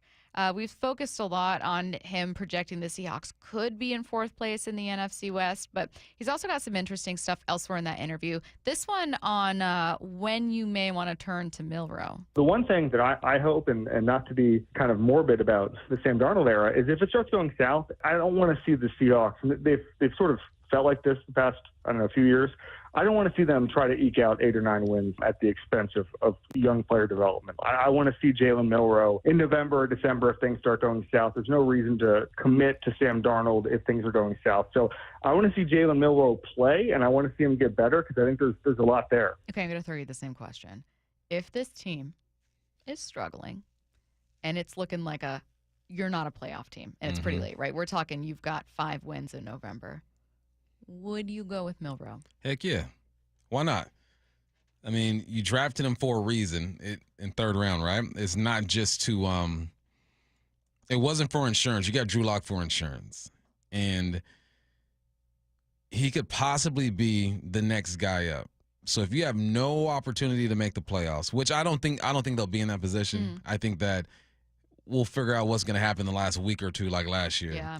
But if you do get into a spot where there's no chance, why not throw the young man out there? Because if you have no chance of making the playoffs, I don't think you're going to bring Sam Darnold back anyway. Or you brought him here to make a playoff push with this personnel. So if he's not able to do that for you, then okay. And here's the thing, too. It could be this is a unlikely scenario, I think. You could be in a position to not make the playoffs and be because the defense didn't play well and the offense was balling. I don't think that's going to be the case. If this team is not in a position to make the playoffs, it's not going to be because of the defense. It's going to be because of the offense. But like, if that was the case, you'd leave. Then Darnold I in leave Sam, and it's like, all right, well, he's doing his job. He's completing 78% of his passes and around 4,000 yards and 25 touchdowns and 8 interceptions. It ain't him. You know, it's a team sport. I wonder how early there's like. Do you think it's like Darnold? Darnold will have a bad game for sure. I wonder how early we're going to get people saying. As soon as he messes up, man, they're going to be loud. As soon as he throws an interception that people deem just ridiculous, they're going to be on his head. Oh, that's tough. See, just like Gino, you know it's coming. But it's not like, granted, I saw only one day of minicamp and one day of OTAs, but none of the quarterbacks really stood out in a drastic way. It's just everyone was just there. Everyone's just it's like light work. You're just figuring stuff out. It's not like Jalen Milroe was throwing bombs all over the field. No. It's just, you know what I mean? Everyone had a throw or two. We're like, oh, nice throw. Yes. Nice throw. Let's see. I don't know if we have enough time for this last one, but I want to hear it. We'll play it. This is Jake Mintz, who was on with us on Wednesday, talking about the difference between guys you win with versus win because of. Player, particularly offensive player, there are guys that you can win with and guys that you can win because of, if that makes sense. And I think that Cal and Julio are guys that you win because of. And I'm not sure how many other offensive pieces the Mariners have in that regard. Agree? Is there a name he's missing? I don't think so either. No. The 2025 MLB All-Star Ballot's open, and Cal, Julio, JP, and the crew need your help to secure a spot at this year's Midsummer Classic in Atlanta. You can vote up to 5 times per day every day through June 26th at MLB.com/vote. It's what I need to know. Get your questions in 866-979-3776. Wyman and Bob, afternoons 2 to 7. Chance to catch up with Bryce Miller. Appreciated your candor. You were coming out going, man, I haven't felt good. I don't feel good. Was it starting to become a mental thing where you're trying to compensate? It's a tough game. It's a tough league, whenever you feel good. And you're not always going to feel 100% throughout a season, but it was just, I think I had 8 starts, and all 8, there wasn't a single start where I felt 90%. Dave Wyman and Bob Stelton, afternoons 2 to 7 on Seattle Sports, the app, YouTube, and your smart speaker. This is for all you guys on Viagra. ED pills are no longer needed. The brutal side effects like 4-hour headaches, blurred vision, and that flush feeling can all be put behind you with our treatment. Here at West Coast Men's Health, we have a better approach to ED. Acoustic wave therapy creates blood flow circulation by safely removing the plaque in your arteries and restoring function naturally. Guys, let me be clear. Pills will never fix your problem. Our equipment is the latest technology, and our medical staff is the best in the industry. So give West Coast Men's Health a call today. Speak with our clinic manager. Ask him any question you like, how it works, the science behind it, and even the cost. If you suffer from ED or Peyronie's disease, give West Coast Men's Health a call today. It's not just about better health. It's about a better life. With clinics in Redmond and Tacoma, call 206-519-6541. That's 206-519-6541. Online at westcoastmenshealth.com. Patrick was way behind on his IRS taxes. I was in way over my head. The total amount ended up being somewhere just over $30,000. $30,000. Then the IRS came to collect. Started getting letter after letter. A lien had been filed against me. They were going to basically hang me completely out to dry. He had to do something. That's when I reached out to Optima Tax Relief. Patrick's life quickly got a lot easier. It was very easy, pretty much hands off. They picked up the ball and ran with it. And how'd it go? I couldn't believe it. I had to ask 2 or 3 times. I saved an incredible amount of money. How does Patrick feel about Optima? Couldn't be happier. They definitely helped me. Optima Tax Relief, the best place to call. They're the best in the business. Do what Patrick did and call Optima Tax Relief for a free consultation. 783-8055. That's 800-783-8055. 800-783-8055. Optima Tax Relief. Testimonial from an actual client. Some restrictions apply. For complete details, please visit OptimaTaxRelief.com. Tired of hearing scary radio ads about the IRS? Tax Relief Advocates is different. TRA is here to tell you that if you owe money to the IRS, whether it's $5,000 or $500,000, we have a solution. TRA can eliminate or reduce what you owe to the IRS with zero risk to you. We have over 1,000 5-star reviews on Google and an A+ with a BBB. End your tax nightmare today by visiting TRA.com or call 800-583-6681. That's 800-583-6681. This is the story of the one. As a lineman, he does whatever it takes to keep the power on in his community. And he wants a partner like Grainger who does the same. Grainger offers the professional-grade products he needs, from voltage detectors to harnesses to hard hats, plus fast, dependable delivery, so he can rise to every challenge. Call 1-800-GRAINGER, click Grainger.com, or just stop by. Grainger, for the ones who get it done. At Washington Energy Services, we take the time to get to know you and your home. We have the passion and commitment to see each project through and to treat our work as more than just a job. For over 65 years, we've offered award-winning home services, from heating and cooling, plumbing and electrical, to windows and doors. Complete home improvement handled from start to comfort.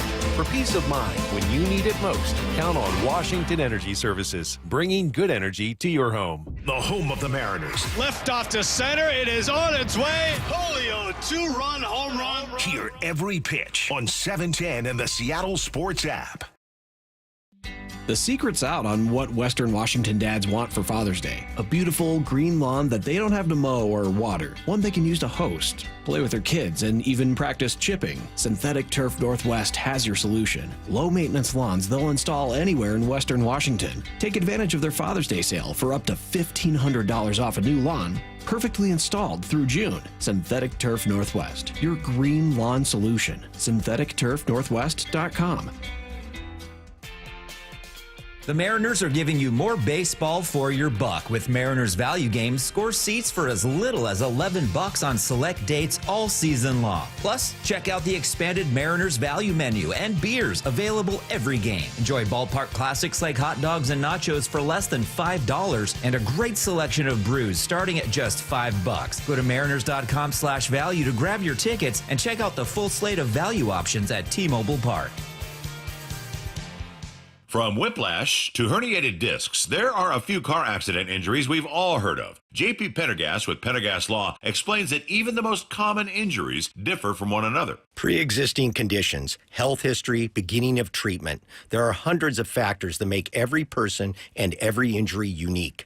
While these variables aid medical treatment, the strongest case recoveries must also take them into account. Could you explain a little bit more? Our team at Pendergast Law is obsessed with turning over every stone to differentiate each case. This requires thorough investigation, diligent listening, and relentless research. We never pursue cases with a one-size-fits-all approach. We built our success by treating every injury and every case with the individualized attention our clients need and deserve. Pendergast Law's individualized approach to even the most common injuries makes the difference in case outcomes. It's another reason why I can't recommend them enough. If you or a loved one has been injured in a car accident, call Pendergast Law. We can help. From the Quantum Fiber Studio, This is Bumpin' Stacy. weekdays 10 to 2. On Seattle Sports and 97.3 FM HD2. It's what I need to know. Get your questions in. Any question, 866-979-3776. What I need to know. Earlier I forgot what we were talking about with Mario Kart. We were talking about Mario Kart, yeah, I was though. saying that something about the red turtle. Sam Darnold needs a red turtle. And you're like, oh, no, he needs the lightning and the star. Yeah. Okay. They said, what I need to know, who do you play in Mario Kart? Who do you play with? Like, what character? Yeah. I'm Toad all day. That's a good one. Yeah, Toad. I'm always Toad because Toad's the fastest. At least it seems like it's the Yeah. fastest. Can't all be Toad, you guys. No, but are you Toad too? This is a pro Toad show. No? Who are you? The answer's Toad. No, Dry Bones. Oh, the little skeleton man? I didn't even know his name. It fits for me, so I'll take it. I thought that was like Skeleton Yoshi. I mean, you can call him what you want. His Okay. name's Dry Bones. Okay, Curtis. If Toad or You want to say Toad, but you don't want to be like right, us. if he's taken, I'll go Yoshi. Yeah, if Toad's taken, I'll go Mario. Yeah. That's fun. I'm never Peach, which is really a shame because I do like having women representation. But it's just not. It's not a great racer, you know? Toad is definitely the fastest. And then with, who's the evil one? Bowser? Bowser. Yeah, he's got like that. He's got some good top end speed. Okay. What I need to know, if no one else is on the road, do you still use a blinker to change lanes? Yeah. Yeah. I'm a little paranoid like that. Yeah. What I need to know. It's Friday the 13th. I've always watched a scary movie to celebrate, so I want to know, what's your favorite scary movie? Favorite scary movie? I'm not really into scary movies, but I remember growing up, the Sixth Sense. You scared the heck out of me. And it's good. Uh-huh. I don't. There are movies I thought were the scariest. Like I thought that The Ring was scary and The Grudge was scary, but they have no rewatch value because they're so scary. You know? The Omen. That was a good one. Oh, that's another really scary one. I'm breaking a 3-day fast tomorrow at 1 p.m., says the 360. What should be the first thing I eat? Bomb cheeseburger with bacon, avocado. Just dripping. Greasy. Fries. You're going to poop yourself, but. The answer It's gonna be is great. a giant pizza all to yourself. Or that. And a Diet Coke. What's with the Diet Coke? You just went on a 3-day fast. You don't need, you don't need any more Diet Coke's really good. Diet Coke tastes. Diet Coke from a Diet fountain. Coke is worse than regular Coke no, for you. You know it's that? not. Yes, it is. Oh, worse for you? Yeah. Yes, absolutely. Yeah. But it's so good. I know it's horrible for you, but it's so good. What I need to know. Where'd this guy go? Do we just eat Garver's contract and call up Ford? I mean, that's the only thing they can do right now, I think. I know. Do y'all think that 10-game win streak for the Mariners starts tonight? Sure. I'm with it. Yeah. I'm not Keep going to say going. no. Yeah. I'll never. No, I don't think so. I mean, they need a win. They need to get hot. You got Cleveland, Boston, Chicago, the next 9 games, plus 4 in Minnesota. I don't see 9 straight in there. Yeah. What I need to know. People are just sending in what they would eat. 866-979-3776. Somebody says they would be Waluigi. Is that what I'm thinking of when I think of the? He's the bigger. Was the evil one with the turtle shell? No, that's Bowser. That's Bowser. Waluigi's got the like yeah. jagged mustache. He's like the evil he's Italian. the anti-Luigi, whereas Wario's anti-Mario. Okay, got it. 866-979-3776. Stop sending in food recommendations. I need questions. What movie could you watch over and over and over without getting tired of it? The Water Boy, which you've never seen. You don't have to. I mean, we don't have to disclose that information. Well, the people know. I like Legally Blonde. It's a good movie. It's a classic. Okay. You guys have one? Shawshank Redemption. Really? Yeah. I mean, it's a great movie. It's but the highest rated movie on IMDb. you don't have like a more shameless one though. Shawshank Redemption is like I love that movie. everyone gets it. You don't have like a shameless like, okay, I'm not proud of this, but I don't get control of the remote that much in my house. okay, that's fair. But Sunday, maybe Sunday. Well, I'm doing pre and post on Sunday. Oh yeah, you're right. You're right. And then he'll do whatever Brennan has lined up for him. Yeah. Should we get behind the Thunder or hope the Pacers win? No, Pacers all day. Why would you get behind the Thunder? What? Is that even a real question? Yeah. It has Is that to an be. Oklahoma area code? 253. No, that's This is rage bait. Yeah, I Yeah, think it that's is. what it is. I don't know a single person who thinks maybe I should just finally do it. Chase in Scottsdale says the what they should do to end their 3-day fast? Chicken strips and fries. Hey, somebody DM'd me the other day and was like, "Thank you for your stance on chicken strips and fries, man." Stop. For real. Being like, you're speaking for the people without a voice here. The chicken strips and fries community. The voiceless. The voiceless. A voice for the voiceless. What's the wildest interview you've ever done? Wildest interview. I don't know. I haven't had any wild ones. One of the best is Neil, the safety that was here a few years ago. He's really funny. Yeah. I would say one with Puna Ford, where Puna gave very quick answers, and it ended up being like a 3-minute interview. But then in the locker room, after, granted, a win, and it was around Christmas time, he was much more talkative. I think he just maybe felt uncomfortable in interviews. Because I was like, oh, this guy, like, maybe he doesn't like reporters. Mm-hmm. He was totally fine. He was like, Merry Christmas. And then it's all about timing sometimes. I think that's what it is. Yeah. So it wasn't a wild interview, but it was like, where do I go from this? What do I do? Mm-hmm. Asking Kirby if he had a brother, or what was it, that his brother was a Yankees fan? Let's see.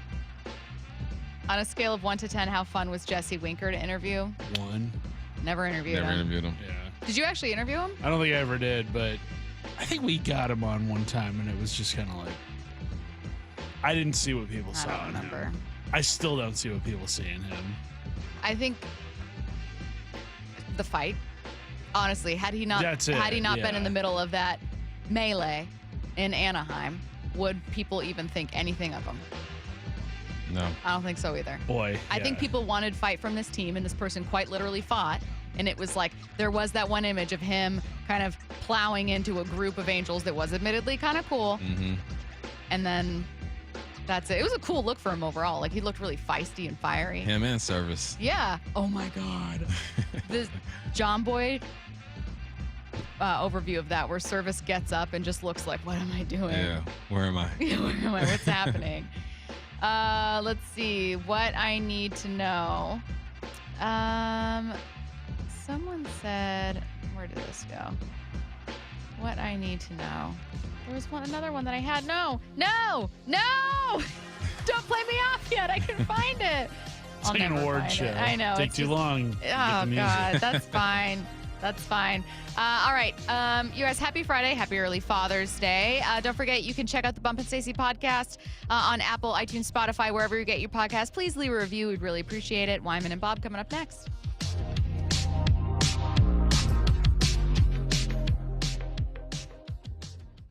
After a rough road trip, it's back to T-Mobile, where the Mariners hope a little home cooking can get them right. Get out the right, bread and mustard.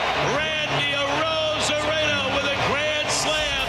Tonight, it's the first of 3 against 2 AL teams, each fighting to stay in tough division battles. Mariners, Guardians. Wyman and Bob are live at T-Mobile starting at 2, all the way up to pregame at 6. First pitch at 7:10 on the home of the Mariners, Seattle Sports.